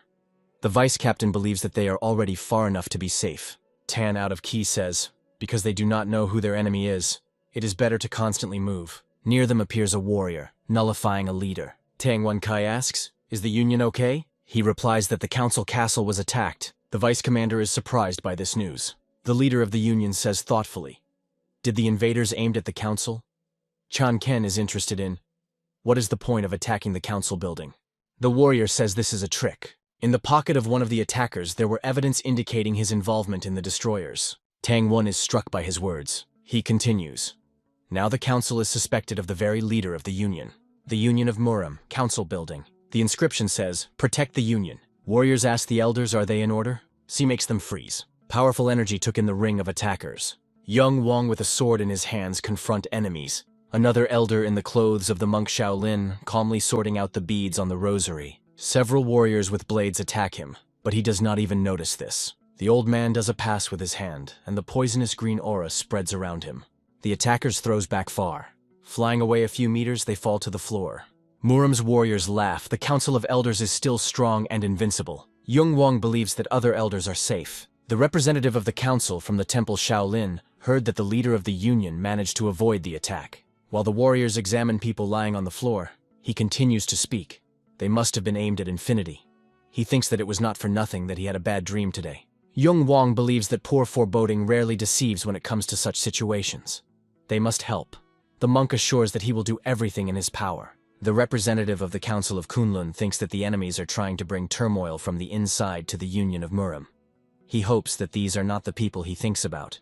The warrior tells the elders that they need to look at it. He shows them a token of destroyers. And he says that all the killers have such signs with them. The elders look gloomily at the find. Yongvun had questions to the leader of the Union. Chanken and the destroyers knelt before the Tang. He says they should return.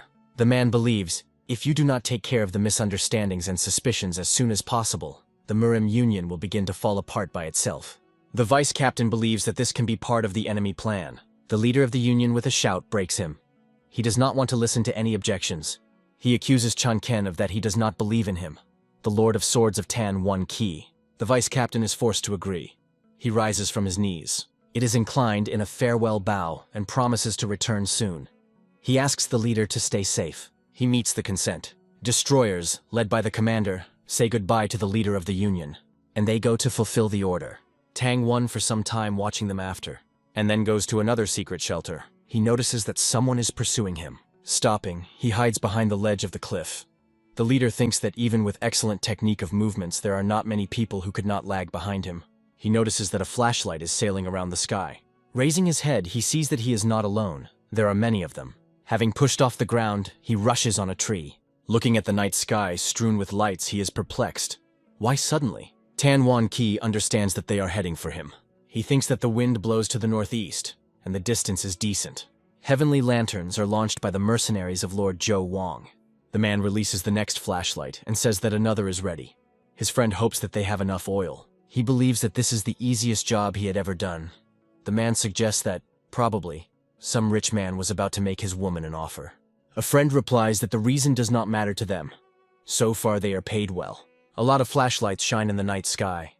They swim over the Union of Murim and move on. The leader, standing on a tree branch, watches their movement. He jumps to the ground, saying that it is necessary to check. With gigantic jumps, he rushes into the mountains. In motion, he is permeated by the idea that this cannot be. He ended up in the web of heaven and earth. Tan One does not know the foundations of this technique. The man thinks. When the flashlights are approaching him, their yellow light becomes reddish. He understands that he was already overtaken. The leader of the Union grabs the sword. In the dark, silhouettes of people loom. Before him are men, in the clothes of the soldiers of the Union of Murim. Tan Wan Kai mentally addresses the master Yongvyun. Is it really true? The enemy really planned. His thoughts are interrupted by one of the warriors. He tells him to leave Infinity and leave. The warrior says that this is the will of the council. The leader of the Union laughs. Having taken the handle of the sword, he answers. If such a will, then he, of course, will return the sword. However, he insists that he will do it personally. The man carefully looks around the warriors, whose faces illuminates the light of heavenly lanterns. He thinks that he does not see a single familiar face here, but all these people are at the peak level. Lord Zhou Wang, stepping forward, says that it would be better if he left a sword for them and left. Now let him be ready to fight to the last. The leader of the Union takes the sword from the scabbard. The Lord gives the order to kill him. Warriors expose the blades and approach the Tan. The scabbard falls to the ground. The leader of the Union asks, do they dare to attack him so openly? With a cry, we will win, they attack him. Zhou Wang, crossing his arms over his chest, watches what is happening. Warriors direct blades to a man, but he beats their attack with a sword. A power field is concentrated around it. The attackers are surprised by his power. They consider it a monster, but the leader of the Union understands that he has not weak rivals. Tan out of Kai says this is not enough. The Lord continues to observe his actions. The soldiers look frightened. Zhou Wang believes that the leader of the Union justifies his reputation. He says that even if several masters of martial arts collide with Tan, they will still not be enough to suppress him. He is interested in the leader, isn't it? He, standing opposite the Lord with a swearing sword with a flaming aura, believes that it's too late to talk about it. He is interested. Did the enemy think that he could kill him with such miserable forces? He answers, destroying such a famous swordsman and should not be simple, but of course this is not all. Warriors appear forward again. They get up one by one, and each of them puts his hand on the shoulder ahead. The Lord understands that Tang Wan Ki is confident in his strength, but this is not for a long time. Looking at the soldiers, the leader of the Union thinks, can this youth be able to surprise him? Clutching the hilt of the sword stronger, he asks the question, where does such fanaticism come from? Standing in a combat rack, he suggests showing them how good they are. His sword is even brighter than his energy. Strength literally boils around him. But the warriors continue to advance. This is somewhat puzzled by Tan. They approach closer and closer. The Lord is sure that the leader of the Union guesses what has just happened. He confirms his assumption. He understands that this is the transfer of power, a technique that transfers all the energy to one person. Now he understands where they got so much arrogance. Lord Zhou Wang says, even if he has techniques, power, and he is powerful, like a mountain, he will not be able to withstand the unification of so many energy. The leader of the Union believes that this may be tiring. The second commander in the clan of Shining Pegasus says that he has the last chance to convey to them infinity. Then he will die painlessly. But Tan 1, instead of an answer, soars up. The Lord is surprised by his behavior. He gives the command to the soldiers, behind him, quicker! The leader of the Union rushes forward, but because of the web of the sky and the earth, it is impossible to break away from the pursuers. In one he is sure, they will not be able to transfer energy on the go. He wants to first increase the distance a little, and then knock them out one by one. A man hears someone shout. Destroyers promise to cover it. He squeezes the handle of the sword more strongly. Having stopped, Tan 1 asks, "Why are they only here and where is Chan Ken?" They look at him silently, and then they attack, screaming, "Die!" The leader of the Union repels the attack. He rushes forward, fighting off the attacks of warriors on the move. The man thinks that you can't waste time, you need to hurry. A warrior lying on the ground pulls his hand, trying to stop him. Looking at him, the leader of the Union thinks, didn't he deal with a mortal blow? He continues to reach for a man. He manages to think that these are suicide bombers. A powerful explosion is heard. Dust and stones fall to the ground. Tan 1 Kai, which is protected with energy, exhales in relief. He reproaches himself for relaxing. It was worth expecting something like that from them. Hearing the approach of enemies, he rises from the ground. He sees the Lord and warriors who stopped near him. Zhou Wang says, for the Lord of Swords he looks pretty sorry. The man understands that things are bad. He was injured when he weakened his attention from the explosion. The Lord continues. It seemed to him that the leader of the Union greatly appreciates the detachment of destroyers. Let the man understand that these guys are fakes. He expected at least a second of hesitation from him. Tan 1 with a laugh, that he apparently overestimated his mental abilities. Zhou Wang screams, "Do not joke with me!" Warriors are again combined to transfer energy. The Lord is sure that both the masters of the Union Murim and the masters of the demonic clan will be helpless before this force. The Lord sees powerful energy surrounding the soldiers advancing on him. He understands that he can't dodge. Suddenly he hears someone's voice offering his help. Forward warriors, under the influence of an energy blow, fly back. The Lord is confused. Warriors pay his attention upstairs.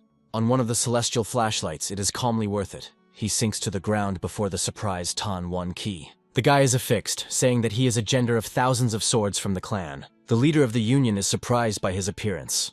The man asks, how did he find out about his whereabouts?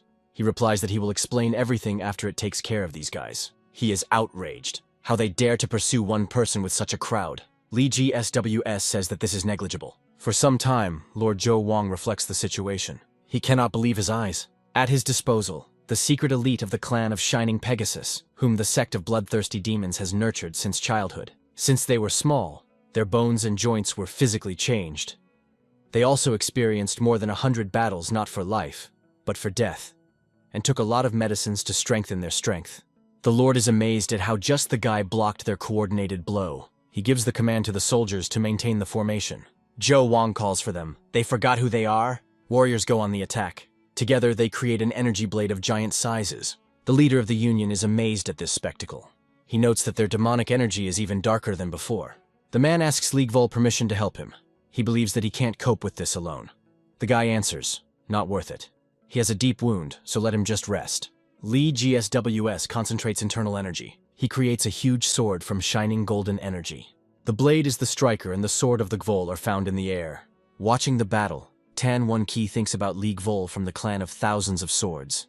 He is surprised at his capabilities and strength. The guy bring down a powerful blow to opponents. They are trying to repel the attack. The energy raging around makes the leader of the Union protect his face with his hand, but he still tries not to lose sight of Gvol. The guy folds his fingers in a special way, preparing for a new attack.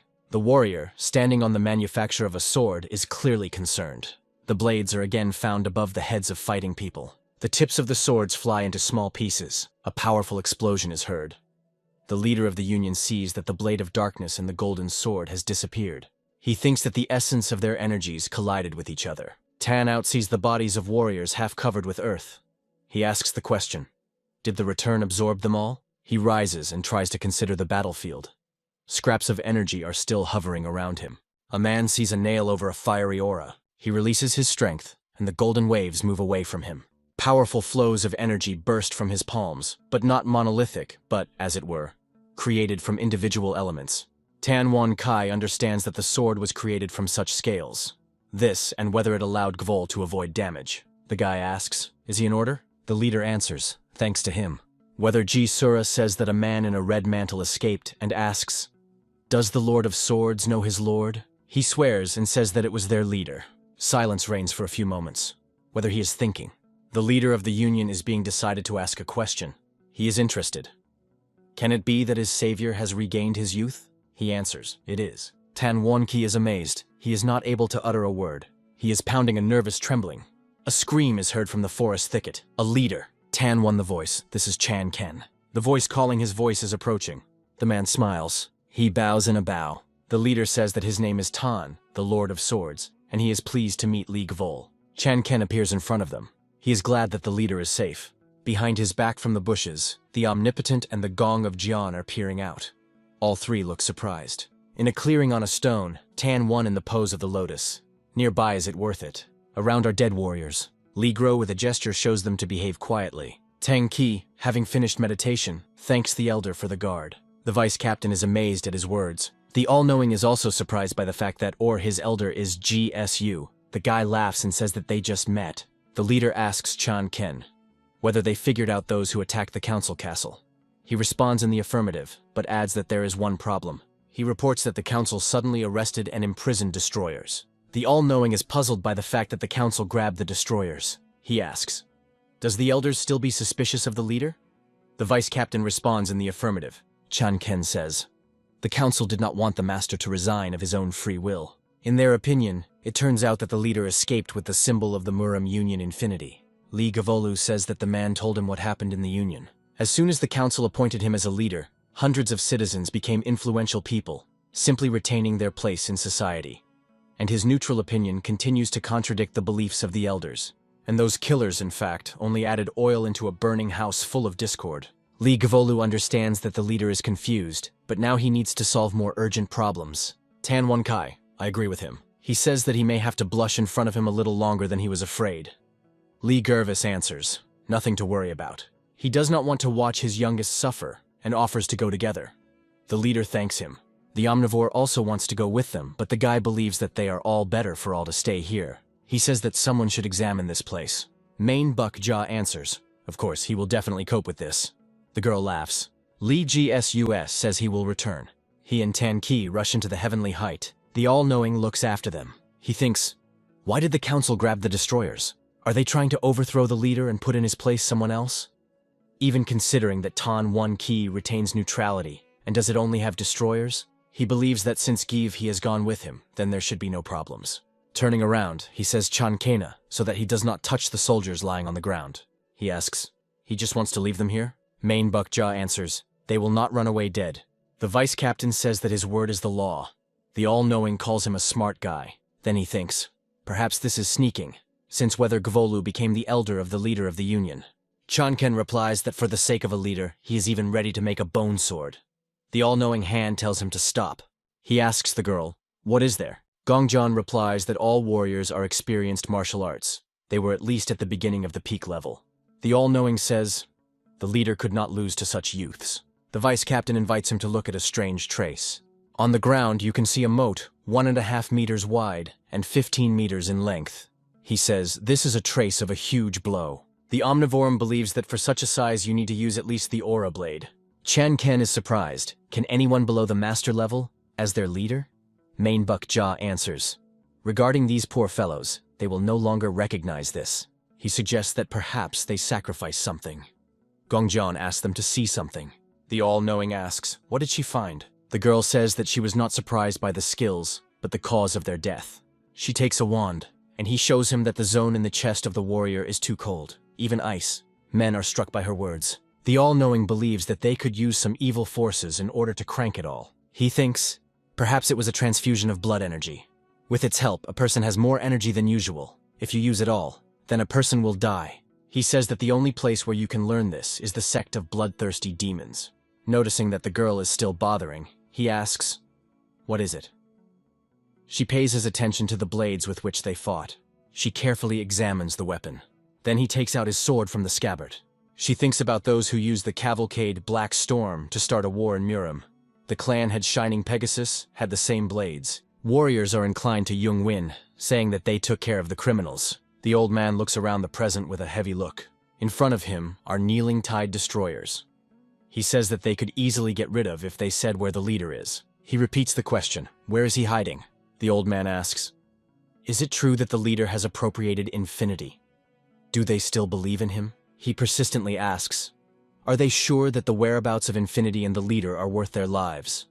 Then he says that this is their last chance. Young Vong tells the decapitation of 5. The warrior Murim brings a blade over the head of one of the destroyers. But between his blade and neck of the sentenced man, a sword appears. A scream is heard. "Stop!" Crapped ropes fall from the destroyers. All those present with distrust look at how they rise into the air. They see the soaring in the sky of the Gvol, collecting cut ropes into a skeleton. He says that he barely had time. The representative of the monks Shaolin in the council says that this is the art of a rope. He asks the question, how does the guy know the 18 martial arts of the Imperial Palace? Warriors emit surprised exclamations. The leader of the Union descends to earth. Those present will recognize their leader. He asks the destroyers, are they in order? The man says that they will not allow them to die ingloriously. Next to him stands a beating, powerful energy. The leader is pounced with a swearing on the soldiers. He asks, how do they dare to direct swords in his direction? Warriors fall on his knees, pleading their guilt. Yongvong draws his attention to himself. Tang One asks, how does he dare to decapitate his people? The leader asks the question. They never liked him, did they? Li Gervais thinks that this is not the end, and tightly squeezes the rope in the hand. The leader of the Union menacingly turns to the elder Chanvun. He asks how he dared to give an order to execute the destroyers. Didn't he even try to trust him? The old man replies that he trusts him. Tan Wan Kai says that he still tried to decapitate them without even interrogating. Chanvun explains that he does not trust the situation. The leader of the Union does not understand what is about.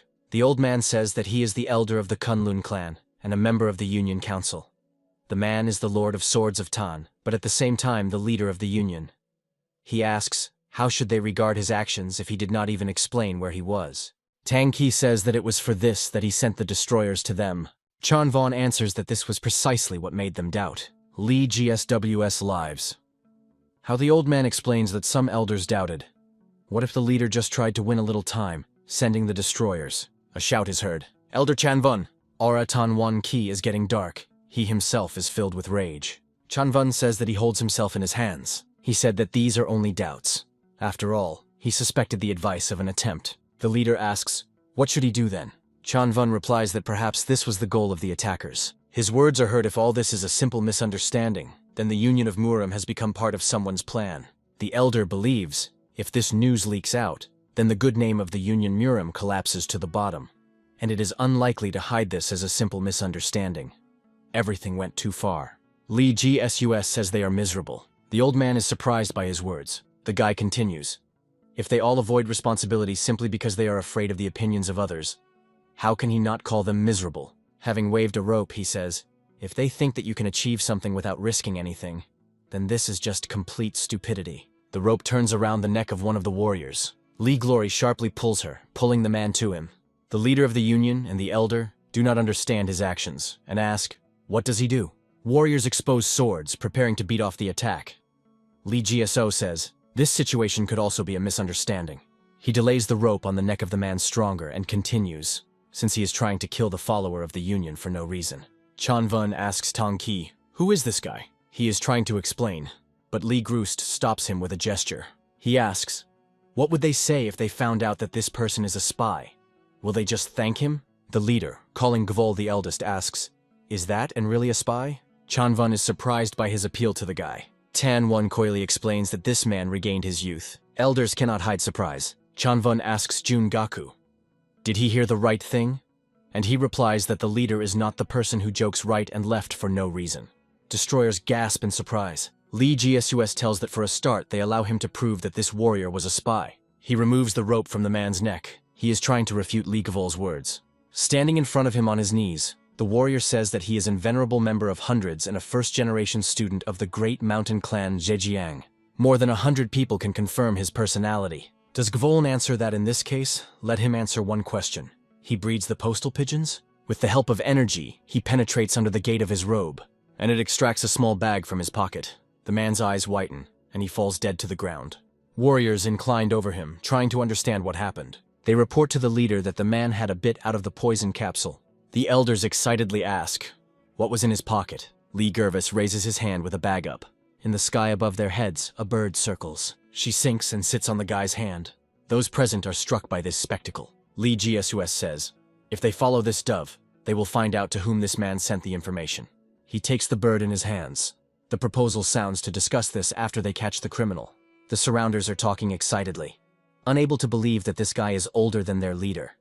They are wondering, is it possible to rejuvenate? One of the warriors takes the bird. Chun Vun thinks, how is it possible? Everything happens as planned in advance. They conducted a conversation, and then this man intervened and created his atmosphere. Lee Gso says, silence of consent. A person hurries to them with a question in order of a leader. Turning around, Tang Qi sees in front of him a strategist of the Union Mirim Gonsong Pek. The order sounds to focus on finding out the personality of a man, and also ask for help from the council and hundreds. The leader asks Gvol, can they already go? He, turning to him, says that he needs to remember one thing. There is a spy in the council, he says. On the table there is a kettle and 2 cups. The leader of the union and Lee Gsus is discussing teaching the art of tea. They both studied him with a monk and a dream gone. Lee Jisus says that when you study the art of tea, one of the 5 feelings becomes very sharpened. He developed a sense of smell. He is interested. What feeling the leader developed? He replies that he began to hear much better.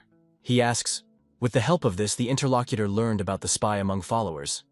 He answers in the affirmative. Lee Gsus says the tea is good. Then he explains, there are only 3 groups of enemies. Those who attacked the Union of Murim, those who attacked the leader outside the Union, and spies that penetrated the Union. Is Gsu so interested? What plans does the leader have? When Tan One did not find what to answer, he asks permission to tell him something. Then Lee Gervis says that he is too weak. The man is amazed at such an assessment of his abilities. Putting the cup on the table, Tan One asks, then he is weak? He is interested in, what does GSU have in mind? He replies that this is not about his strength. Everyone knows that he is the strongest master of martial arts in Murim. But Lee Gsus believes that in fact it does not matter to have power or not. It is important whether he can stand up for himself and make others show unconditional respect. He asks him to think about what happened today. Even considering that he is simply a stranger, he influenced the situation with his charisma. Lee Gsus explains, martial artists can remain simply masters of martial arts. The leader cannot leave politics, the struggle for power and intrigues. Squeezing the hilt of the sword, Tan One recognizes his rightness.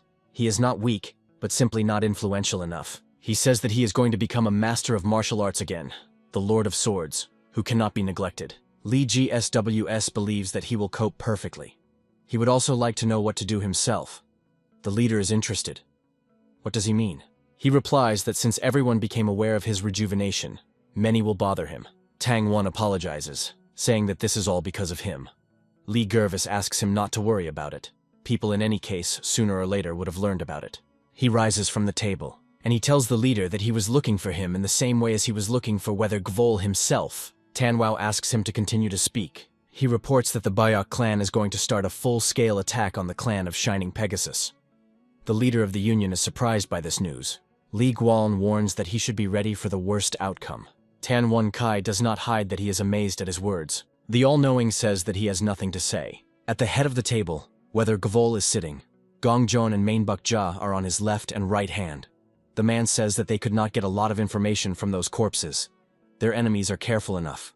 The girl says that they still managed to find out something. From behind the door is the voice of the leader of the Union, asking permission to enter. Li Gsou invites a man to the room. The Tan is coming. Behind it is a black snowflake. Seeing Gongjon, she rejoices violently. The same does not understand what is happening. The black snowflake reminds of its belonging to 100. The girl replies that she completely forgot about it. With reverence, turning to Li Gvol and calling him his older brother, the coming head of the house as a beautiful mother asks, "Can she be here?" The all-knowing is surprised by such an appeal. He says that even the leader calls him the eldest. But the black snowflake objects. whether GSWS is rejuvenated, and therefore, now he is young. She is not interested in men, but she knows Gavol the longest. She asks him, calling him an older brother. Is everything all right? He, laughing, replies that she can call him as she wants. The all-knowing grunts displeasedly. Tan Wan Kai offers to get down to business, but Lee Gervis asks him to wait a little more. He says that there is another person who will participate in their conversation. The door opens and a man enters the room. This is the elder Chan Vun. Lee GSOU invites him to join them. He decides that now you can start a conversation. For some time, those present are silently glanced. The omnivorum meaningfully grunts. Lee GSUS says he knows that it will be embarrassed. He asks to leave misunderstandings and pride with himself. And he offers immediately to go to business, since the situation is very difficult. Lee GSUS suggests that everyone shares the information that he has. Tan Wan Ki reports that the Council and Destroyers found all scouts and spies in the Union. He says that they all looked unremarkable, without any evidence, allowing them to reveal their real personality. Chan Vun says that all the captured enemies swallowed the poison and committed suicide. They did not even have time to interrogate them. The Omnivorum reports that they also could not recognize the identities of people who attacked the leader. Lee Gervis thinks that they were preparing for this for a very long time. To begin with, they all have to find out something. He says that the Bayok clan is very soon going to start a full-scale attack on the clan of Shining Pegasus. Those present are surprised by his words. Chan Vun asks, "The Bui clan?" The Bui clan is hundreds of a member. And the clan of Shining Pegasus is a member of the 7 vassal clans of the sect of bloodthirsty demons. Everyone understands that this is the beginning of another great war of Muram. Lee GSUS reports that Gongjon will tell them something curious. The girl says that we will talk about the blades of those 13 swordsmen who attacked the leader. Their swords are the same as those used by martial arts from the clan of Shining Pegasus, who attacked the clan of Thousands of Swords. The leader of the Union says, "It turns out that their enemy is a sect of bloodthirsty demons." The girl replies that this is so. They have already stole a collector of bones and swords of thunder. Then he adds that after that they encroached on his infinity twice. Tan Wan Kai thinks about her words. The all-knowing begins the phrase, "the clan of Shining Pegasus." Chan Vun ends it, is trying to collect 4 divine blades. Now they know exactly who their enemy is. The sect of bloodthirsty demons is not the only enemy. Lee GSUS says that behind all the main events that occurred in Muram is a clan of Shining Pegasus. Snow is in the mountains. A wooden hut is half offended with snow. Muranji from the Muran clan wanders in the snow. A frozen girl turns to her older brother, saying that she came. Approaching the door, she says, he cannot just escape from this. With a sigh, she opens the door. A young man sits motionlessly in the room. His eyes are closed. The girl cries, covering her mouth with her hand. Then he quietly hides him. About a month ago. Anyone who followed the clan of Thousands of Swords with the help of destroyers, after he received false information. The young master of the clan, Muron. Considering the missing, he lives at the top of a very high mountain, where it is impossible to find both traces of animals and people. He is not hiding in the mountains, not to avoid responsibility for his actions, and because of the mistakes that he made in the past. Because of the people to whom he caused pain. For example, Ligvol from the clan of Thousands of Swords who saved his life when he was ready to die. Why do masters of martial arts exist, and how should he live now? In order to be responsible for his actions in a kind, Muran Chen thought for a long time and suffered. The girl addresses him as an older brother. He asks, "Why is she here?" Muranji begins to cry. She says that her father sent her here. But even if he had not done this, she would still come to see him. The man replies that she wasted her time in vain. He will return and pay for his sins. The girl believes that he should not return. She reports that the leader was attacked, and now the Muram Union demands that the clan Muron take responsibility for trying to kill the leader, since Muran Chen act thoughtlessly using the destroyers. The man thinks that they need a scapegoat. He knows only one person, which could order this, and this is the strategist of the Union Muram Gonsong Pi. The girl says, there are rumors that it was he who coordinated the actions of the killers, but no one in the clan suspects him. Muran Chen sighs heavily. He asks, what exactly did her father order her? She reports that the clan begins Bonman, the time when all events and other activity in the clan are prohibited. Father said that you need to live as before, as if Muran Chen is already dead. The girl adds, he wants a man to abandon the surname Muran. The man replies that he expected this. Muranji takes out a bundle and holds out to his brother, saying that her father ordered her to hand over it to him. He cannot even assume that he is in a package. Muran Chen hastily unfolds him. He is very surprised by its contents. Muran Chen picks up the book. 36 cutting winds of swords is the essence of the Muron clan. Although he was always the best even as a newcomer, his father more often scolded him than praised him. Therefore, he sat that after such an act, he was the end.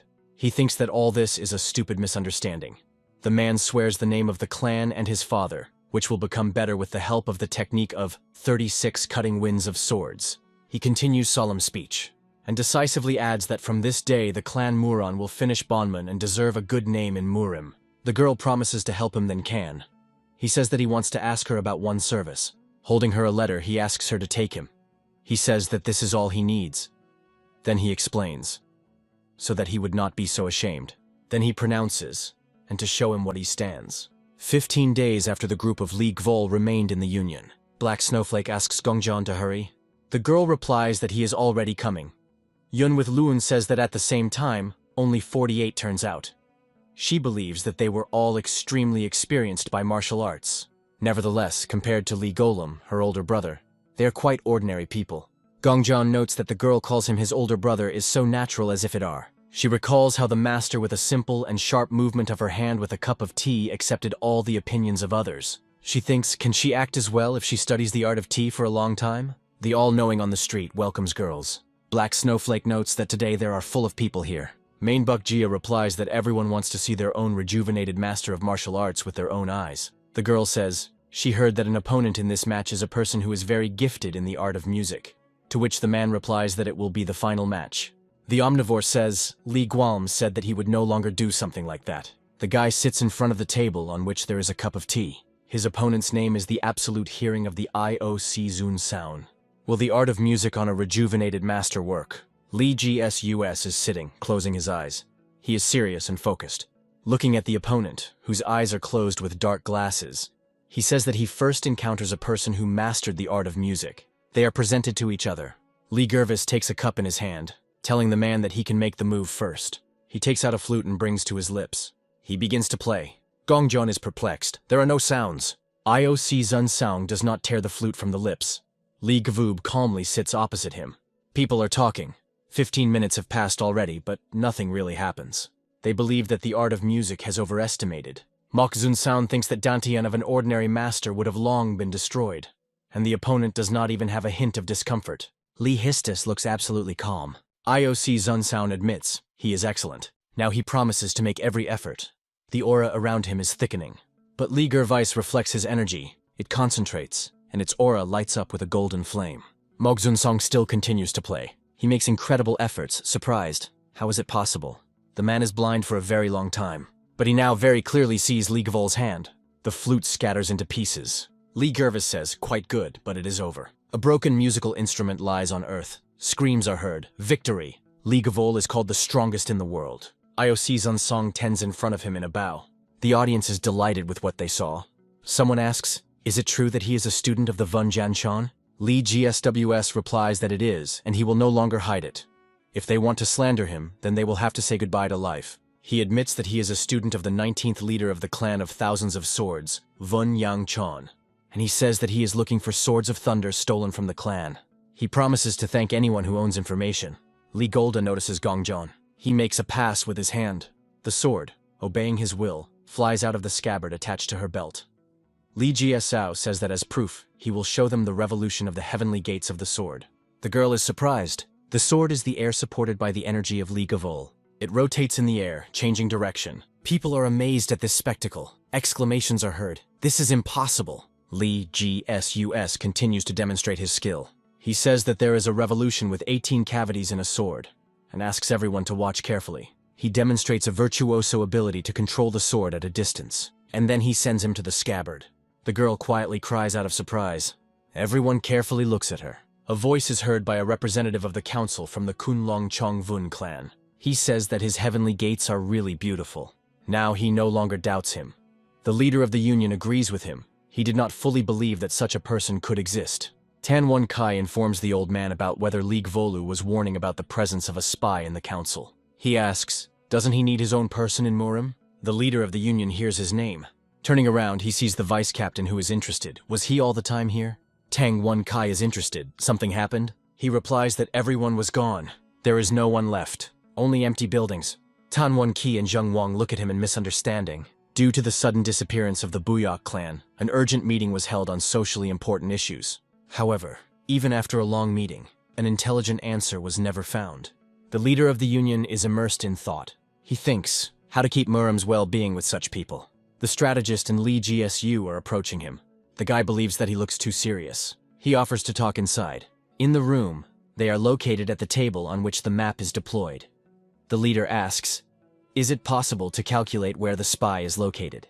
The strategist guiltily replies that he is very sorry. Lee Gervis says, after an attack on Mendu and rumors about the Bayok who missed the family, he is already starting to worry. He asks the leader, what will he do? Tan Wan-ki replies that this can develop into a real war. Lee GSUS believes that they should prepare for the worst. He offers to strengthen Qinshan in the province of Sichuan in the west and Chonas in the north. Qinshan is located near the border, and it will not be easy to get to Bladmachon. The leader of the union agrees with him. Lee Jiasao says that this is only the beginning, the biggest problem from Mache Heka. Showing a place on the map, he suggests that, probably, a turning point in the war will come here. This is a place under the name Poshan. Here, because of an active volcano, neither animals nor people can live. Tang Wan-ki is interested in. Then why exactly there? Lee GSWS replies that winter will come soon. The Buyok family, which will move over a long distance, will be able to fully use combat power. He believes that they will try to place the base in a warm beach. The leader agrees with his opinion. He cannot believe that Lero could calculate everything. He acts as if he had previously commanded a huge army. When everything became more or less clear, the time has come. Lee Ji-sus decides to go to Mache Keku. He wants to take Gongjun with him. The Omnipotent asks the question, will everything be all right with them? It doesn't matter how fast they will be, because the war almost began. Lee Gervais asks him not to worry. He says that they will be much faster than before. Does Gvolu ask the Omnivore, can he go to the Imperial Palace? He objects. The Emperor was looking for him. Clutching a message in his hands, he is worried. Will everything be in order if he appears there instead of Gvol? The guy believes that it will be even better. He will be there for the first time. He tells the girl that it is time for them to hit the road. The black snowflake, taking her hands, says that she always listened to her heart, and promises to be more patient. She believes that Lee Gervis is obliged to protect the girl, and he promises that he will definitely do this. There are farewell words and wishes of a good path. Li Gual and Gongjian soar up. The all-knowing asks the black snowflake, is she worried so much? And he receives an affirmative answer. She believes that even though they are very strong, but this time she feels that something can happen. Li Gold Gongjian. He asks her to give up to the maximum. They have very little left. The girl is back from the master again. He thinks that she moves too slowly. She had to go alone. Then he objects to himself. It is impossible. He is from a side branch. He must do everything possible. Lee GSOW tells the girl that they may not be in time. She asks for forgiveness, and he promises to try even more. He decides that he will have to change the approach. The guy says they need to get to Mache Hek tomorrow. The girl is a little scared by such a statement. She asks, is 8,000 in one day? Is this possible? He grabs Gongjian by the hand. Hugging her, Li Jem warns that no matter what happens from that moment, she should not be surprised at anything. They begin to fall down rapidly. The girl screams scaredly. Li Gual and Gongjian fly into the abyss. The girl clearly sees boulders below and screams, afraid that they will break now. But from the sleeves of Li Gvol, fuel, ups of energy consisting of scales burst. They fly ahead of falling people. The girl falls silent and watches with interest what is happening. The flow of energy acquires the shape of a huge sword. He picks up Gvol and Gongjian, and then rushes forward. Great Chinese Wall. Desert and rather gloomy terrain. In some places, spears and swords stuck in the ground are visible. While Lee Gervis dumps energy, the girl looks around. She heard that the Great Chinese Wall was erected to stop migration to the north, and its length is about 10,000 li. Looking at the scattered weapons, Lee Gervis says that a huge number of young warriors fell here. He thinks he was lucky that he survived at one time. He was given a second chance. Lee Gervais says that the blood then turned into the rain, and the accumulated bodies were like snow. He was again in the heart of the battle. A girl with tears in her eyes listens to his story. For a while, silence reigns. Clutching the hilt of the sword stronger, Lee Gervais says that they have to go. Then he adds that you need to hurry and end this stupid war. The girl hurries after him. Bloody Machon. Territory Macheheka. Snow is painted with blood. The question is heard. What are the losses? Around are the wounded warriors. The survivors provide them with help. One of the warriors replies that 67 killed on their part. Buyok Hwan to believe that they suffered too much losses, even after a sudden attack. He thinks that everything will end tonight. 2 days ago, Rocky Mountain not far from the battlefield. Fire burns in the cave. A lot of warriors gathered in it, who kneeling, listening to the head of the clan. He says, finally they arrived in the territory of Ma Che Hek. This is their last meeting, because he will stand at the forefront. The old man urges them to fight to the very end. They must return the bone collector. They need to fully give it out to win. Warriors among whom are Yomvu Lian and Gvak Chulil shout, cheers! Sir Yangon and Gon with Ki are also here. The question is heard. Is everything ready? Kavan says that they have already completed the preparation for a sudden attack. The old man, having shook his hand on his son's shoulder, says this is the last chance for them. Buyok Mukwan asks him to give a word that he will not die before him. Hwan thinks about his father. He again plunges into memories. Warriors are preparing for an attack. ManhwaCapped does not yet know what they are here. This is their chance. Hwan calls to return them to the stolen. He says that even if it is a sudden attack, the enemy can still be ready for her. So, in the worst case, they can die like a bait. Hwan continues. Those who are not ready to give their lives can stay. One of the warriors replies that they all understand that they are going like a bait. The second supports him. They think, if their lives can bring them victory, then they will give them without looking back. Hwan is touched by words. He thanks the soldiers for their dedication and devotion. The night came. Screams are heard under the fortress. Open the gate, or are you afraid? The horsemen shout. If they are given all the food and women, then they will save their lives. From the fortress wall they are ordered to get out. One of the warriors asks, they are not tired of these 2 days? The second believes that they need to be scared properly, and they will leave. Behind them, Machek appears with the question, what are they doing? Warriors are respectfully inclined in front of him. The man says that they do not even know whose land they came, and do not experience a drop of respect. He asks the warriors again, what are they doing here? Then he says that he himself will decrease everything, and jumps down from the fortress wall. Machek takes out the blade shining with energy, and tells the attackers to go to him. Jumping on the horse, he asks, how do they dare not to know the great Mahehek? Opponents decide that it is time for them to leave. Machek attacks in a jump, screaming that they all end. He overtakes one of the riders. Their swords are found. Machek falls to the ground. He raises his head to consider the enemy and asks, who is he? Kavanta says, he came to return the collector of bones. Machek is trying to get up. Sev, he says that his opponent is not a simple guy, but he came to the wrong place. He thinks that the owner needs to urgently inform. A cloud of arrows rushing in the air. Machek is cursing. Hwan is standing over a defeated enemy. Warriors hurry to him, worrying. Is he in order? He replies that everything is fine, and he asks the warriors, are they ready? Hearing an affirmative answer, he says excellent, and offers to bring a rustle. They remove the lid from the box in which there are bags of gunpowder. They are tied to the arrows. Sounding the wick, archers are preparing to shoot. Want to give a command, PLO. A hail of burning arrows falls on the fortress. A warrior on the fortress wall is frightened at approaching arrows. An explosion is heard, then one more, and more. The head of the Buyok clan, who's in the cave, says it began. The old man leads the warriors, now their turn.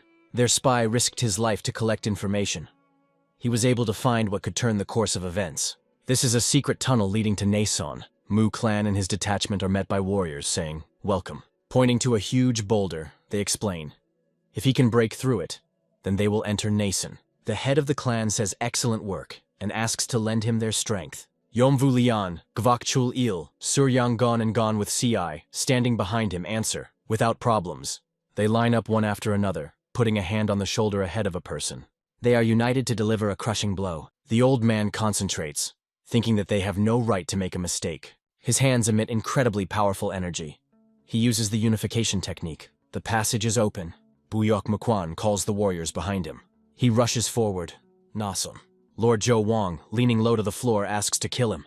The current leader of the clan Shining Pegasus is calmly interested in why. He thinks that the elite warrior was so easily defeated. Are they so strong? A man thinks for a while. Then, hearing the noise, turns around. The door opens, and the warrior reports that they were attacked. The lord demands that he say in more detail. The warrior tells everything he knows. Heikin Lin believes that there is only one clan that could do this, the Buyok clan. Rising from the chair, he tells the lord to follow him. Leaving the room, they soar into the sky. Heikin Lin thinks, no matter how strong he was, if he weakens his grip, he will die immediately. The clan leader believes that if they use such weapons, then they are directly related to the government. He wonders, who helped them, since they attacked him using explosive bombs? Haken Lin looks at the results of the attack. It stands near the destroyed burning fortress. The Lord is swearing. Taking a fragment of arrows in his hands, the man says that now they should be ready for everything.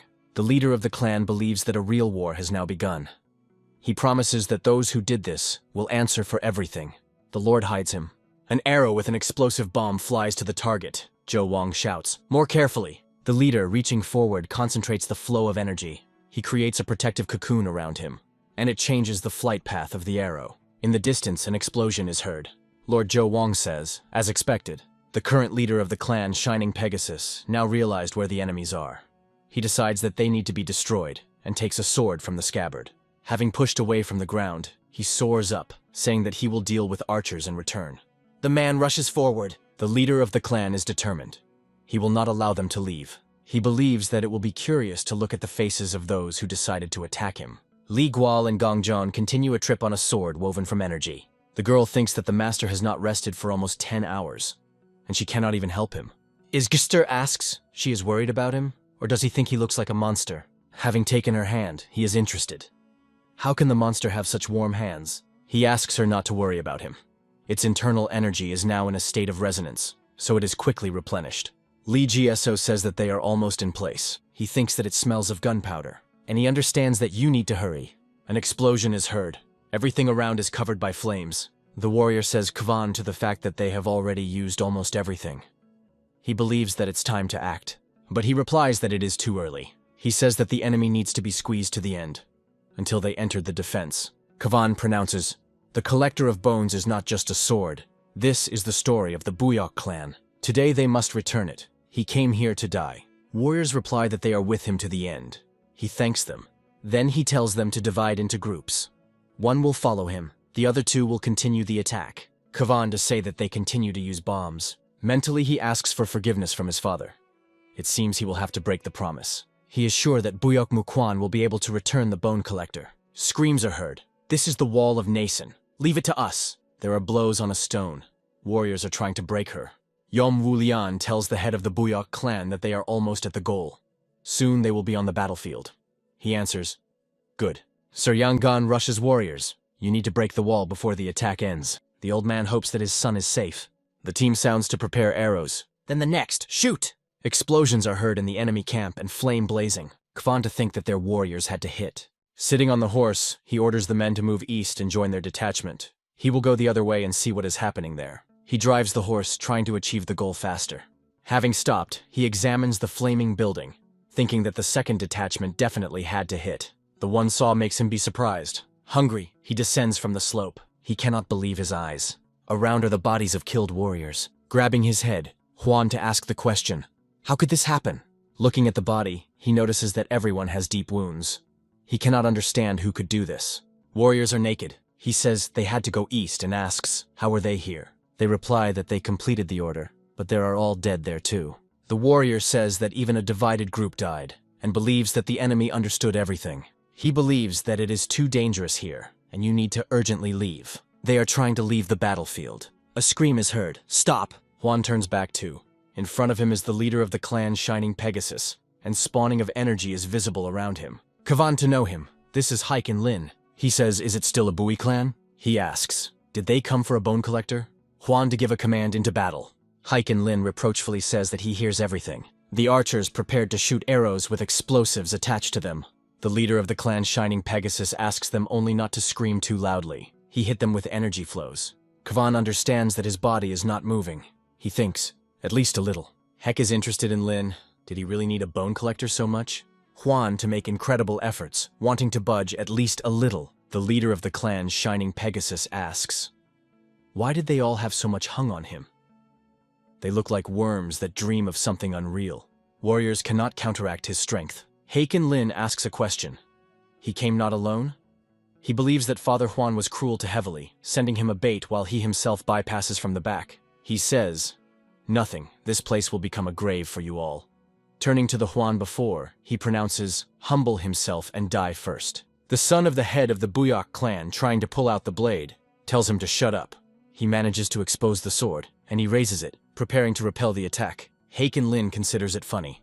Huan shouts that he will be at the forefront. He gives the command to attack the enemy. The leader of the clan, Shining Pegasus, calmly looks at archers. The energy around it is twisted with a spiral. He again beats on archers, depriving them of the opportunity to shoot.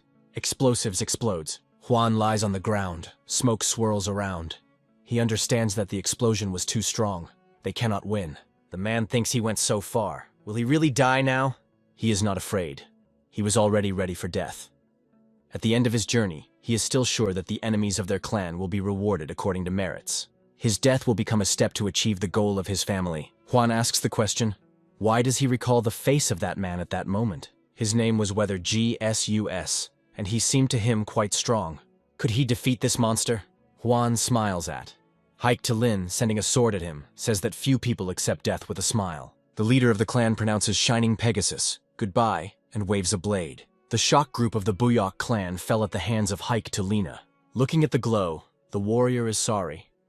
When will all this end? The second says that opponents can already be considered corpses, because their master personally came out against them. The interlocutor thinks, if you think about it, it seems that they were declared war. A friend asks, scary? He answers negatively. He says that finally he will be able to check the blood to taste. Suddenly they see an enemy warrior approaching them. They are at a loss. A man with a wave of a sword straightens with them. Looking back at the head of the Buyok clan and the warriors accompanying him nearby, he says that, finally, they are in the wagon. Muquan replies that the war is beginning now. The head of the clan believes that now they need to be found before Ma and the collector of bones. They are attacked by a thug with a club. Seeing him, they believe that they have a monster in front of them. One of the three leaders, Haik Cholgon, invites them to come closer. He waves a huge club. The leader of the Buyok clan rushes at him with a sword. He strikes the enemy's weapons. The old man understands that the healthy man is much faster than it seems. Hake Cholgon turns to him. Yom Wu Lian offers to attack everyone together, and the first rushes on the attack. The rest support him.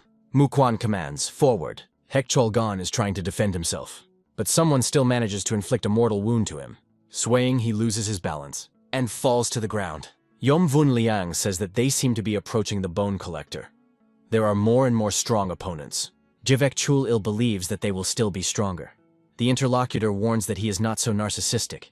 They still do not know what the enemy hides in the sleeve. Screams are heard. Here, found up to Ma. The head of the Bui clan rushes forward. He enters the dungeon. There, with hands in shackles, there is a captive. The old man says, here you are. To Ma asks, who is here? He answers, the Bayok clan, and he asks, where is the collector of bones? The bloody demon laughs. Finally they got here. He says that there is no bone collector here. The old man asks, what is he carrying? He is trying to say something, but the coughing interferes with him. The captive still answers. Heek and Lin circled them around his finger. The old man understands that the leader of the clan of Shining Pegasus. One of the warriors entwines him. He says they were surrounded. Enemies are everywhere. Lord Zhou Wang, heading a group of warriors, stands in front of him. On the right and left hand there are two armed people, impressive in their size. The Lord gloomily looks at the opponents. The head of the Buyok clan and his associates prepared for battle. Zhou Wang is interested. In front of him is the head of the Buyok clan, right? Looking at the old man's companions, he says that he gathered many famous people around him. Quan asks, where is Hick himself and Lin? The Lord asks him not to worry. They themselves will cope, even before the arrival of their master. He tells him to kill everyone, but he notes that it will be good if they leave the head of the clan alive. The old man screams, attack! The madman of three minds jumps on a horse. He thinks, it is not known what will happen next to them, but this is the best chance for escape. The man rushes the horse, saying that he rinses faster. Today it will be hot here. Below, the buildings of the fortress are burning. Gong Jun is asking Gavol, who is looking at the fire from the cliff. Are they late? He responds negatively. It all has just begun. But you can't hesitate, he believes. Healthy men, anticipating reprisals, chuckle. Warriors rush on the attack. Yom Wu Lian uses not only weapons, but also internal energy. The palms of Gon from Ki cover the fiery aura. He directs the flow of flame to opponents. Sir Yangon, playing with a whip, offers to attack him. He believes that the battle is much more interesting when the enemy is not a weakness. Having waved a whip, he says that he will definitely not lose. Jivak Chul Il, standing aside, notes that it seems that his friends have fun. He cannot wait for his turn. The warrior shouts that their brothers fight and offers them to help. Lord Zhou Wang is outraged. He addresses his henchmen. What are you doing? He believes that they dishonor their master. He orders his people watching a fight to go and help the others. The head of the Buyok clan is covered with a sword, but the Lord is wrapping his blow. For some time they exchange blows, not inferior to each other. The old man asks, Where is their head? Zhou Wang considers him a strong opponent. The Lord replies that he will know about this only when he kills him. All the warriors of the Bui clan bravely fight enemies. One of the warriors, noticing the whip in dangerous intimacy, warns the comrade in arms to be more careful. Sir Yangon beats the attacks of a man armed with a sword, mockingly interested in this. Is that all that he is capable of? Having intercepted his weapons more conveniently, he swears. Having waved a whip, he screams, "Get it!" And with one blow, the blade of the blade flashes. Gon with Ki is surprised by the power of his attacking enemy. Yom Wulian rushes to his aid. Gon with Kai believes, if they are delaying, then reinforcements will arrive, and offers to finish everything right now. One of the healthy men is trying to strike him with a sword. The battle is in full swing. Healthy men consider opponents to be insolents. They are confident in their victory. The team sounds, the equipment technique. The warriors of the Bayok clan rush to the attack. The head of the Jacket clan attacks Zhou Wang.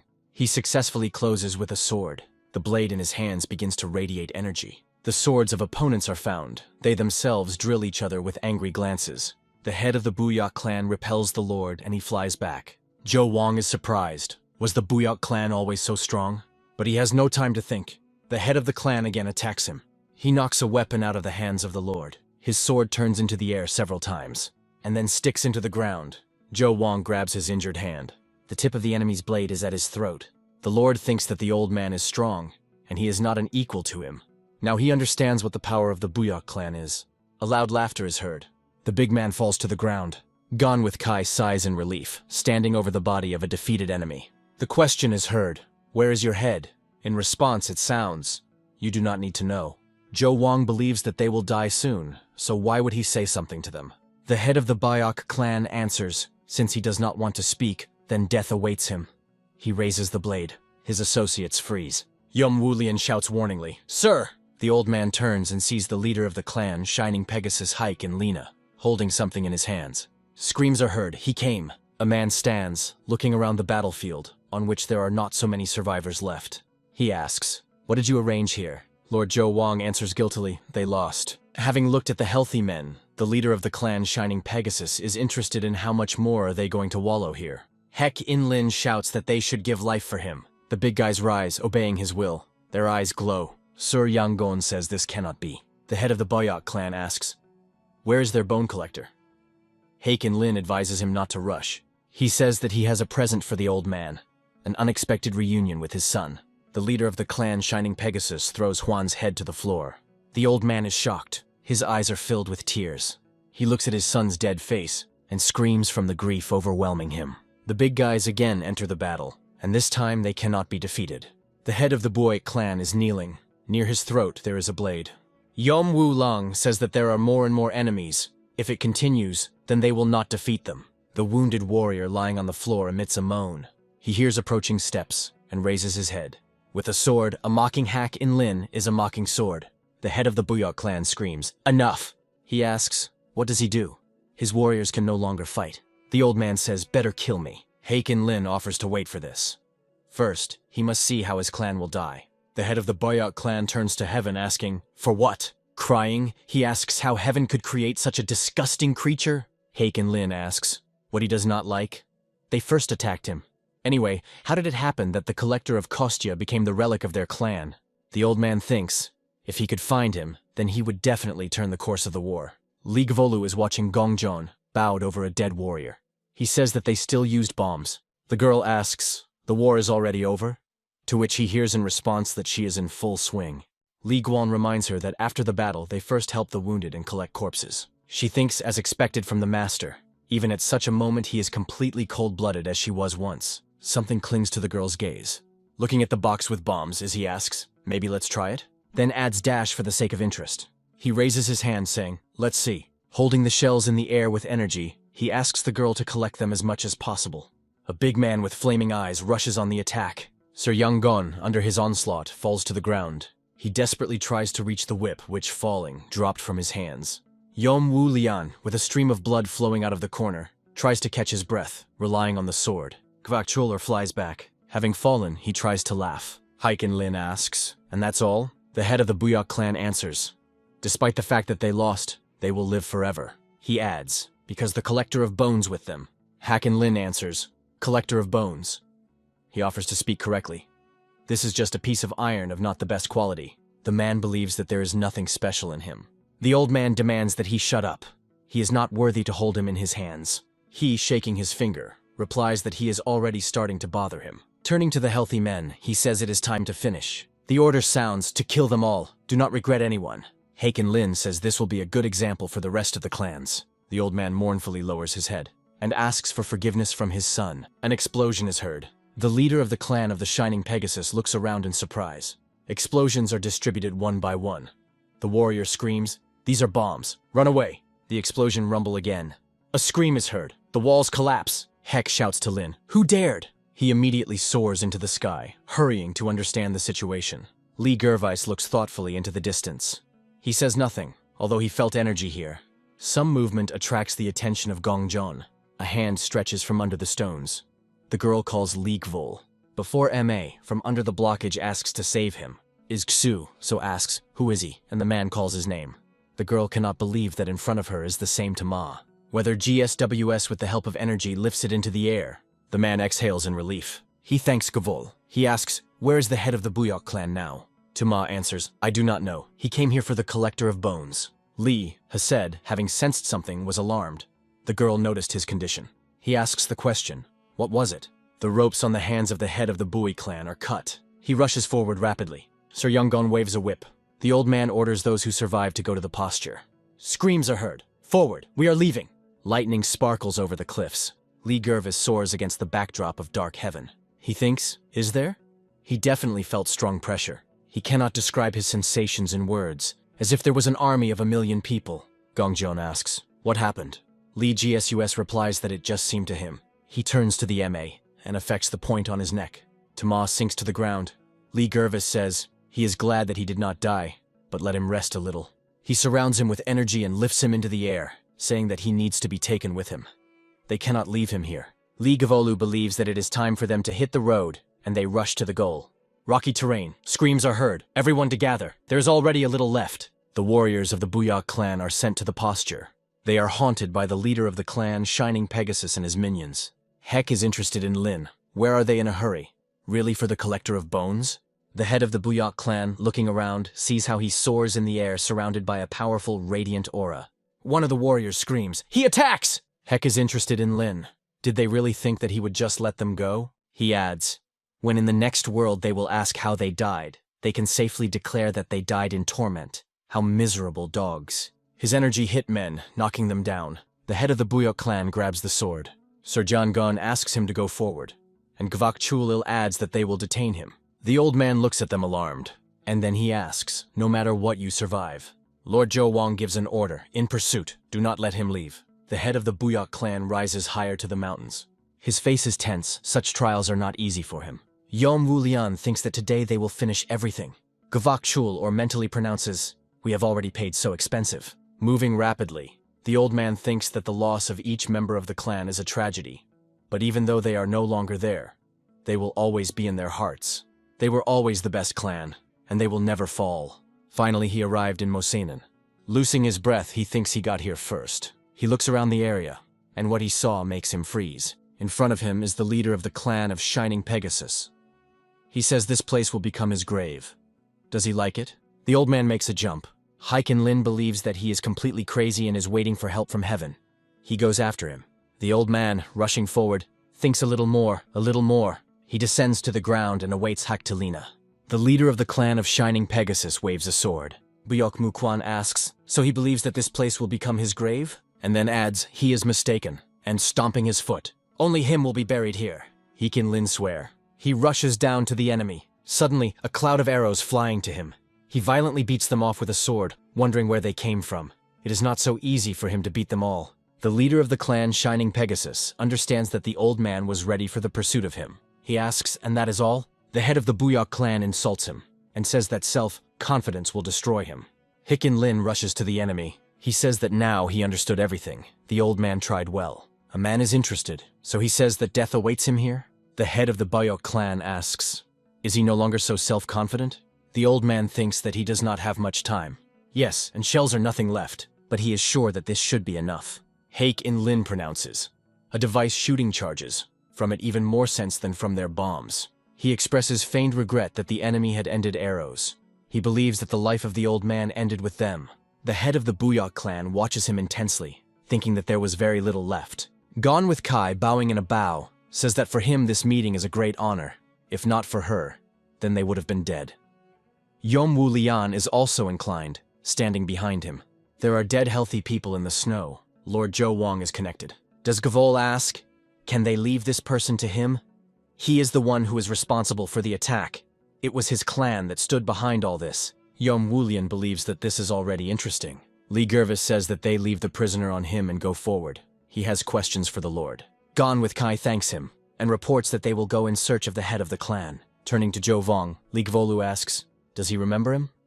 The prisoner thinks, what did the guy forget here? He replies that this is their first meeting. Is Gizvrol interested? Where are the swords of thunder? The Lord is feverishly thinking, not a collector of bones but parts of thunder? Does he know something? He believes that this cannot be. Zhou Wang thinks that he is just trying to deceive him. He replies that they cannot even hypothetically be here. Does Gavol ask, then where is the collector of bones? The Lord notices the lying nearby to the Emma. He replies that only the leader knows about this. Is Gavolvo clarify? He wants to say that he himself knows nothing. He confirms, it is, nothing at all. Li Gervis throws a sword, the wound of the captive in the thigh. He says that they met in the palace many times, and it is better for him to stop lying. Bowing to the Lord, he advises him to think carefully about it. The next time his life will depend on his answer. He inflicts an energy point blow to the neck, depriving the Lord of the opportunity to move. Li Ginggong John says, it is obvious that he knows everything. Tears appear in front of the girl's eyes. She says that they definitely need to find a sword. These villains have no excuse for the death of so many people, she believes. Gongjian is crying. Li Gervis asks her to tolerate. Tears are definitely not helping here. The girl says that they need to support the head of the Buyok clan. They rush forward, captives in energy cocoons follow them. Looking at the neutralized lord, Li Gervis says that now he will not be able to escape. The girl is worried. Will the head of the Buyok clan be in order? The guy does not know, but he believes that the old man retreated to the posture for a reason. He recalls the huge energy that he felt there. She proceeded from the posture. Ma comes to his senses. The word posture makes him start. He screams, stand! And he is interested. Why are they heading there? Gongjian replies that there will be a decisive battle. It all ends there. Before Ma believes that this is madness, he asks, does she know what is there? Although he is sure not. He himself only recently found out about this. Li GSU, becoming interested in the conversation, lands. He asks, and what is it? Before M, he replies that even the locals do not know about this. He is interested. What do they know about the past war? Gongjian is known that at that time there was the strongest warrior Young Ma. Nobody ever recognized the limit of his strength. He did what he wanted. No one could withstand him, and some even admired this. But suddenly he disappeared. Then the war began against bloodthirsty demons. To confront him, the Murim Union was formed. After long bloody battles, the Union managed to push them back. It was then that the columns of memory were installed in honor of all the dead. Li GSUS says her knowledge is impressive. The girl replies that the teacher told her about it. Before Ma intervenes in their conversation, most adhere to this particular version. However, this is not entirely truth. He says that the war ended precisely in Restonia. He also reports that Young Ma is alive. Voices are heard. We arrived in the posture. You need to find the chapter. Thin streams of hot lava flow along the slopes of the mountain. Warriors notice that he, along with the enemy, is below. The leader of the clan, Shining Pegasus, is covered with a sword radiating powerful energy to the old man. He attacks him. The head of the clan manages to evade. But the effect of his aura simply blinds. An explosion is heard. Warriors do not understand what is happening. Is the volcanic eruption? After the explosion, the flame blazes. In the raging fiery element, you can see a person sitting in a lotus pose, protected by the energy that creates a sphere around it. He is absolutely calm, and it seems completely immersed in his thoughts. He opens his eyes and rages in them a furious flame of indomitable inner power. The head of the Bayao clan holds the blade on the manufacturer. Haikin Lin, surrounded by a strong aura, inexorably approaches him. He attacks the old man. Having concentrated energy in his hand, he directs it to the enemy, delivering a powerful blow. The head of the Buyok clan is unable to stay on his feet, and he falls. On the face of the leader of the clan, Shining Pegasus, determination is written. The fragment of the arrow sticks out of his forearm. Rising to his feet, the old man mentally says, Dedogan, this is one of the 36 commandments of fighting. Its feature is an emphasis on victory with huge losses. The enemy rushes to him. The head of the Buyok clan decides that the time has come. Hek pronounces in Lin, "Let's finish." The old man, sticking a sword in the ground, replies that he is right. It is time to finish it. He says that the man had no choice, and let this place become their grave. In the place where the blade entered the ground, an explosion is heard. Hakin Lin screams, "What does he do?" The head of the Buyok clan at that moment thinks about his son. When an explosion sounds, he mentally pronounces, "We will meet soon." The blinding flame breaks out of the ground. Lava flows the river. Li Gual and Gongjon are watching her from the cliff. The girl says that it looks like a natural disaster. Sir Yonggon nurses Li Gual. The guy asks, "What happened here?" Yom Wulian explains. Their master decided to finish the battle. Bombs were installed here in advance. Is GSWS asking, does he really want to say that the head of the Buyok clan undermined himself? The man answers in the affirmative. The guy asks, "What happened to the bone collector?" Yom Wulian believes that Haikin Lin knew his location. But hardly they will now be able to ask him about it. Li GSWS replies, "It's good that there will be no more explosions." He orders the soldiers to divide and search the surroundings. If they find something, then let them give a signal. Givak Cholil answers, "Will be done." Turning to MA, he says that he will remain with him. The man replies that he can do what he wants. He did not run away, although he had such an opportunity. Li Gervis is inflated over the raging lava. He thinks that Mosanin is the last refuge of Yong Ma. Before Ma, he said that 100 years ago, the lords of bloodthirsty demons decided to kill him. Although at that time, he was immortal. However, Yong Ma foresaw this and destroyed them first. Desperate, they threw responsibility for him for the extinct clan. Then the war began. Nobody managed to kill him. The only way out was to seal him. Whether Goving the surroundings thinks that this happened here, at the bottom of the posture. He wonders, even if he was sealed 100 years ago, could he survive in such an environment? A scream comes to him. Here, the master was found. Li Gold is in a hurry to the voice. The Yom, catching Yom Lian, is interested. Is he exactly? The head of the Buyok clan is still breathing. The warriors are surprised. How could he survive after the explosion? They notice nearby and Hek and Lena. Li GSWS says he seems to be alive. The leader of the clan of Shining Pegasus lies on the ground with his eyes closed. Sir Jangon considers what was happening strange. He was sure that only they were here. Turning to the side, he, seeing something, screams, "Who is it?" Whether Gold, seeing a person surrounded by a radiant aura, asks a question. How is it possible? He was here all the time, but he did not even feel him. The person's face is not visible, but he seems young in appearance. The guy is trying to understand what he does. Meditating? Having spread his hands wide, he says that they surrender. Human behavior is worried about Gvol. He dares to approach him, and holds out his hand to check his condition. Incredible power throws him back. Stones collapse, and it turns out to be buried under their weight. Gongjon is concerned about his condition. Sir Jangon calls everyone to see what is happening in front of them. A person with a face distorted from rage seems to be going to attack them. Standing to them, he says, "Emperor Enyuv was the father of Kvonjon. Kvonjo gave rise to Dojon, who gave rise to Chanzon. 10 years after the death of the emperor, Chkanzon began to rule, and then the last descendant of Dragonblood was born." Warriors do not understand what is happening. Sir Jangon calls them to be careful. Who knows what this person can do? The man finishes his speech. This is he, the great Yungma, who inherited the martial arts of Emperor Ench. Then he adds, "Who had to die for a long time?" Everyone carefully watches Changma wake up. It looks out of the stone to the Ma. Yom Wulian asks, "Did he call himself Great Yungma? Did he hear correctly?" Sir John Gon says that in Marim there was only one person with the name whom everyone knew. Givak Chul Il adds, "And he has been dead for decades, for decades." He asks, could it be that Gvolu immediately understood who was in front of him? Yongma is in airspace. Around him energy swirls. Sur Yangon shouts that this is the same Yongma and calls not to lose vigilance. The man approaches the ground. Sur Yangon asks, "Is he crazy?" Then he adds, "Is he the great Yongma?" Uncertainly and stammered. The man says that he is Yongma, the great warrior Yongma. Suddenly he grabs his head, squeezing it. He clearly feels unbearable pain. Sur Yangon asks the associate, "He lost?" Gon with key answers, "Perhaps," after which he was sealed. Yongma screams in pain and scratches his body. Finally he freezes. Then he stares intently at the head of the Buyok clan lying on the ground. He holds out his hand in his direction. Gvak Chul Il shouts, trying to stop him. Blood is pouring from the old man's mouth.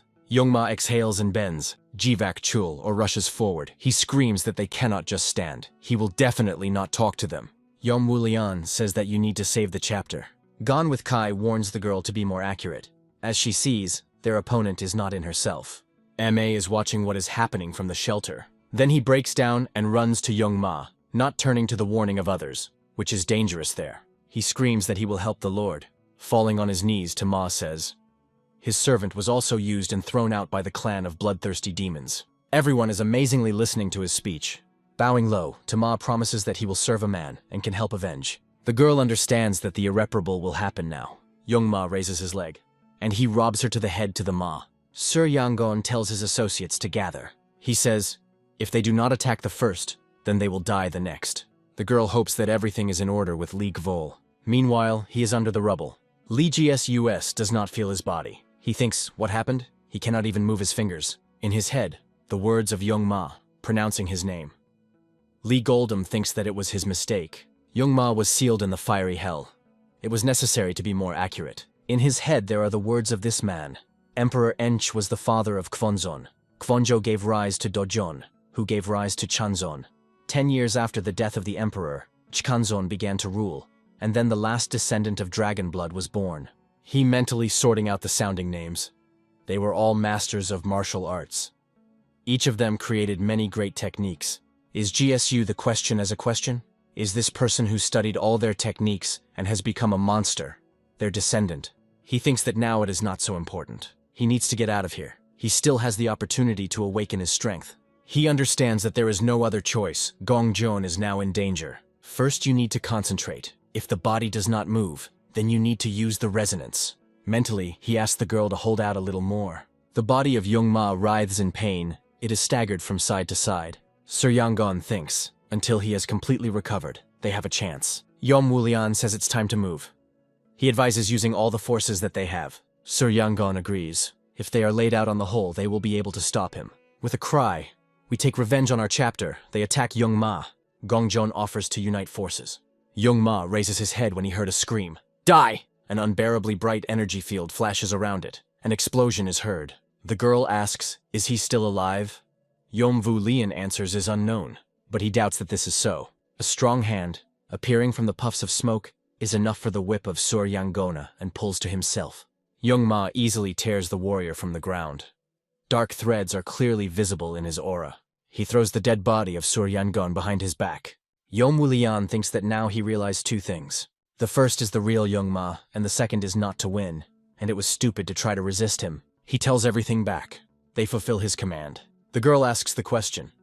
Why did they not immediately understand that he was not equal to him? She thinks that he was able to win even the master. They have no chance of winning. The blade flies out of the hands of Yam Wu Lane. He makes a dying scream. The sword is spinning in the air. Then a strong hand grabs him. Youngma looks at the blade. He makes them several lightning-fast strokes, adjusting to the weapon. The girl screams, back. Gone with Kai says she leaves. But too late. Youngma, having dealt with Gon from Ki, is already in front of her. They are trying to interfere with him. Jivak Chul Il tells her to get together. He says she needs to run. The man believes that he is no longer a tenant. So why not at least try to resist this monster? The girl replies that she will not leave him. The two of them are going to withstand Youngma. Gongjon says she is with him to the end. With force, an abandoned blade throws the body of Gvak Chul Ilya far back. Having fallen, he hardly pronounces a few words. Dying, he asks her to leave. The girl looks at him with horror. Then she rushes at Youngma. Gongjon uses the mounter's crushing technique with one blow of the sword. She wounds the enemy's hand. Youngma gloomily looks at the girl. The sword flies out of her hands. She screams scaredly. Her body ceases to obey her. She rises into the air. Youngma takes all the actions with just a glance. He recalls Lee Gvol buried under the stones. He is interested. Who is it? It again acts by force on a girl soaring above the ground. His deadly energy is wrapped around her neck. Youngma demands that she tell him the name.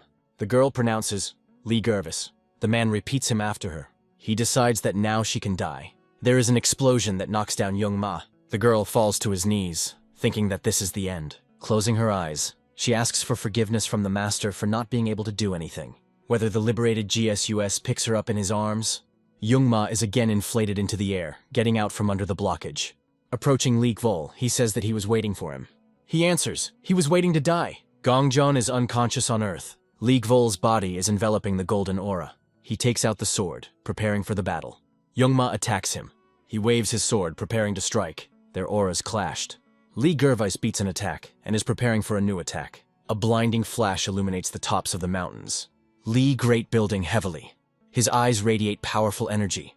A golden aura blazes around him. He slowly exhales, looking at the enemy. Youngma stands opposite, clutching a fragment of a sword in his hands. He looks at a piece of the blade in bewilderment. Throwing it, he says, incredibly. He declares to Gvol that it is still useless for him, and he demands that he would give him his power of Buddha. The guy is interested. Is he Youngma? The man replies that he was called that before. He looks expectantly at Li Gvol. He, attacking, says, the only thing he wants to tell him is that he will die now. Opponents come closer again. Youngma grabs his hand by the blade and he instantly burns. He pulls the sword on himself, but Li Gervais, pushing away from him with his foot, liberates his weapon. From the cut in the palm of Youngma, blood streams. His aura acquires a bloody red color, but he immediately heals the wound. Then, taking the combat rack, he pronounces, good, and whether he offers Gvol to show him his strength. Youngma beats the first attack with a wave of leg. Then he puts his arms forward. He soars up to attack the enemy. Li Gervais rushes after him. He has a hard time. The enemy's aura allows him to fight with his bare hands. As he thought, with every second, Youngma releases more and more his strength. He easily beats off his attacks. He understands that now is not the time for thought. Youngma, shrouded in a fire aura, rushes to him. Li Gervais throws a sword. He quickly moves towards the enemy, deciding, if he cannot kill him, he will die. Youngma waves his hands, direct energy to Li Gvol. The sword flies to him. He stops him with his hand, speaking, weakly. Li Gold thinks about Gongjon. He decides to take a sword from her. Li Gervais directs the blade to Youngma. He throws his own, and swords cross in the air. Youngma returns his sword, and tightly squeezes his handle. Li Gervais also calls back his weapons. He understands that the enemy can use the resonance. Youngma asks, is this sword too from the Buddha? He says he wants to know something. Li Gervais silently expects his question. Youngma is interested in, is he familiar with the technique of Chongomun? How did he learn about the technique of the great river Chongomun? Li Goldum thinks, it cannot be that Youngma was its creator. He does not want to believe in it.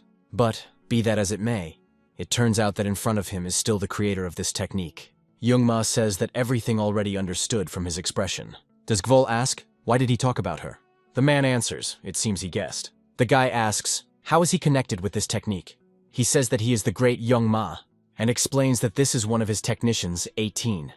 He believes that Li Gvol managed to completely master it. Youngma is surprised that a person like him was found. He asks, who is his teacher? Li Gervais indicates a blade of dead warriors. On the ground are the dead warriors of the Bayok clan. He says that they should not have died. Youngma believes that they were simply unlucky. After all the years in prison, he just wanted to protect his fragile body. Li Goltz asks, the great Youngma had previously allowed himself the killing of the innocent? He answers, the guy is right. He had already managed to forget his past. He throws the sword up, and he falls to the ground. Youngma says, the only thing that remains of him is true, is revenge. He grabs his head again, as if experiencing unbearable pain. Black divorces appear in his aura. Li Gervais notices this fact.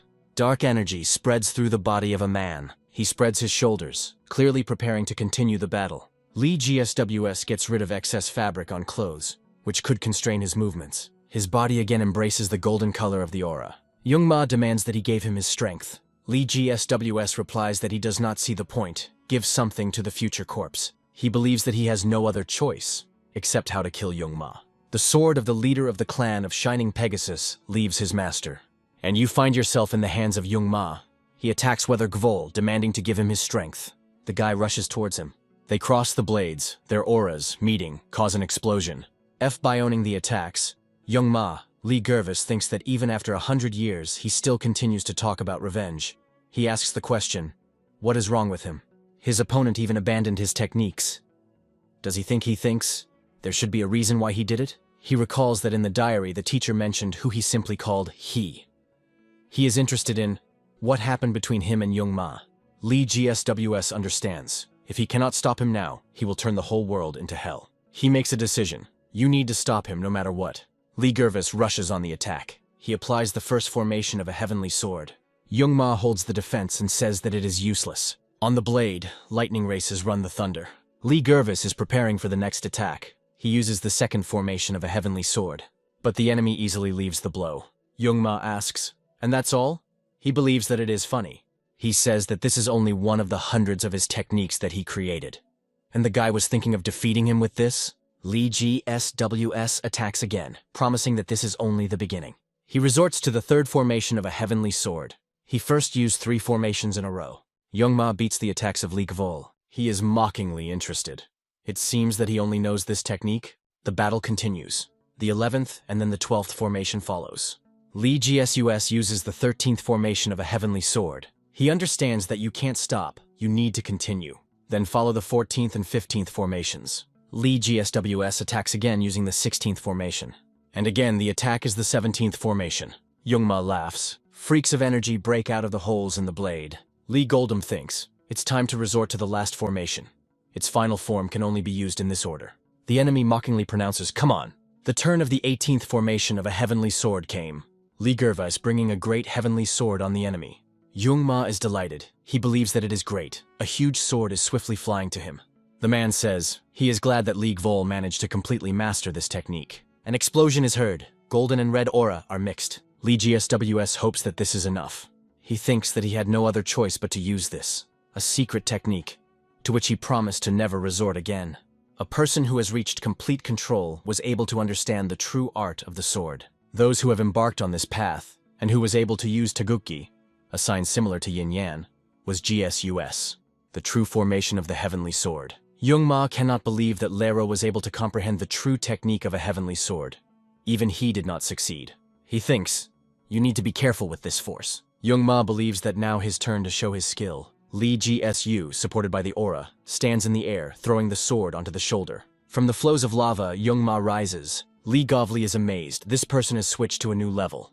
Youngman was able to go beyond his body. This is possible only after reaching your peak. The man laughs and says it's time to finish. Lee Gold answers, come on. Their silhouettes are barely distinguishable in their radiance. Youngma smiles pretty. Lee Gvabel waves his sword. He attacks with a cry, die! Its aura is divided into scales, each of which carries the strength of the Taguki sign. Youngma beats them with a blade. Whether Jiason increases the pressure, Youngma is interested. He can't move Taguki during the battle. He believes that then it will be easier to finish everything. The man rushes on the attack. He is already looking forward to victory. Lee GSUS uses resonance. Youngma is surprised. A cloud of golden scales moves towards him. They knock him down. Youngma falls to his knees. Lee GSO says that he is the end. An explosion is heard. The dazzling bright flame soars up. Lee Gvolu stands under the lumps of the earth falling on him, which rose into the air during the explosion. He no longer feels Youngma. If he had been late, he would be in his place now. He believes no matter how strong the enemy was, he certainly could not survive it. But the disheveled and wounded Youngma rises again. He screams in pain. Blood whips from his wounds. Lee GSUS cannot believe that he managed to survive. The guy asks, is he immortal? Youngma straightens up. Traces of scales are visible on his body. He smiles again and madness splashes in his eyes. Youngma raises his hand with a blade. He pronounces only one word, die. Lee Guan again directs the energy consisting of scales to him. But he understands that the resonance no longer works. Now the initiative has passed to Youngma. He is surprised. How can he fight in this state? The strength of a man knocks down a guide from his feet. He tries to rise. Blood flows from wounds on his chest. Youngma sends a blade to him. Lee Gervis understands that he no longer has the strength to escape. He is sure. His time came to an end. The man waved his sword. Lee GSWS hears his name. Gongjeon turns to him. Lying unconscious, she still strives to help the master. He understands. This is definitely her voice. Lee GSUS decides to resort to the last chance, to use the resonance on himself. His hands spill golden energy. His whole body covers the radiance radiating many scales. He falls from the cliff, and powerful energy rays continue to break out of his body. The mountain temple of the old volcano. Southeast Mountains, Lunar Temple. In the hall there are statues of Buddha. Near them there are vases with flowers. Dan Heck sits in a lotus pose next to a tea master and Dream Gong Wai. The old man looks at the man. Then he looks out the window and groans. He calls Dan Hecka, and he opens one eye. Rising, he asks, what happened? The old man believes that he should go to Sansan. The master saw smoke, and thinks that help is definitely needed there. He says that it will not be easy, but the Heku is given to go. He is the only one who can do it. The man objects. He still did not deepen into training. Yes, a dream gong? I reply that he will succeed. He is sure that the technique that Hike inherited from him has the power of the Buddha that will help him. The only request is not to violate the world of living beings. The man, bowing his head, answers, "Good." Seeing him on the road, the monk advises him to take more clothes because now it is windy. The temple is located in the mountains in a secluded place. Now a man has to go into the world. The monk believes that a person like him can change him.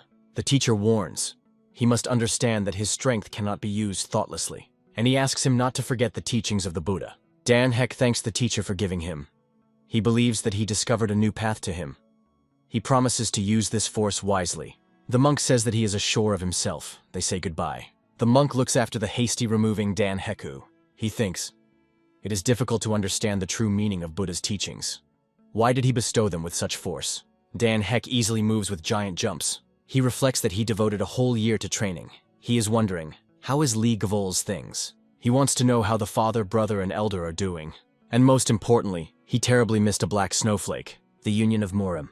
There are scrolls on the table. These are all appeals. The strategist of the Union, Murim Song, says that everyone is concerned about the conflict between the Buyok and Ma Jo Heki family, and they want to send Murim's fighters to the very Fed. The leader of the Union, Murim Tan One, thinks that GSU has gone there. He asks, why is there no news? He believes that a person can hardly have problems. Tan One Kai says they have already sent a secret group to Mosenin and offers to wait a bit. The strategist agrees with him. The black snowflake is sad. All three settle down at the table on which the scrolls are. The leader of the Union turns to the girl. He asks, is she worried? The black snowflake answers, a little. She is sure that Li Gvol could not just die so simply, but she is worried about her sister Gong Jon, who went with him. Young Wang, accompanied by a warrior, enters the room.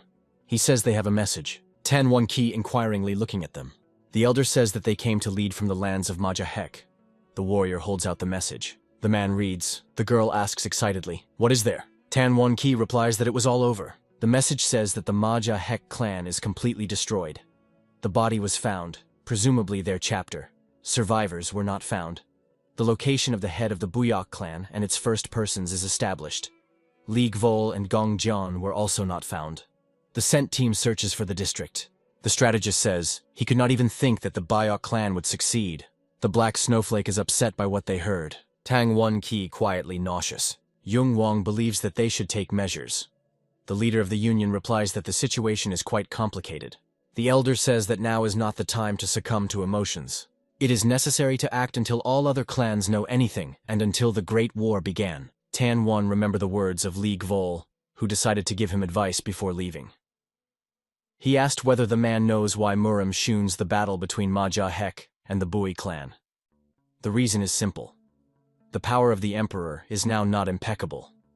If their war will affect the life of ordinary people, and they will begin to doubt the strength of the imperial power, the emperor's army will immediately begin to act. He asked him to be careful. The leader of the Union replies that the blood is already shed enough, and further conflicts are unacceptable. He orders them to stay here and monitor the actions of the emperor. The leader himself wants to see what happened there with his own eyes. Black Snowflake says she will also go. Tan One Kai, they can go together. Between the cliffs, the lava flows the river. A voice is heard, notifying that they arrived in the posture, and they need to hurry. Chan Ken, who headed the search detachment, gives an order to everyone who is now here to look for surviving people. Inspecting the terrain, he says that masters of martial arts were beating here. This is immediately visible. The vice captain hears someone's moans. He rushes in the direction from where the sounds came. Chan Ken sees the unconscious Gong Jon. He is trying to bring her to life. Opening her eyes, the girl is interested. What about the master? The man replies that the group examines the surroundings. He asks her not yet to talk. She is in very poor condition. The girl cries, saying that everyone is dead, even a master. The war between the Buyok and Majo Heke clan led to the complete destruction of both of them. From the end of the war, the search for the survivors of the last battle, but only one person survived. Gong Jon survived. It was a war in which countless warriors died, but this is only the beginning. The temple of the Buyok family, located in the province of Hobuk. Gonskan with Ki, Yomwu Lane, Suryangona, and Garchu Ilya. These are those who possessed incredible power, and those who fought for justice. Buyok Mukwan and Boy Fanto. They closed their eyes, fighting Majo Heka and Jungma. Near the graves is Gong Jon. The girl has a bandage on one eye. She whispers, "Your lives were not given in vain." She promises that she will never forget them. In the distance, you can see the silhouette of a person. The girl's crazy hope flashes that it is GSUR. She recalls his words. A master of the highest rank can say a lot about a person, just looking at him.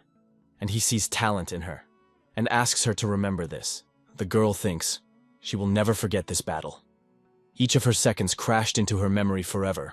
Mentally, she turns to him. This is the place that he protected remained without him. She promises to protect him. The main hall in which the members of PEK Jungfi gathered. Gongjon sees an unfamiliar girl. She asks she needs something. She replies that she just heard that she stopped here.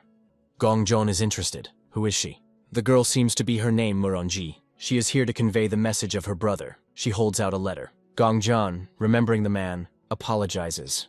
And obviously it is in no hurry to take a message. Muronji says he understands her, but still asks her to read the letter. Having given the message, the girl immediately disappears. Gongjon, sitting in his room, unfolds him. Moring Chen simply wants to tell her what he had held in his heart for a long time. He first saw her when she won the Muram tournament, and from that very moment he cannot forget her.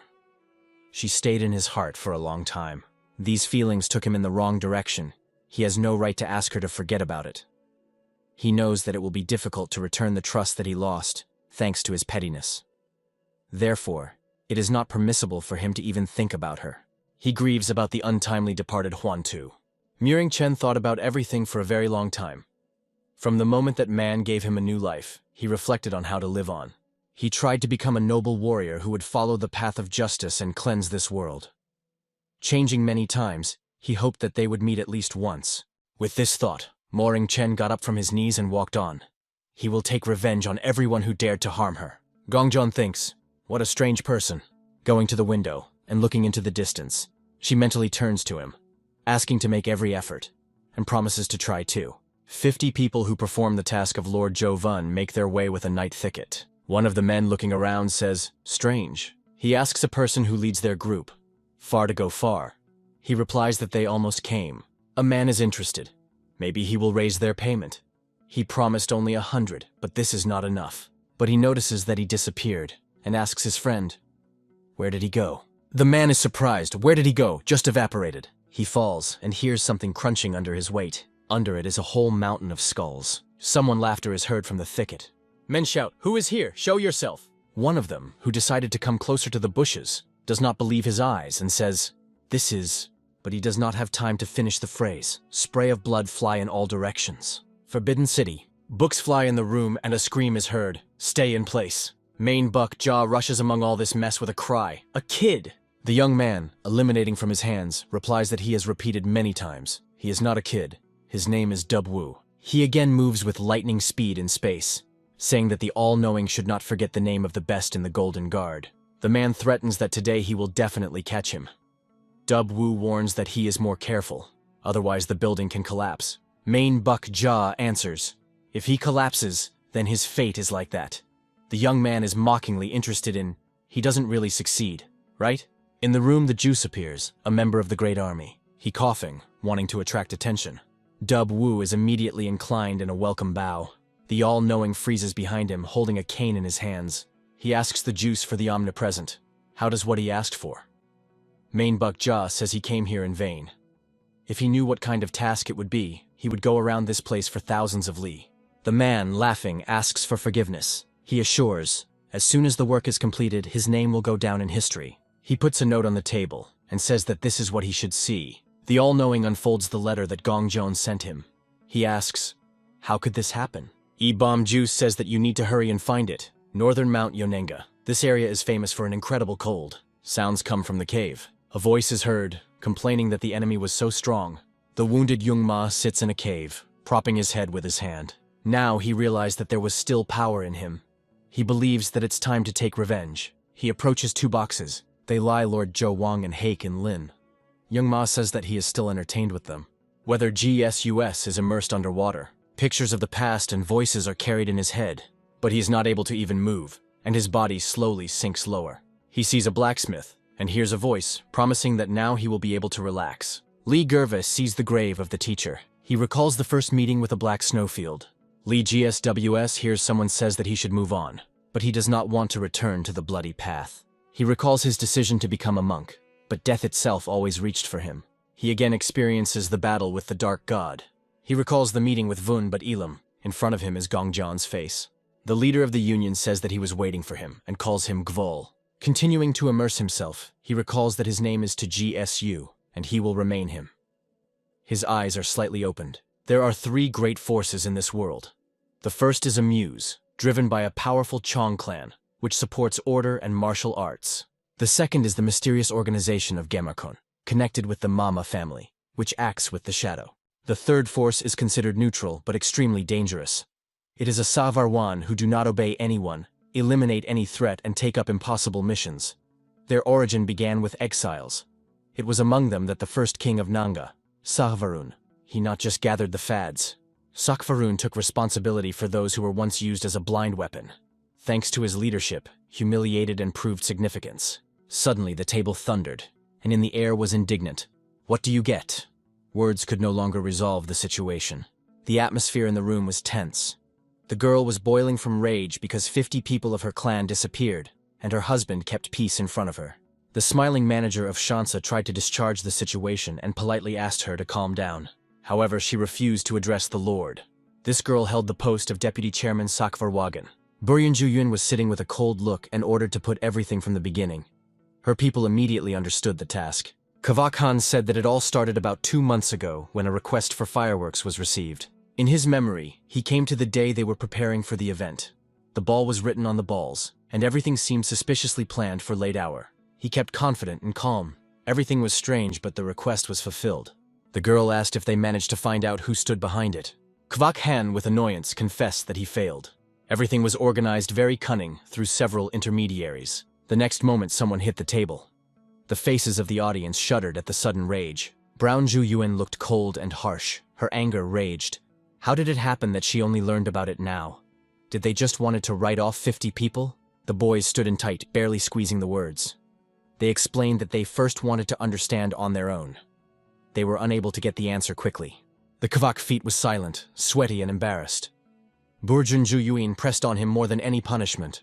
In his memory, how recently this harsh girl was a small orphan. He helped to educate her after his mother's death. The tears acted in the eyes. He remembered how beautiful she was. When did she turn into such a ruthless leader? Burun was looking at them with cold indifference, as if she had not been waiting for her people. Getting out of place, she strongly said that she was now taking up the case. This decision shocked the guys. They knew it as dangerous, but she stood on her own without leaving space for objections. They looked at each other, puzzled. Her behavior seemed unnatural. But at the same moment, an elderly man appeared behind. He hastily drove them, and those who were embarrassed left the room silently. The sky was purple. The sun sat down for the horizon. The mighty rocks rose above the river, like stone giants that were silent. The girl stepped down the shore, confidently and thoughtfully, not looking away from the water. In her thoughts, the questions were spinning. From the founding of the organization, they have never lost so many people. It was suspicious. With his arms folded, she stared at the distance. The river originated near the big wall, and she did not believe that someone could have sailed it. Suddenly she shuddered when she heard her name behind. Someone called her. It was Kvak Khan. He stood calmly and said that this place causes memories from the past. She covered her eyes and asked if he was looking for her. Having put her hands, Buren began to apologize to her uncle for a cry. He just smiled and answered that he understood. She should always remain strong. They stood opposite each other. Kvak Khan confessed that he still did not understand why the owner entrusted the case of such a young girl. She just smiled quietly. But suddenly something strange began to come from the depths of the river. This immediately interrupted their conversation. Buren's face was whitewashed. What she saw scared her into the bones. The body flowed from the water. It was covered with blood. It was necessary to immediately pull it ashore. A young boy was pulled on the sand. His body was bloody, exhausted, and almost no signs of life. Both leaned over him. They did not know this guy. It was someone completely alien. The young man was lying in the blood, unconscious, and possibly dead. Buruna covered his face with her hand. The admiration flashed in her eyes. This guy was extremely beautiful. It is a pity that something so cruel happened to him. Kvak Han leaned to the girl and quietly said that the guy was still alive. The pulse is weak but noticeable. Hope broke out in her eyes. The young man lay still. He was no more than 20 years old. Burun looked at him with regret without realizing what could happen to him.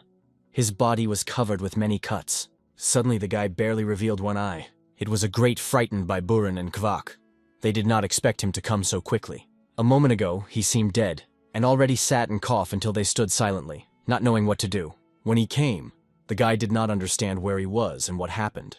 The Buran rushed to him, asking if everything was fine, and his uncle only looked silently, slightly sobbed. The girl calmed down a little and explained that they were just below the stream near the province of the Chances. The guy leaned to the ground and said that he understood everything. Both looked at him silently. The Buran was approached and carefully asked his name. Blooded and exhausted, he frozen, looking at her in a stupor. He clenched his head with his hands, trying to remember. He didn't even remember the name. It stunned the girl. He remembers nothing. The guy extended his hand. In his head began to emerge excerpts of memory. War. Enemy faces. Almost destroyed forces. He rushed to save his soldiers from captivity. And again he got into battle. He stood boldly, confidently. And then the failure. He remembered nothing more. There is only one memory in memory. The continuous snow that fell from the sky that day. A wooden tower rose against the background of the clear sky. Nearby are roofs of houses and a peaceful rural life. On the green hill, children were carelessly playing. Adults worked. Nothing was disaster. Kvak Han lifted his head. His heated face radiated a calm determination. With relief, smiling, he asked if everything was completed. The Buran sighed. The day seemed difficult. They walked the path between the houses, and Kvak noted that she, like him, did not know anything. With sadness, Buran said she was sorry for the missing. They should be responsible, but the uncle reassured. There are situations without a decision. There was pain in her look. Her father, whom she remembers, would never give up, and she cannot even find bodies. She turned sharply to the Kwak and asked if the guy was still on the spot. The Kwak nodded and pointed his finger ashore. Let him look. He sat near the river all day. They came up. The guy sat on the sand, silently plunging into memories, trying to remember at least something. It was covered with dumb darkness. He sat motionless, staring in the water. The girl squeezed softly, looking at him with sadness and regret. She began to carefully approach the little steps, as if afraid to scare. Going behind, she asked with a slight smile if he remembered something, and in response she heard a cold and empty, "No." Buran, standing behind his back, wondered if he liked their food, but the guy silently stuck into the river, answering without any emotions. She began to take evil because she did not try. She could not know anything important from him. But in the end, she restrained herself and asked silently to wait a little, because he had just survived the loss of memory. The two on the shore, she decided to say that she was bothering something, and asked if he did not mind listening. The guy nodded silently. Looking into the sky, the girl began to be a respectful pose and confessed that many of her relatives had disappeared. There was no hook. Everyone lowered her hands, but she couldn't leave it so. These words were surprised. He suddenly stood up, said in surprise that even without remembering anything, he realizes that the family is holy. They must be protected to the last. Looking at her with seriousness, he would have done the same. Buran, with his hands and smiling slightly, thanked him for these words. But the guy bowed again in silence in sum, saying that he shared only what he was feeling. While rocks stood above them, and the river flowed quietly, the girl asked if he had already decided what would be called, because it was difficult for her to talk to him without a name. The guy stood thoughtfully, trying to come up with a new name. The girl cast her gaze on him and asked boldly whether she wanted to at least thank her. When the guy replied in surprise that he did not understand what, the girl in anger exclaimed that she had saved him, and he calmly said that the savior was Kvak Hun. Only their shadows remained on the shore, and the girl's angry voice was heard that if she had not been there, Uncle would not appear there. So, it was she who saved him. And the background of the bright sky branches trembled from the wind. The building stood near it, and a voice was heard behind the scenes that it was time to go. Buryun Juyuan hurriedly ran out of the building, and the servant ran after her, asking to stop and eat a little. But she just smiled, and without stopping, promised that she would eat later, and would definitely return. The girl ran with enthusiasm and confidence without looking back, and the guy at this time sat silently on the rock looking after her. At that moment, she had fun with her hand and exclaimed that they would still see. Turning, Jo Ha asked where she was so hurry, but the girl answered on the move that the owner of one tavern had valuable information about the missing. Her figure disappeared in the distance. Only a backpack flashed among the trees, and the voice was heard from afar. "When I come back, let's talk." The guy sat intended, reflecting her words. She called him Jo Ha, the one who looks at the river. This name became new. For the next moment, the girl's foot stepped into the river, lifting around the bright splashes. Jo Ha Hokano looked at this scene without believing his eyes. She, like a charming creature, ran just on the water, as if merging with her. Jo Ha had jumped in surprise. Her movements were steep, light and graceful. Every jump left behind a stormy waves. Jo Ha was watched enthusiastically, not understanding how an ordinary person was able to run on the water. His face froze in a genuine surprise. His eyes were wide open. The leg reached for the water, as if hoping to repeat what she saw. He stepped into the river with the hope that he can also be as easy to move. But the next moment, his leg failed into the water, and a shock was frozen on his face. He began to fussily pull his leg, fearing to sink when Kvak's guns appeared behind his back. He stood with his hands and calmly asked what he, in fact, did. Jo-ha replied that he saw the girl jumping on the water. He stood in the design, not understanding why he was not able to repeat this miracle. Kvak Han laughed loudly, hearing the naive words of Jo-ha. He went closer, put his hand on his shoulder, and asked if he also wanted to learn how. He looked strictly, I reminded with confidence in his voice. Though the Yuin and the girl, and above all, she is a master of martial arts. Jo-ha's eyes were rounded. He did not understand what the martial arts were and where it all starts. Kvak-skan smiled cunningly. In fact, the Yuin ran through the water thanks to special columns, but he did not want to spoil the boy's mood. After departing, he added that he has no great talent, but if something is always ready to teach. Jo-ha looked after him, and a new sense of determination was born in his heart. From the shadow that lay on his face, the guy was surprised at all. It seemed incredible. Standing by the river, he looked into the distance and wondered why he seemed to do so. In the city of Tidon, pilgrims rose to large temples where this story had to continue. Inside one of the temples, the gift of Rudge was thoughtfully, remembering something about the lanterns, but to no avail. Brown Ju-Yuin looked at him carefully with a firm, decisive look. She raised the coins before him, hoping that it would help freshen up his memory. He immediately grabbed the coins and hid in the inner pocket, they say. The memories are already returning. With his finger raised, he confidently spoke. They promised to return after completion with the lanterns, and they were generously paid.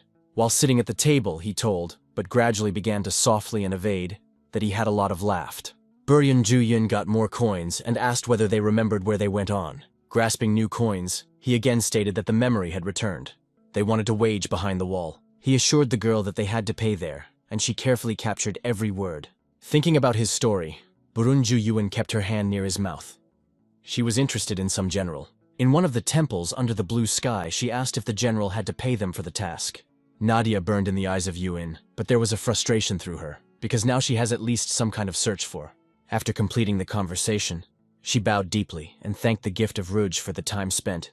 Gift gave her gaze and thought that he should thank it, because who else would pay so much for a few questions? With the whistle, he walked the corridor without even knowing that two men were already following him. Hearing the voice behind his back, the gift turned in surprise, but failed to say anything. One of the attackers instantly covered his mouth and struck in his stomach. On the face of the gift, he froze in pain and horror. He did not understand anything. His body flew forward with a roar by breaking the table, and blood splashed all over. People in the hall shouted in a panic. No one understood who these cruel strangers. Ominous attackers kept daggers and commanded to kill everyone and burn the premises. Crumbs flooded the room, blood splashed on the walls. A real slaughterhouse began. At this time, Burjun Ju-Yuin returned home, walking the river shore under the starry sky. Anxiety shone in her eyes because there was a tension in the air, and more rumors were heard in the city. Recalled how two men in the dark lane were talking about an explosion in Asana, thunder, and lightning. Although it sounded like gossip, she did not leave the feeling that all these events were somehow related. Her sharply distracting something strange in the distance. On a hill near the river, she noticed a dark figure.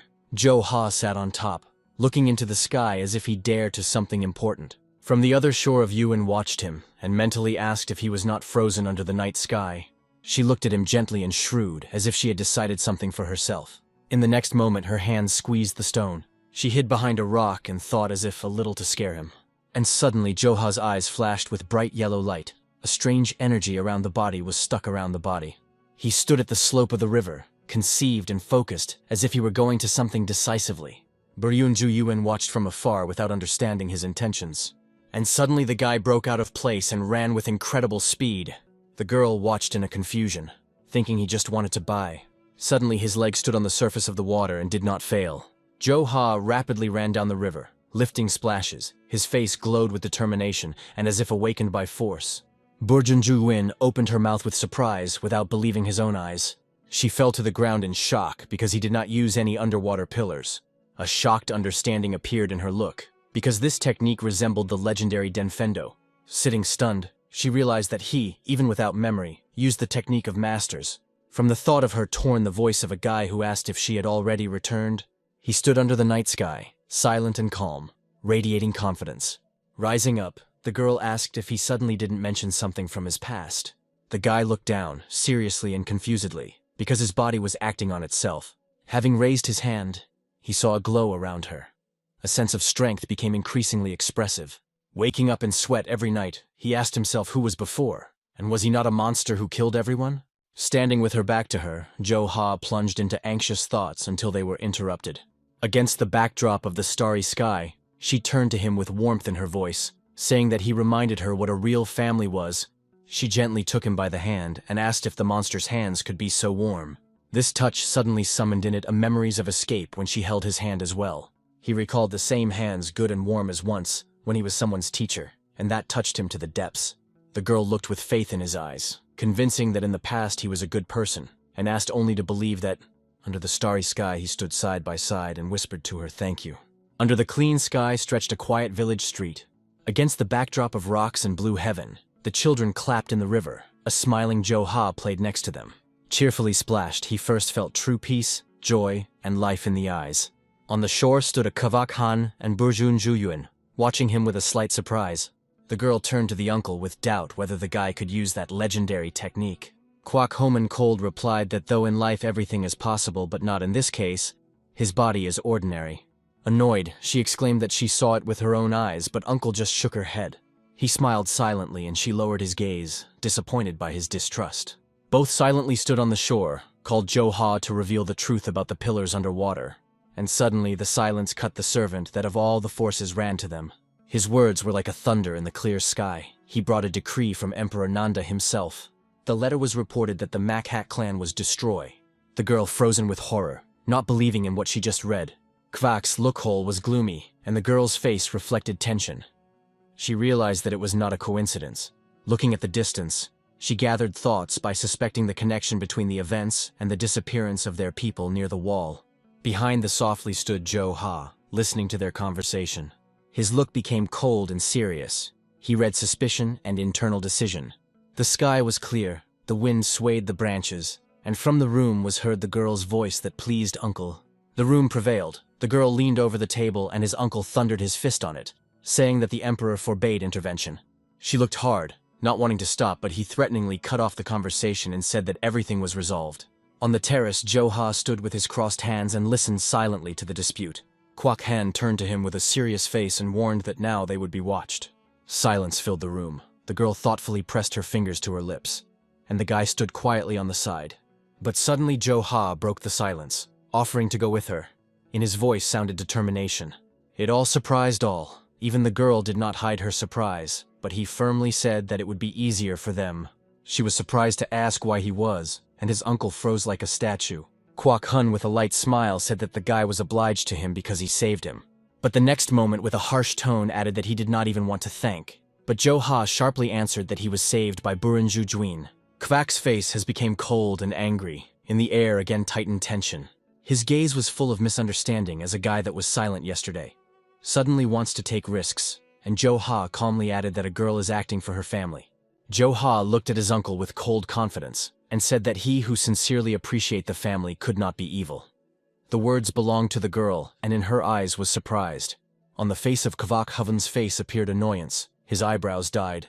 He decisively rose from the place and realized that the words would not get anything. Being opposite the guy, Kvak Hun strictly said that the stubbornness can only be solved in one way. His hand reached for an axe, and he calmly said that it would solve it by force. The ray sliding the roof, the branches were noisy, and Kvak Hun went out to the yard. His gesture was a direct call. He kept weapons confident, knowing that a guy without energy and memory, but if loses, let them do what they want. Buryun Juyuan screamed to his uncle, but he calmly stated that he had no other choice. On the mouth of Jo-ha appeared a barely noticeable smile.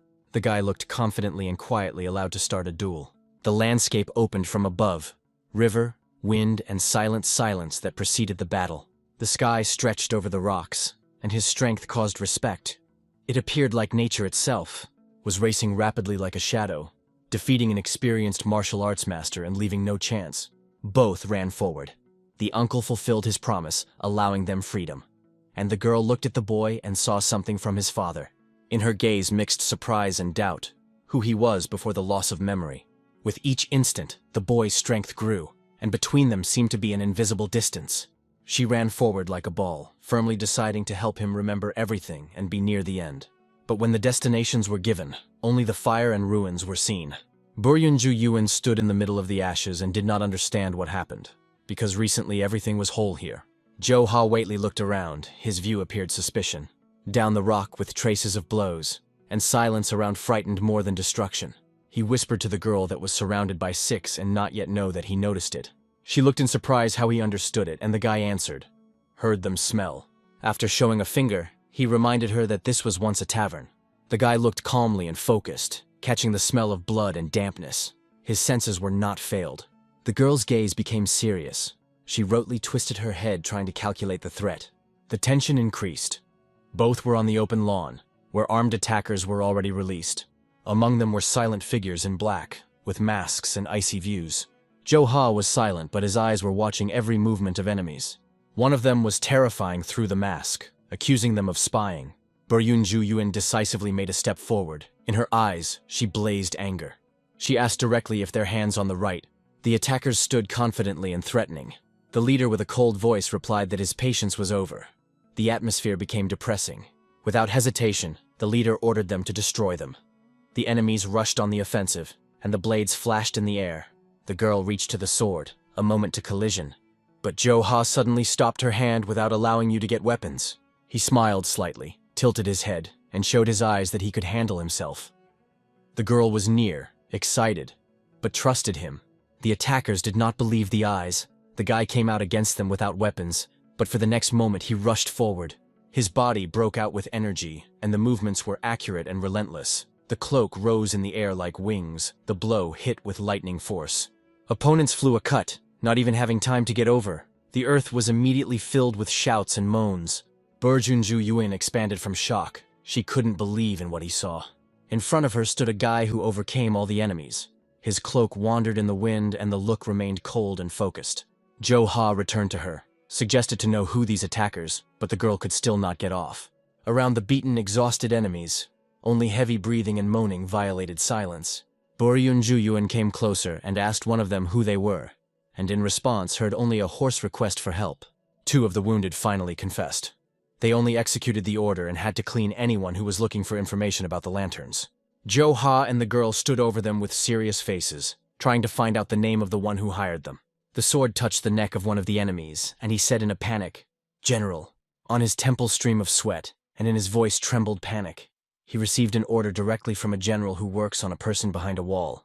After these words, tense silence fell. A girl and a guy stood amazed without expecting to hear that name. The fortress, hidden in mountain fogs, stands motionless in the midst of the fiery sky. The harsh walls keep the silent secrets of the old wars and do not release the spirits of the past. Two shadows froze on the edge of the rock, looking silently at the horizon. The sun sits down the mountains, painting the sky with restless shades of anxiety. Jo Ha have met in her eyes a bitter sadness, as if in the past had to say goodbye to her relatives, so she now seeks to protect a new family. Everything around the memories, too, stand on a break, and the girl confesses that she does not remember the face of the mother, because death took her to the first words. Perhaps that is why she is afraid to lose again. The distance grabbed her gaze, sadness appeared in her heart. The girl again remembered how it was painful to lose and did not want to forget or lose her father and uncle. Lowering her eyes and covering her eyes, the girl admits shyly, he does not even want to let him go. The guy at this moment felt easy. Jo Ha seemed to say a soft look. There will be no more loss in her life. There will always be someone who will protect. A light smile appears on the boy's face when he throws a hat. It's time to leave this place and move on. Easy excitement and confusion were read on the face of Buryunju Yuan, but Jo Ha confidently makes it clear that everything is well with his relatives. You should not worry. Two stand in silent silence on the edge of the rock, watching the evening sky gradually merges with the dark earth, conducting a hard day. The moon has already come up high above the clouds, and the light wind of the tops of trees, bringing peace and coolness. Tired travelers find a friendly house where the owners are eager to invite them to spend the night under their roof. Inside the warm house, Buryunju Yuan reminds you that you need to rest well, because tomorrow is waiting for a new way. The unexpected scene stuns the girl. Her look stumbles on what causes a real shock. Two strangers sit in the room. Their presence attracts all the attention of Ju Yuan. One of the attendees is a man with a strict expression. In his posture, it is easy to recognize the leader, Marima. A woman sits next to the future in her eyes. The future head of the fair mother's clan is drunk with hot tea. Her face gives full surprise, because an unexpected meeting in this home has become a real shock for her. The girl's look stops, her eyes look forward, looking for a hidden meaning of the moment. Outwardly calm, and inside, excitement, as if before the storm. Burunjun hides near wooden blinds, without bringing their eyes from strangers in the room, keeping tension and alertness. The audited conversation makes Burjunju Yuin throw a tense look over his shoulder.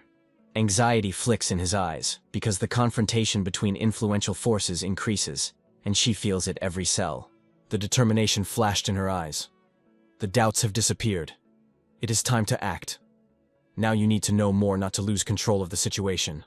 At the table, the girl fusses restlessly, and Joe Ha notes it. It quickly translates the conversation for dinner, hiding excitement on everyday issues. The guy under the hat immersed himself in reflection, not responding to the question, as if his thoughts are far from this room and her anxiety. Suddenly, the guy voices the desire to just drink, and opposite the strange man and woman sitting, their presence fills the room with tension. The guy ignores the offer of dinner, feels a familiar smell, and turns away, and the girl reacts embarrassedly without understanding such indifference. Burjunju Yuin enjoys noodles, from time to time asking whether the boy likes the dish, but his indifferent answer does not bring her joy. A woman with purple eyes watches closely, swallowing the drink. Warling in the look gives her attention to every little thing and the movement of strangers. A confident man quickly calculates, not paying attention to another. And behind a vigilant woman does not bring her eyes out of a young couple, ready to intervene at any moment. Burunju Yuin stops at those who are so interested in it. Now they are preparing to leave the room, and it is disappointed in it. A woman with dark hair is approaching, carefully examining two at the table. Her insightful look makes the girl feel tension and inconvenience. A man in red and black clothing throws the last look, preparing to move, but the woman continues to watch for a couple, not wanting to lose sight. Suddenly the woman breaks down and begins to swear loudly, demanding that the girl stop looking at her so hard. The confusion and surprise appeared on the face of Burunju Yuin. She did not expect such a reaction, feeling both a slight indignation and surprise. The full moon illuminates the two that are silently out of the building, leaving behind the tension and shadows of the unknown. Two move in night silence. The woman lags a little, immersed in her own heavy thoughts that do not rest. Stopping, a man casts a vigilant look at a woman. Her tension is noticeable, and she acknowledges that she cannot cope with emotions and apologizes. Under the starry sky, their stop is filled with anxious thoughts. She recalls a man. Intuition suggests checking whether he feels the same. The memoirs emerge an almost invisible face, but a familiar figure of treacherously gives out someone from the past. Recognizes Ligvol in it. The image of a white-haired guy appears in her thoughts, like a shadow from another life, who suddenly returned from a forgotten story. The sadness lingered in the eyes of the girl. No tangible energy around, but the man nearby answered a light smile without showing any anxiety. The sudden turn in the conversation reminded her of their mission. A journey to Osan is not just a journey, but a chance to solve the issues that have been accumulated for years. Under the glow of the moon, the woman is wrapped in thoughts of a guy who was once special for her. The interlocutor confidently assures that his strength is not in doubt, so you should not worry. Silence drops to a night city, broken only by the rustle of the wind over the roofs. Some of the audience finally sighs. Memories of the evening worry the soul and do not rest. In the room of Burunju Yuin, in a pink kimono with a relief descends on the bed. He still does not leave the memory of that cold, humiliating look of a woman. Joe Ha is trying to reassure the girl, convinces that they have their strength. However, a mysterious man from that couple remained an alarming secret to him. The skeptical rise of eyebrows. Burunju Yuin does not agree with the boy, but he insists that the matter is not in force, but in some ways much deeper. A warm smile appears on the boy's face. The outline of that man seems to him as if a forgotten face emerges from the shadows of the past. Hearing this, the girl is instantly picking up. She is surprised why the guy did not say it before, and rushes to the door to catch up with strangers. But he is only quiet, they say. Too late. Easy pull and relaxed appearance. Intuition suggests Joe Ha that this accidental meeting is only a beginning, and soon their paths will cross again. An ironic smile slides on his lips.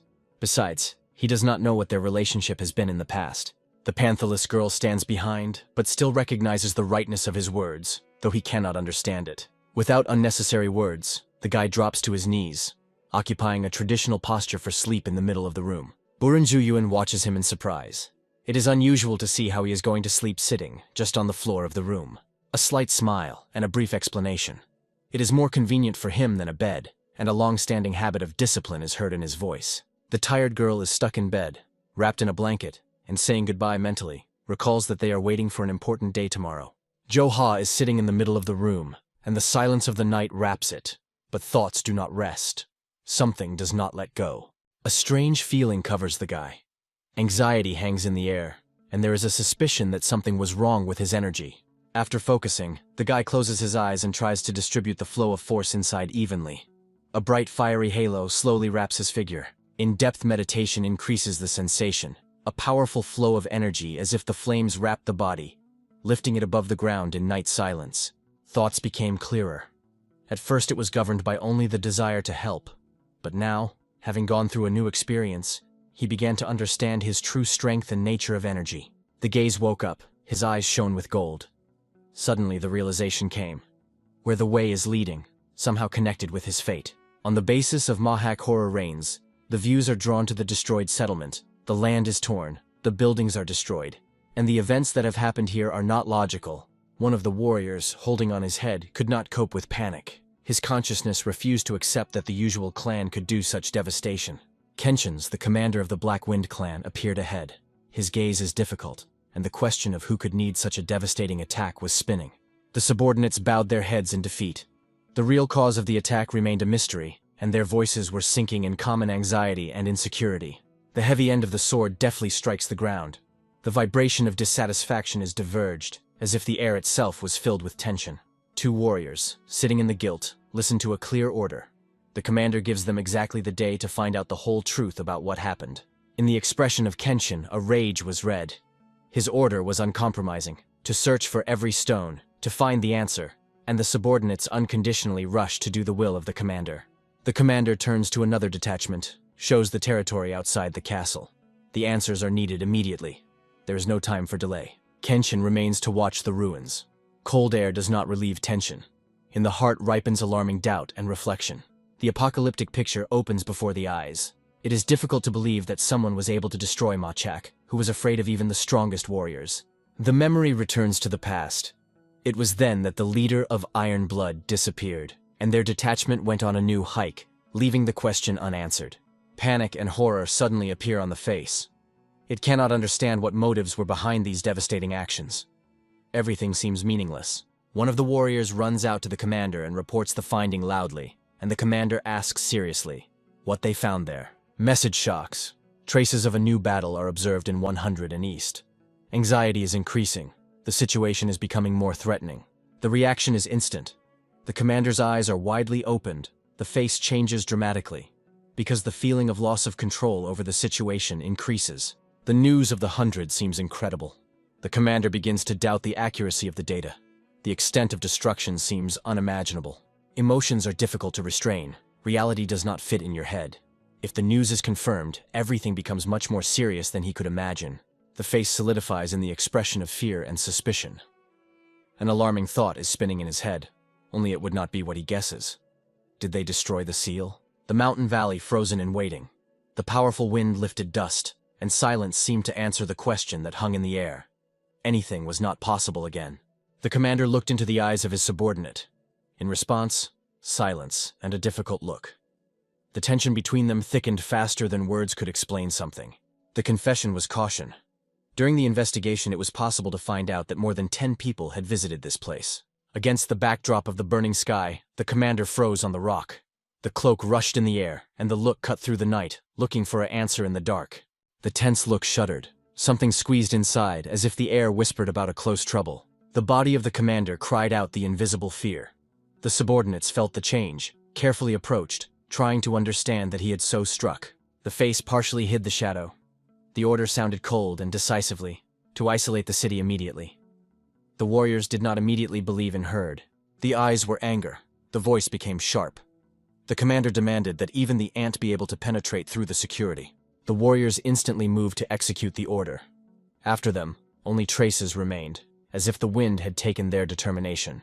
The rocky terrain emitted a strange, spooky atmosphere, as if the earth itself remembered the tragedy. The commander inspected the terrain. It was clear on the ground. There was a brutal battle between the masters. Ancient images emerged in memory. It seemed that he had already seen these deep traces somewhere in the past. A serious facial expression issued his thoughts. These traces belonged to the one who fought against the extremely strong opponent. The gaze poured into the distance. If the winner was fighting here, why there is no trace where he disappeared? The commander froze in front of the cliff. The deep trace of the battle stretched up, and now he finally realized the seal is destroyed. The story is transferred to the conversation of two commanders. The Kenshin was on his knees, turning to the interlocutor about the war of the time of John Ma. Opposite was an adult with a serious facial expression. He was only 12 when the horror began, which left a mark for 2 centuries. It was Chokman, the head of the Chokan school. He said that it was their school, part of Hobo, made a decisive contribution to the victory, and his father was then unusual. In his eyes, Sumi flashed. He remembered the day when the demon brought to their world destruction and unspeakable pain. Kenshin listened silently. Chokman told how only through unity and a serious struggle it was possible to injure John Ma. In the view of Chokman, the dims of sadness and hidden frustration. The world considered that day the end.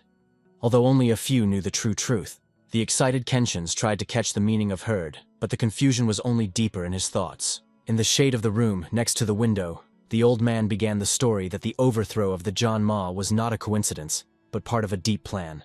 The light anger flashed on Kenshin's face. He did not understand why to kill such a legendary warrior. The annoyance made it in every movement. He sought to understand what the hero of the past deserved such a fate. Once upon a time, MA was owned by an unbreakable force. One gesture decided the fate of entire clans, leaving everyone in tremor. His independence and power caused fear of the authorities. They saw in it a threat that cannot be controlled. Even before the world has come down, his magic wiped dozens of clans. That is why there are so few associations left now. At the decisive moment, Clan Gamacho assumed the burden of war, realizing that only they can stop the threat. Kenshin's eyes opened wide. The shock paralyzed the body. The hard turned everything he believed in. The battlefield turned into a sea of blood. Thousands fell trying to stop it, and even in ruins, it remained insurmountable. Only in the autumn managed to impose a seal. Neither the sword nor the magic stopped him, but the ancient ritual cried out his power forever. After learning the truth, the guy trembled. The eyes were filled with determination and anxiety. The feeling of fear sprouted deeply. He was struck by the fact that John Ma did not die or obey. Only the seal stopped him, leaving a stain on the history of the masters. The senior mentor reminded that the past was left behind. The guy was waiting for the guy an unknown but important road. The master looked into his eyes seriously and told about 3 things capable of destroying the seal Jongma. From the words of Chokman, Kenshin's body was fossilized. The realization that the whole world would endanger made the heart beat faster. On the day when John Ma again opens his eyes, red is shed, a symbol of bloody death and the beginning of the end. With hope in the look of Chokman, he expressed the hope that the awakening would not happen, and the story would remain the memory of the next generation. Against the background of the Kenshin's battle, he realized, mistakes of the past can awaken a monster that no one will stop. There was a lone Kenshin's on a high break. Remembering the words of the mentor, he remembered how he left his father's school and joined the Black Wind to find oblivion in battles. The young man's gaze was clouded. The fear that lived inside came out. Awakening became a reality. At the foot of the wall, among the hills, there is a village. The tent life testified to the simplicity and isolation of its inhabitants.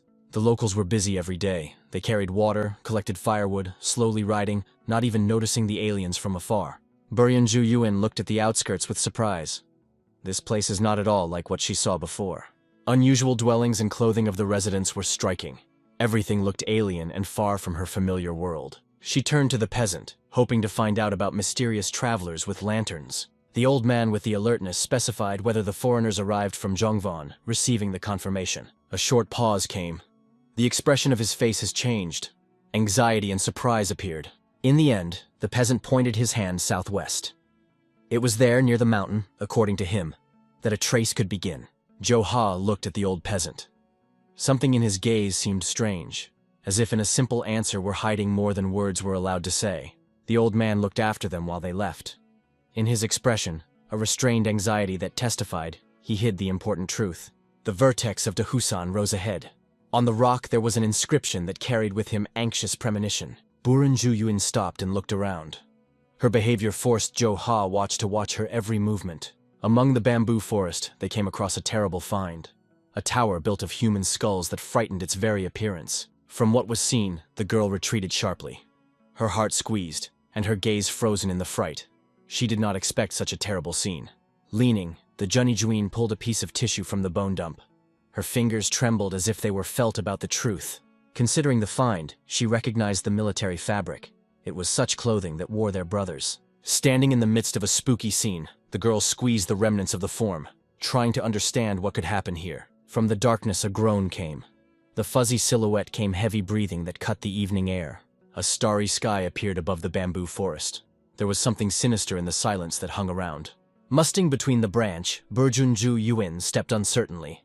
In her eyes, a confused search for answers was read. Jo Ha was walking around, thinking silently. There was little information, and the alarming findings only increased doubts. Among the trees suddenly appeared a house, illuminated from the inside. They were surprised, mixed with alertness. Jo Ha stared at the hut. He could not understand why she was in such a deaf place where it seemed that there was no soul. The guy asked if there was someone inside. In response, he heard a voice that he calmly invited them. Carefully crossing the threshold, they entered the dark room, staring at each corner. At the fire sat the old one in the leopard cape. His voice was calm. There are few guests here. Travelers politely explained that they were looking for a night. They failed to find another place, so they turned for shelter. The man nodded with a smile. This place, he said, belongs to all hunters. You can stay here. The night brought relief. Buryunju Yuin was already asleep, wrapped in a blanket, as if all the burden of the day had been temporarily disappeared. Jo Ha sat by the fire near the old one. The owner reached out to him, offering to taste treats. The guy thanked the hospitality and took food. The look remained focused. Trust did not come instantly. The hunter chewed meat and acknowledged that they were surprised. He then asked if they saw the Tower of the Skulls. His gaze became predatory. He confirmed that the tower is real, built of human bones that he collected himself. In the glare of the flame, the hunter began the story. Once upon a time, a man was born to Dongun, who gave up glory for his return home. Only this story was heard in the silence of the forest. The story struck Jo Ha. In his eyes, the question was read. Who was the man? Holding a piece of meat, the hunter with a smile answered. Only one was so well known. It was here that the great Chong Ma was born. Heard the guy changed. The determination and alarming anticipation was flashed in his eyes.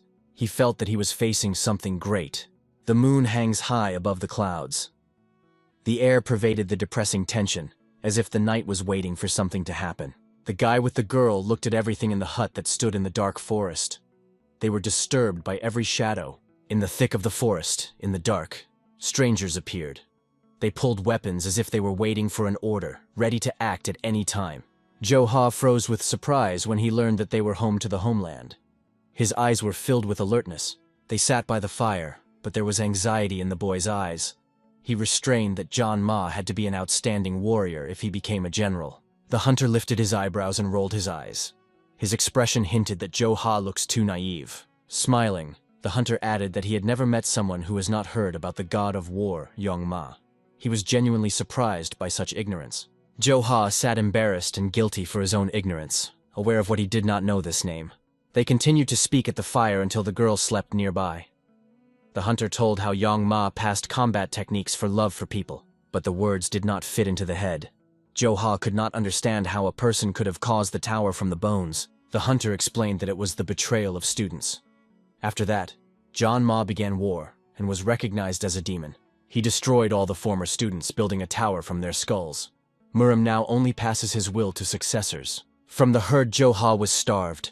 He was gripped by horror that slowly squeezed inside. Suddenly, the hunter stood up sharply and asked if the guy could forgive the death of his relatives if they died unfairly. The sudden noise from the hut woke up the girl. Opening her eyes, she realized that something went wrong. Jo Ha sat in numbness. He could not pronounce a word, trying to understand what was happening. The hunter unexpectedly got a giant sword. His movements gave up a sinister intention. He rushed to Burjunju Yuin and grabbed it. The girl screamed of fear, not understanding what was happening. The sword blade touched her throat. Jo Ha froze in panic, and a hunter with a cold pity in his voice looked at him. A grimace of pain appeared on the hunter's face. He quietly admitted that he would never be able to forget this wound in his heart. Silence prevailed in the room. Everyone stood still. Only the hunter's hand clenched the girl's neck. The girl's eyes were full of fear. She did not understand what was going on, and looked at Jo Ha. Jo-ha focused, raised his eyebrows and asked calmly to lower the knife. His voice remained equal. The hunter laughed. His contemptuous look challenged, and the words were filled. Without taking the sword from the girl's neck, he remembered how his ancestors were begging to save their lives. But Junggunwan's people killed them all. A rage broke out on the hunter's face. The eyes were red. The cry tore the silence. He remembered children who could not walk, and sought to shed blood so that the ancestors would find peace. Jo-ha stood silently like a shadow. At heart he understood. The way back was closed, and the choice was left no longer. The guy's gaze confused doubts and confidence. He knew that it would be difficult to win, but there was nowhere to retreat. Jo-ha suggested that if the hunter wants to admit guilt, let him let go of the girl. But he just mocked. Such does not work on him. Buryun-ju-yuin shuddered with fear.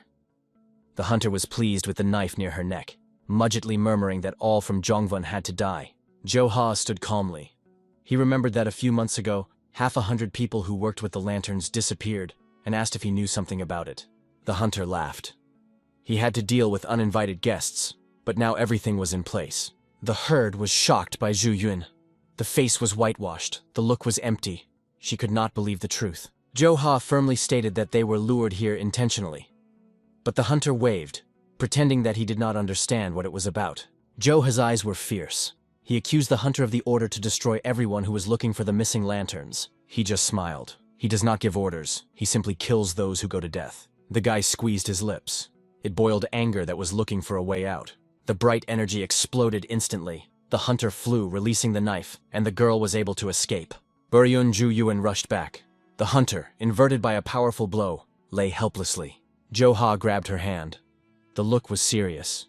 He warned that it was necessary to run because the presence of others was felt. The door has already been chatted. People with swords stood in the dark, ready to attack just as soon as they come out. Opening the door, they froze. The crowd stood in front of them, and every view spoke one thing. They were waiting for them. People in masks pulled daggers. Their figures were threatened, and silence seemed an ominous ritual. The appearance of these creatures alarmed. The faces were hidden, and the behavior hinted. Perhaps these are ancient inhabitants of the forest. Jo-ha covered the girl. His voice sounded firmly.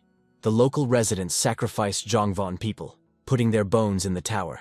A hunter appeared behind. Wearing a mask, he left the hut and confirmed it is a tradition rooted in their lives. Going closer, he ordered to give up. The crowd surrounded them on all sides, and the girl's heart squeezed in a panic. Buryun-ju-yuin trembled. Jo-ha noticed how the hunter had already lifted the axe, and around everyone was waiting for their death. Surrounded on all sides, they stopped. The girl hid behind Jo-ha's back, and the response to the mystery of the missing was found. They were killed here. Masked figures rushed forward. The daggers shone in their hands, and the cold, dry entered around. Jo-ha's eyes shone with dazzling light. Invisible energy swept his body, like the element that broke out. The fiery force broke through his hand. In the air with a crash cut a burning ray, similar to the blade.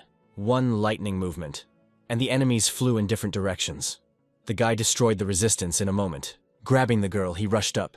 Their bodies were rushing by air, disappearing among the trees. The hunter froze in shock. The voice broke the silence. He screamed, ordering to find them immediately.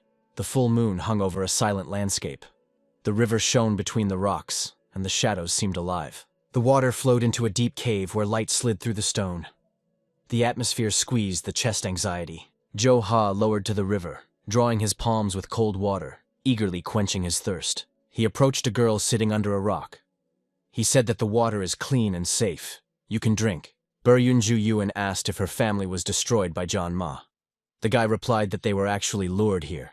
They stood silently. There are many questions about views. Who stands for all this and why this cruel game is he? Wiping tears, the girl said that her father knew few even in her own clan. Maybe someone wants to eliminate it. Tears flowed continuously. She assured that although the family was not perfect, she never made evil. Why were they supposed to die? The exhausted girl fell asleep near the rock. Jo-ha stood nearby, watching anxiety. When she fell asleep, the guy left. He was pulled on, as if something was calling on the night. He stopped at the break, staring at the river. He was tormented, but at the same time he burned confidence in his chest. They remembered the moments when even without inner strength, he defeated Kavak-Haz in one blow and overcome everyone on the lake. Thoughtfully staring at the night. Even using only the wind stream, it won the crowd. But why was he certain that he could? Under the star and moon, he felt the force flowing from the earth. This place was a stranger to him, but energy was native. Standing on the hill under the moon, he tried to understand who he really was.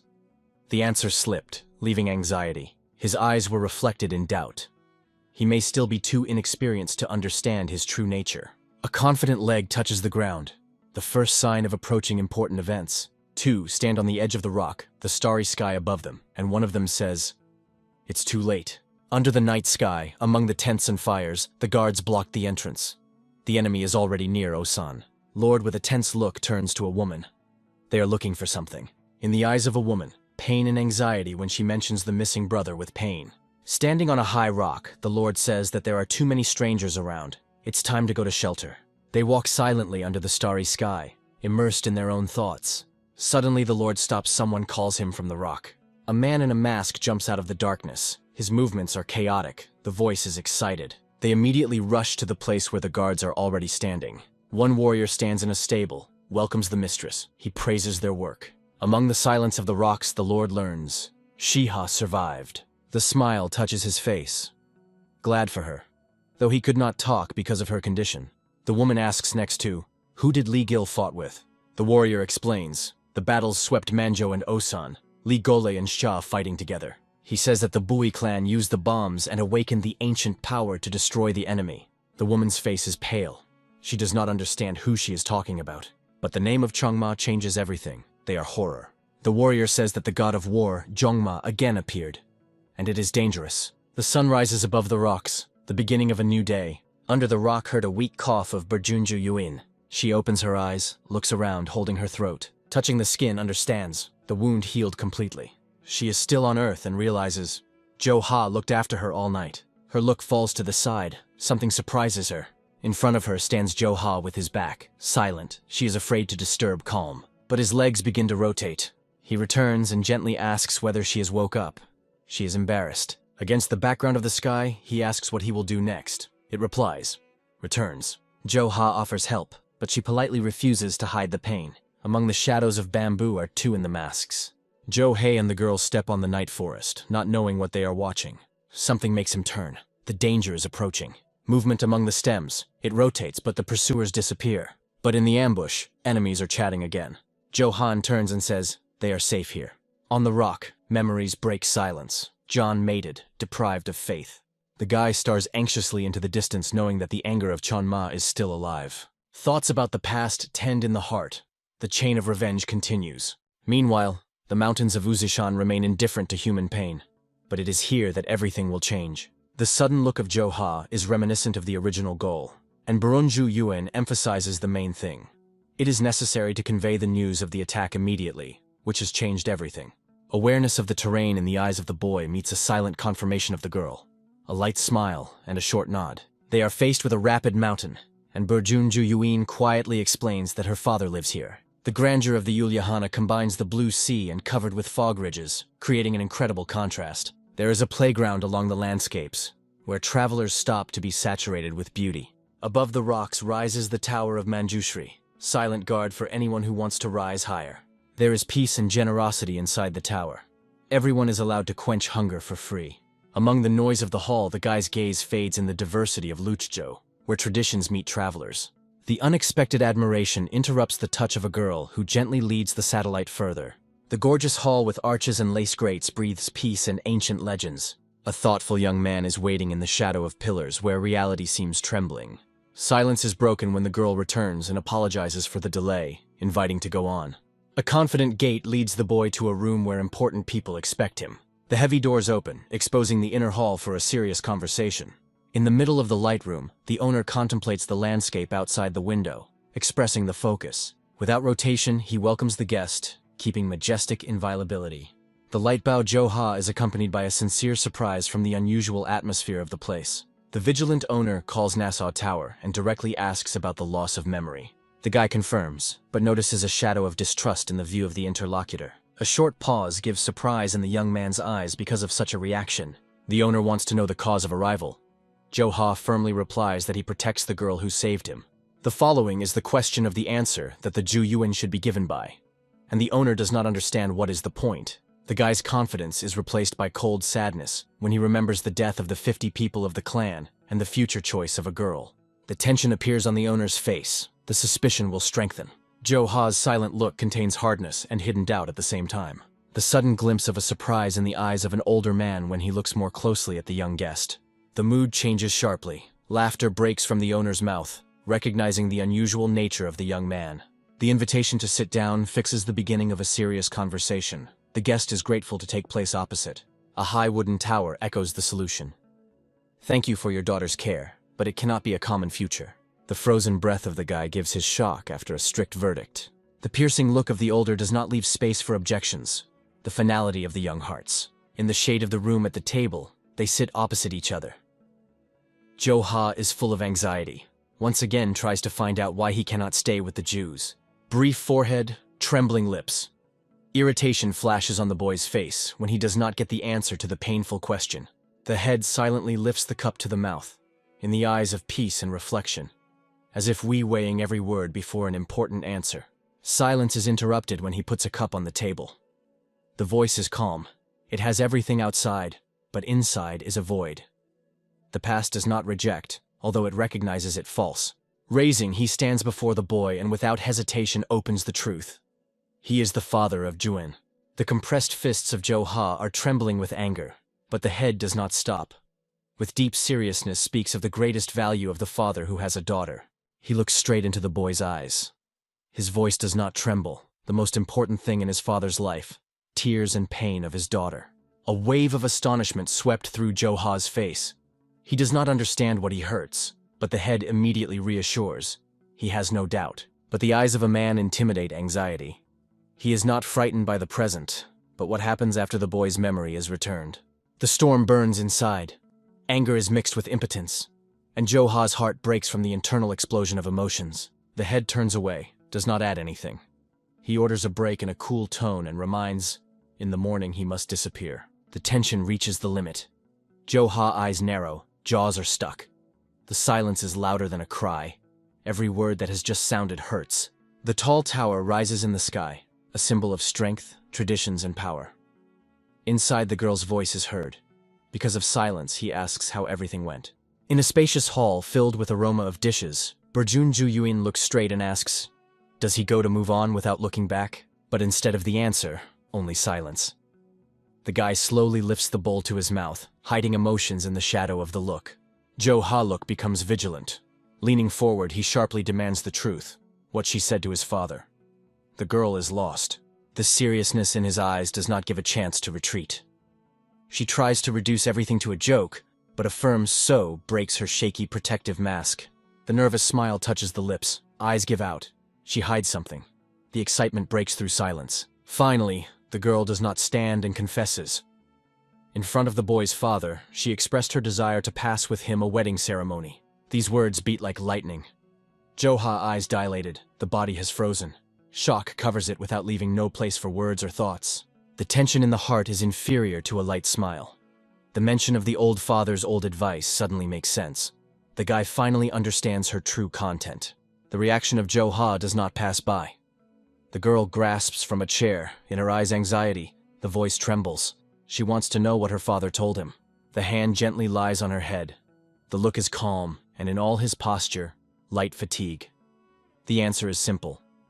It's time to rest a little. Hardly holding back laughter, the guy quit a provocative question. His indifferent tone only ignites the outrage of a girl who is already boiling from the inside.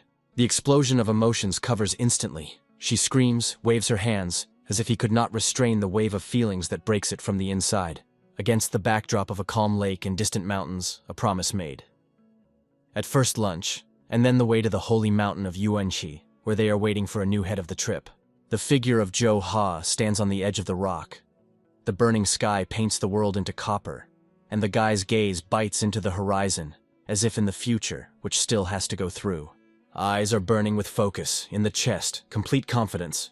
No doubt or hesitation is just silence and purpose ahead. Against the backdrop of the purple heaven, he stands, immersed in the memories of Yuan. She remembers the warm days next to her, although the thought of the wedding never arose. A bitter taste of doubt appears in the eyes. He is not sure whether he was able to really love. The barely audible exhalation breaks from the lips. He may have already had a family in the past, and now he realizes that it is impossible to live so much. The leg is sharply pushed away from the ground. The step is decisive and confident. No drop of hesitation. It's time to act. The jump is like a sentence. Joha flies in the air, spreading his hands, and his cloak is worried about the evening sky. A strong impetus, and the body rushes rapidly, cutting through the air. The movement is clear, confident that every muscle knows what to do. In flight, concentrated and solid, like a blade. The look directed forward. The fists are compressed. The body is tense to the border. Above it is a night sky and a full moon. Inside, the thoughts of life he had time to get used to. But now, only the movement forward. Counts the days left behind. It is not in place. It flies towards fate, not allowing yourself to look. Muscles hurt. The body asks for stops. But he does not allow himself weakness. His promise in his chest drives him further, through pain. Flies through the dark sky like a shadow. Rain and wind only harden determination. He has no right to stay near Yuan until he awakens his force inside. In the depths of the eyes, unwavering determination. This choice is for her, but even more, for yourself. Existent, Joha rins through the night. The eyes are burning. Who is the one who lost? The heart is staring in search of truth about the once. The bloody moon pours red light, painting rocks and face into spooky shades. Finally the stop. At the very edge of the breakage, heavy breathing breaks out of the breast after a long run.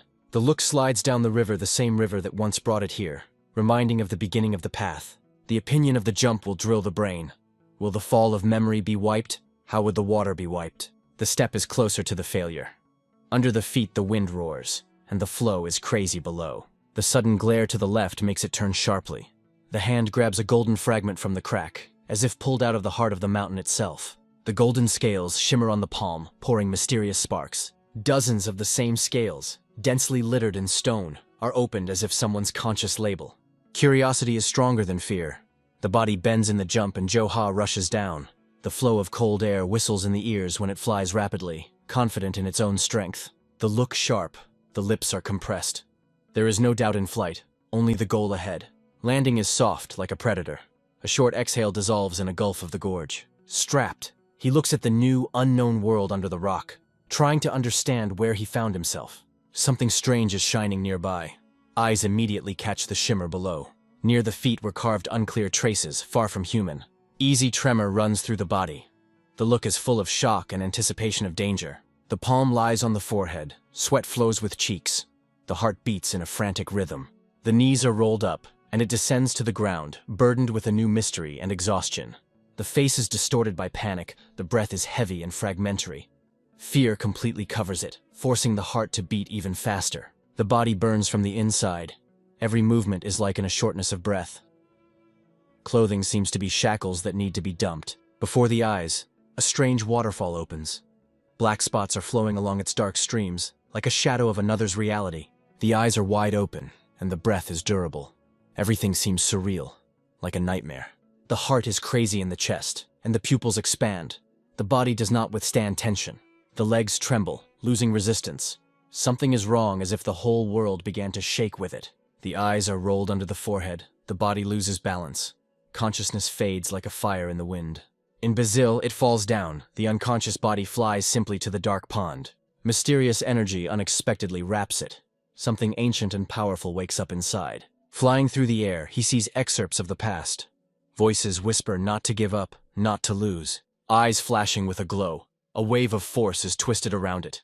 Unearthly, burning, alive. Suddenly, he opens his eyes. He does not understand what is happening to him, but something has changed. The hand stretches down as if trying to grasp the last chance or truth in the dark.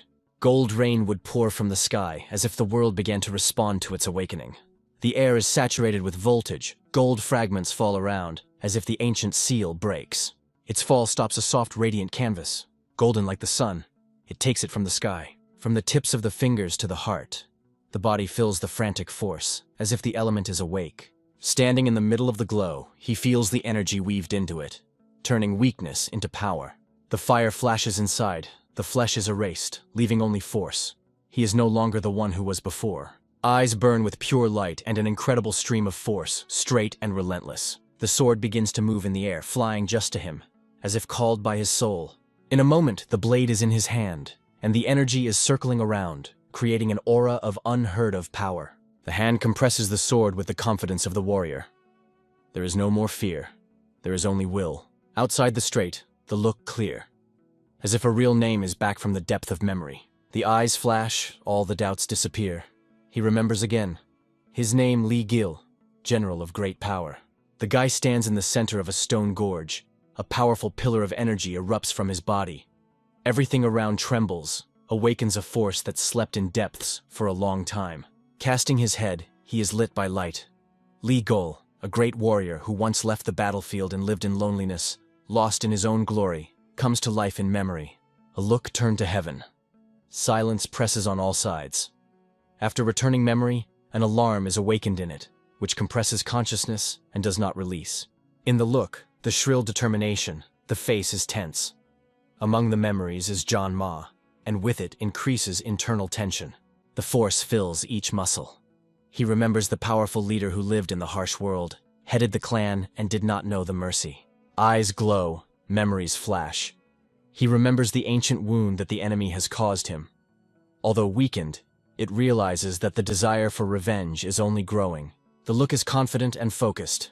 He is aware that he should act before the enemy recovers completely. In the dim light of the cave, a barely noticeable smile appears on his lips. Fire burns in the eyes. The thought flashed in her head as a warning. The space cuts the flame light. The orange lightning permeates the darkness. His voice is heard among the stone walls, emphasizing that he has something to say. The deft knocking of the steps on the tree brings the stranger closer. The silhouette gradually comes out of the darkness. She opened the door. The man shudders with surprise. Her look is cold, like a blade that cuts silence. Burjunju Yuan goes proudly and confidently. Working in the hall stops, everyone focuses on it, feeling the change in the atmosphere. The gray man sighs with a scroll. He is in front of him. This is Ha Dam, a communication advisor. He appeals to her, remembering that he had heard of her 3-day sleep, as if her miracle touched her body. The old man tries to joke, but her leg is lightening under her knee. He does not have time to agree. Her voice sounds sharply and firmly. The voltage pierces the air. It requires answers, and he screams with pain, squeezing his leg. He neglects that he did everything as she asked. He asked in the Hubian office records of the War of Spirits and Demons, collecting data all over Kancho. A knight is lowered above the palace. There is a question in silence. Why does she need these reports? The air is imbued with alarming anticipation. In the room, she views documents. She is not interested in the surprise of the old man.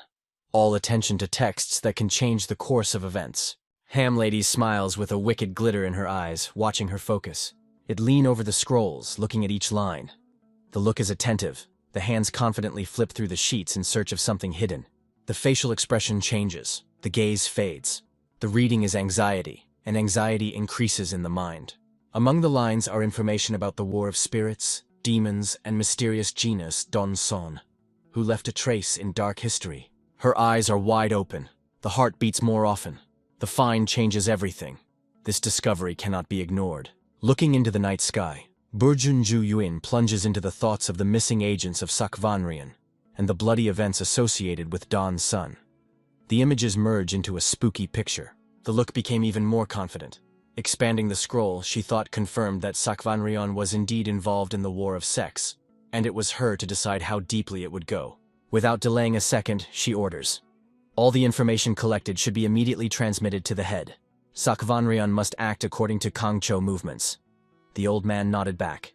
Behind her back, the door slammed. Silence sank to the room, leaving behind the echo of decisive steps. The old man looked after anxiety. One thing was red in his eyes. He no longer recognizes her. What did she have time to survive in this short time? Somewhere far away, on the edge of the rock, a lone pavilion stood in the night silence. It seemed that even the stars were silently listening to the anticipation of the storm. On the balcony, in the light of the full moon, there was Burjunju Yuan. Her gaze was lost in the dark sky, filled with memories and pain. The eyes are deep and sad. There is only a word, only silence in which there were more than thousands of exclamations. Before her, the boy's face with the same gentle smile that always warmed her. Memory brings it to the river. The moments when he was around, laughed, defended, then everything seemed simple and invaluable. The wind spreads the hair and it closes the eyes. Sadness covers the soul due to its disappearance. A light smile appears on the face. She tries to convince herself that time and work are treated, but it is only a cover. The real question is rushing into the head. Why does the pain not disappear but rather become stronger? And why is not even a month able to comfort? Standing under the night sky, she felt a familiar call. The voice from the past came through the distance, so native and warm. Closing her eyes, she heard her name. Something shuddered in the chest, and the lips trembled. The eyes opened sharply. Her body strained from surprise. She turned. The heart missed the blow. The anticipation came true. Just in front of her stood Joe Ha, covered with a cloak, like a shadow under a moonlight.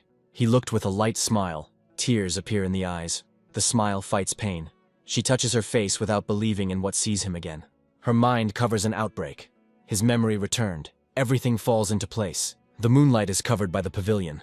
He begins to talk about the ancient clan on the river Somso, a clan of thousands of swords. The guy confesses that he is a 19th student of this clan. Her heart fades from shock. The mind covers a guess. If he is 19th and the Shi Master was 21st, then Joe Ha is older than the whole generation. He calmly confirms that everything is that way. Neither objections nor doubt. It looks around, confused. There are many thoughts in your head, but no answer. His voice is heard again. He asks whether she heard about recent Murim union. She thinks. Recalls rumors of a young winner. But some argued that his age may be completely different. Burjun Juyuin is filled with shock. Suspicion becomes almost confidence. He is the same guy. Joe Ha does not deny, only calmly answers, Lee Gil. In the moonlight, she repeats this name as if trying to make sure all this is really going on. Thoughts spin around. He, whom she considered even, was completely different, incomprehensible. Holding on her breasts, she does not understand how possible. He is over 90, and he looks like her peer. He confesses that he was frightened after his return. A person who never knew intimacy suddenly realized how much she tied to her. She is silent. In her eyes, excitement and surprise. His words penetrate deep into the heart. He adds that he could not go without opening the truth. His look is calm, honest, and firm. The girl's heart shudders. For the first time, she hears not the promise, but the sincere truth she has been waiting for. Joe Ha lowers his eyes. The moonlight draws a shadow on the face, emphasizing the importance of the moment. Even if it was a mistake, he does not regret. Because for the first time he said everything, he did not escape and accepted himself as he is. When he returned, her hand suddenly detained him. One quiet gesture said everything without a word. Burjun Juyun, through tears, asks him not to disappear, even if the path is difficult. Hugging him, she asks to stay. Her voice trembles, but sincerity in every word. He leans and whispers the answer. It is so simple, but the most important. It will remain. In the moonlight, he asks if she really does not want to hear about his past. She is ready to listen to everything, even if the night lasts forever. Suddenly, silence breaks a rough voice. Like a thunder in the clear sky, her father appears in front of them. Both shudder. The girl's face is pale. In the eyes, fear and anxiety. She is not ready for his presence right now. They are faced with a father with an icy look. In his eyes, anger, power, and parental anxiety were mixed. Among the night silence is a father. His look is harsh, vigilant, like a blade, ready to hit. Burjun Juyuin is confused. Anxiety shines in the eyes. Her heart feels that this conversation will not be easy. The look of a man is difficult from disappointment. The arrangements are commemorated. He does not understand why the guy again next to his daughter. The guy does not take his eyes. The calm posture conceals determination. He is not afraid, and is not going to retreat. The facial expression is distorted. Anger and surprise are intertwined in one look. He needs an answer. The guy calmly talks about the return of memory. It causes the father to froze. He understands that the situation has changed. The head of the head becomes even deeper. His question is simple and sharp. If you mentioned everything, who are you really? Aura of force flashes around him. The daughter stands nearby. There is a threat in the air. Eyebrows are erected. The look burns. The head is no longer angry. He is ready to act. In the glow of his power, the head looks at the guy. But when he poses a counter, question, it even more ignites his anger. The hand rises up. Energy gust cuts air. He demands an apology without restraining forces. The air explodes with a whirlwind. The earth trembles. Nature seems to run away from the force that has escaped. The scared cry of the girl pierces the space. In her eyes, panic and despair. Everything goes out of control. The head tries to protect. The hand is raised. The body is in tension. It covers rage and anxiety at the same time. All three hang in the air above the abyss. The wind tears clothes, the moon shines from a height, as if all this is just a ghost. The guy holds them in the air. His voice is calm, but the warning is clear. If so continues, everyone will die. Despite the tension in his words, confidence. This time it will not allow anyone to fall. The air is buzzing, the hearts beat faster. The feeling of fall erases peace, tension increases. The head flies at frantic speed. His skill in levitation does not guarantee salvation. He is not he, but a daughter. Her body falls into the darkness. Her cry breaks the night. The guy flies. The voice is sure. He reassures. No one will hurt. But his father breaks anger. There is a magical glow in the sky. The energy thickens around, turning into a new form. The next moment, everything is in the center of a huge vortex. The golden structure restrains the fall. Seeing is stunned.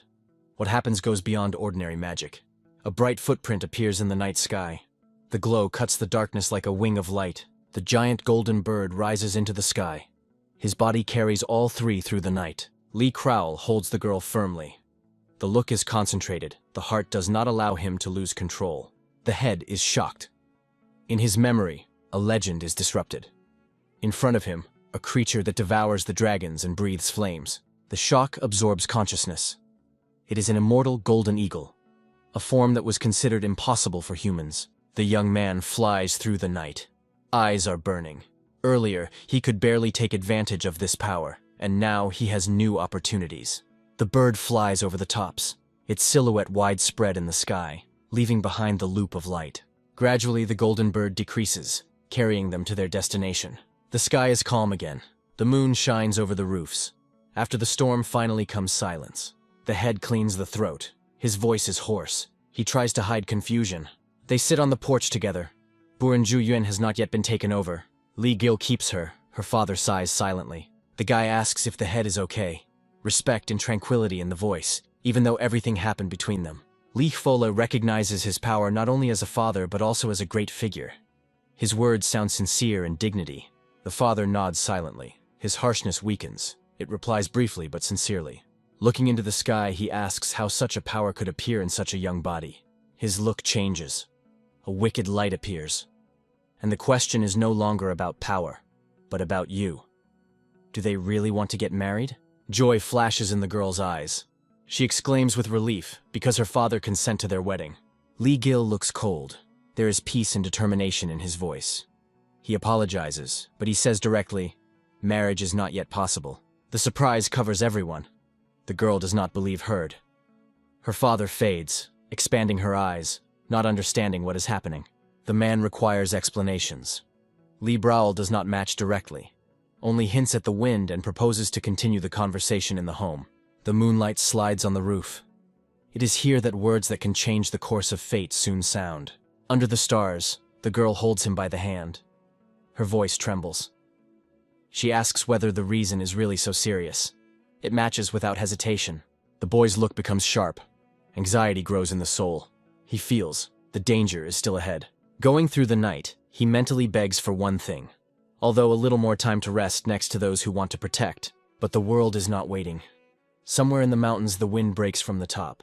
A new call is being prepared. A voice sounds in the dark cave. Someone begs for mercy, subsiding in despair. A silhouette appears from the darkness. The eyes flash red, smile predatory.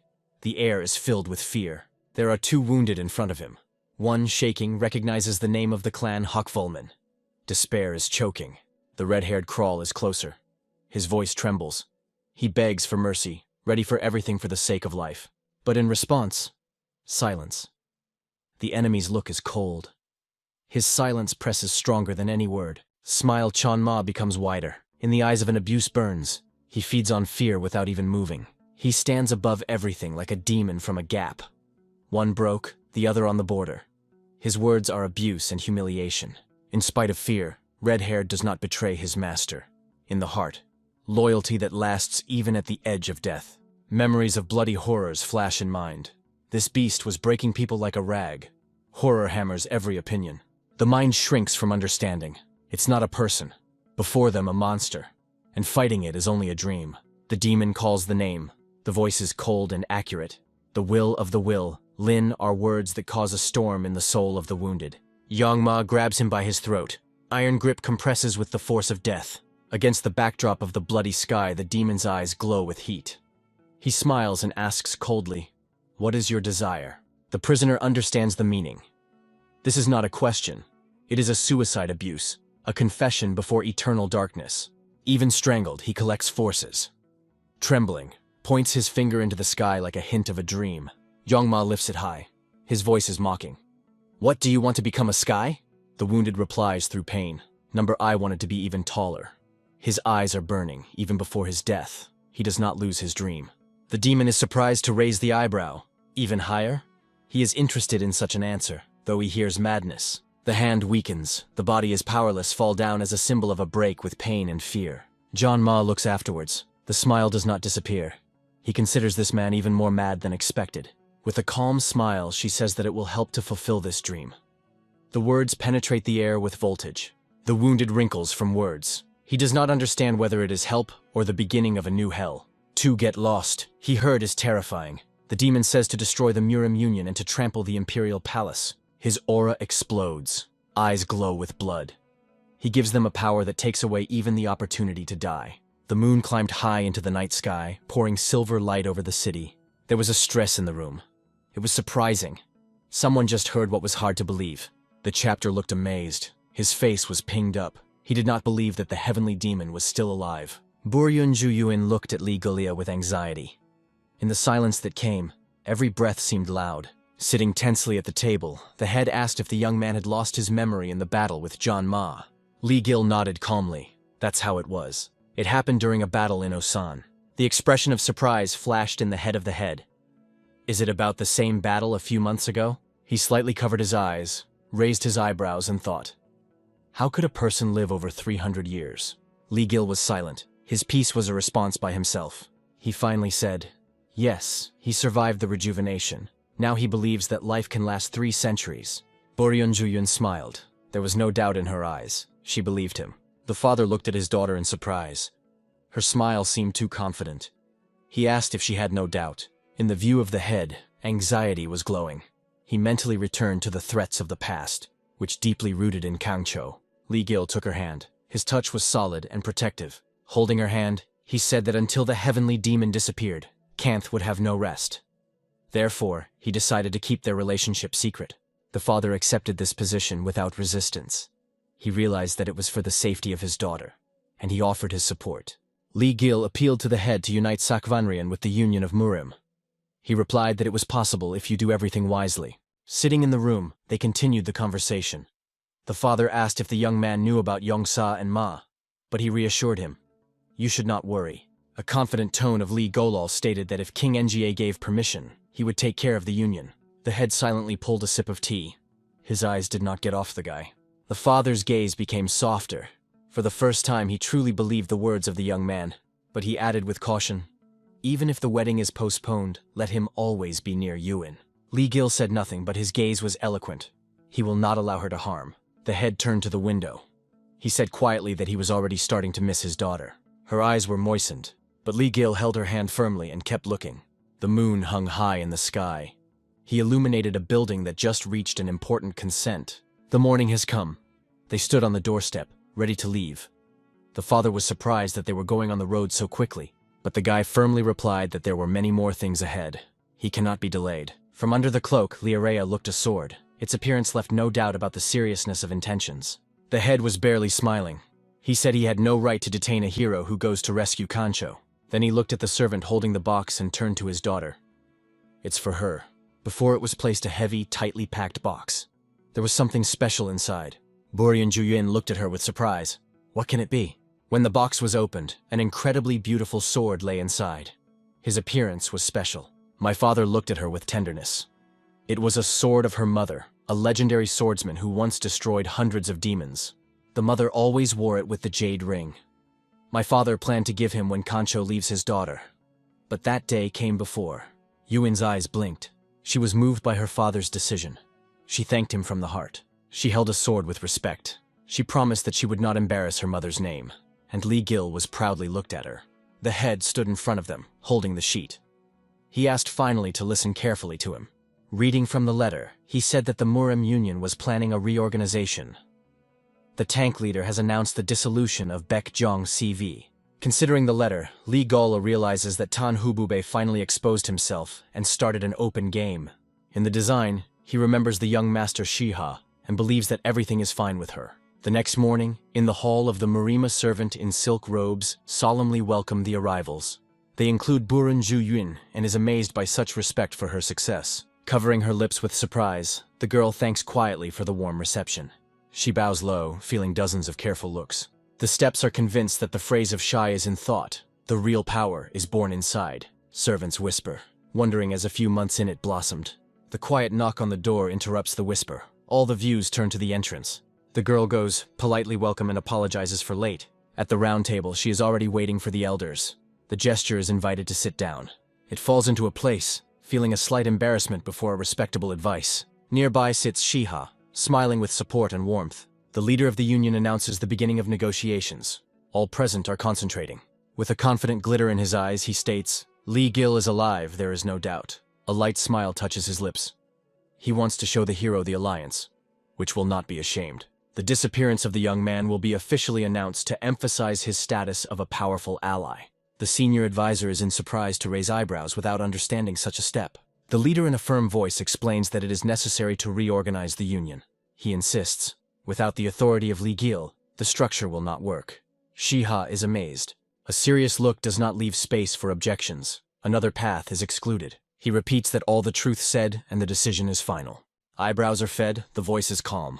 Baekchon Kave will be disbanded. The hall subsides. Fear and surprise cover everyone who sits at the table. One of the advisors notes that nowadays leader and Baekchon have the same power. Stroking the beard, it adds that it gives Baekchon a chance to blame the leader himself. The leader closes his eyes, acknowledges that the forces are equal and capabilities open to all. He firmly says that there is little reputation in chaos. A new hierarchy based on abilities is needed. The words fall into silence. None of the audience dare to deny. He turns to Kansvat, announces him with a new head of fighters, which stuns everyone. The look goes to Sh, and So Ren asks to listen carefully. From the icy steel in his eyes, he promises to personally teach both the art of battle. Girls fade, shock and trembling mixed with the expectation of great honor. The unbreakable look of the leader says it is impossible to stop the decision.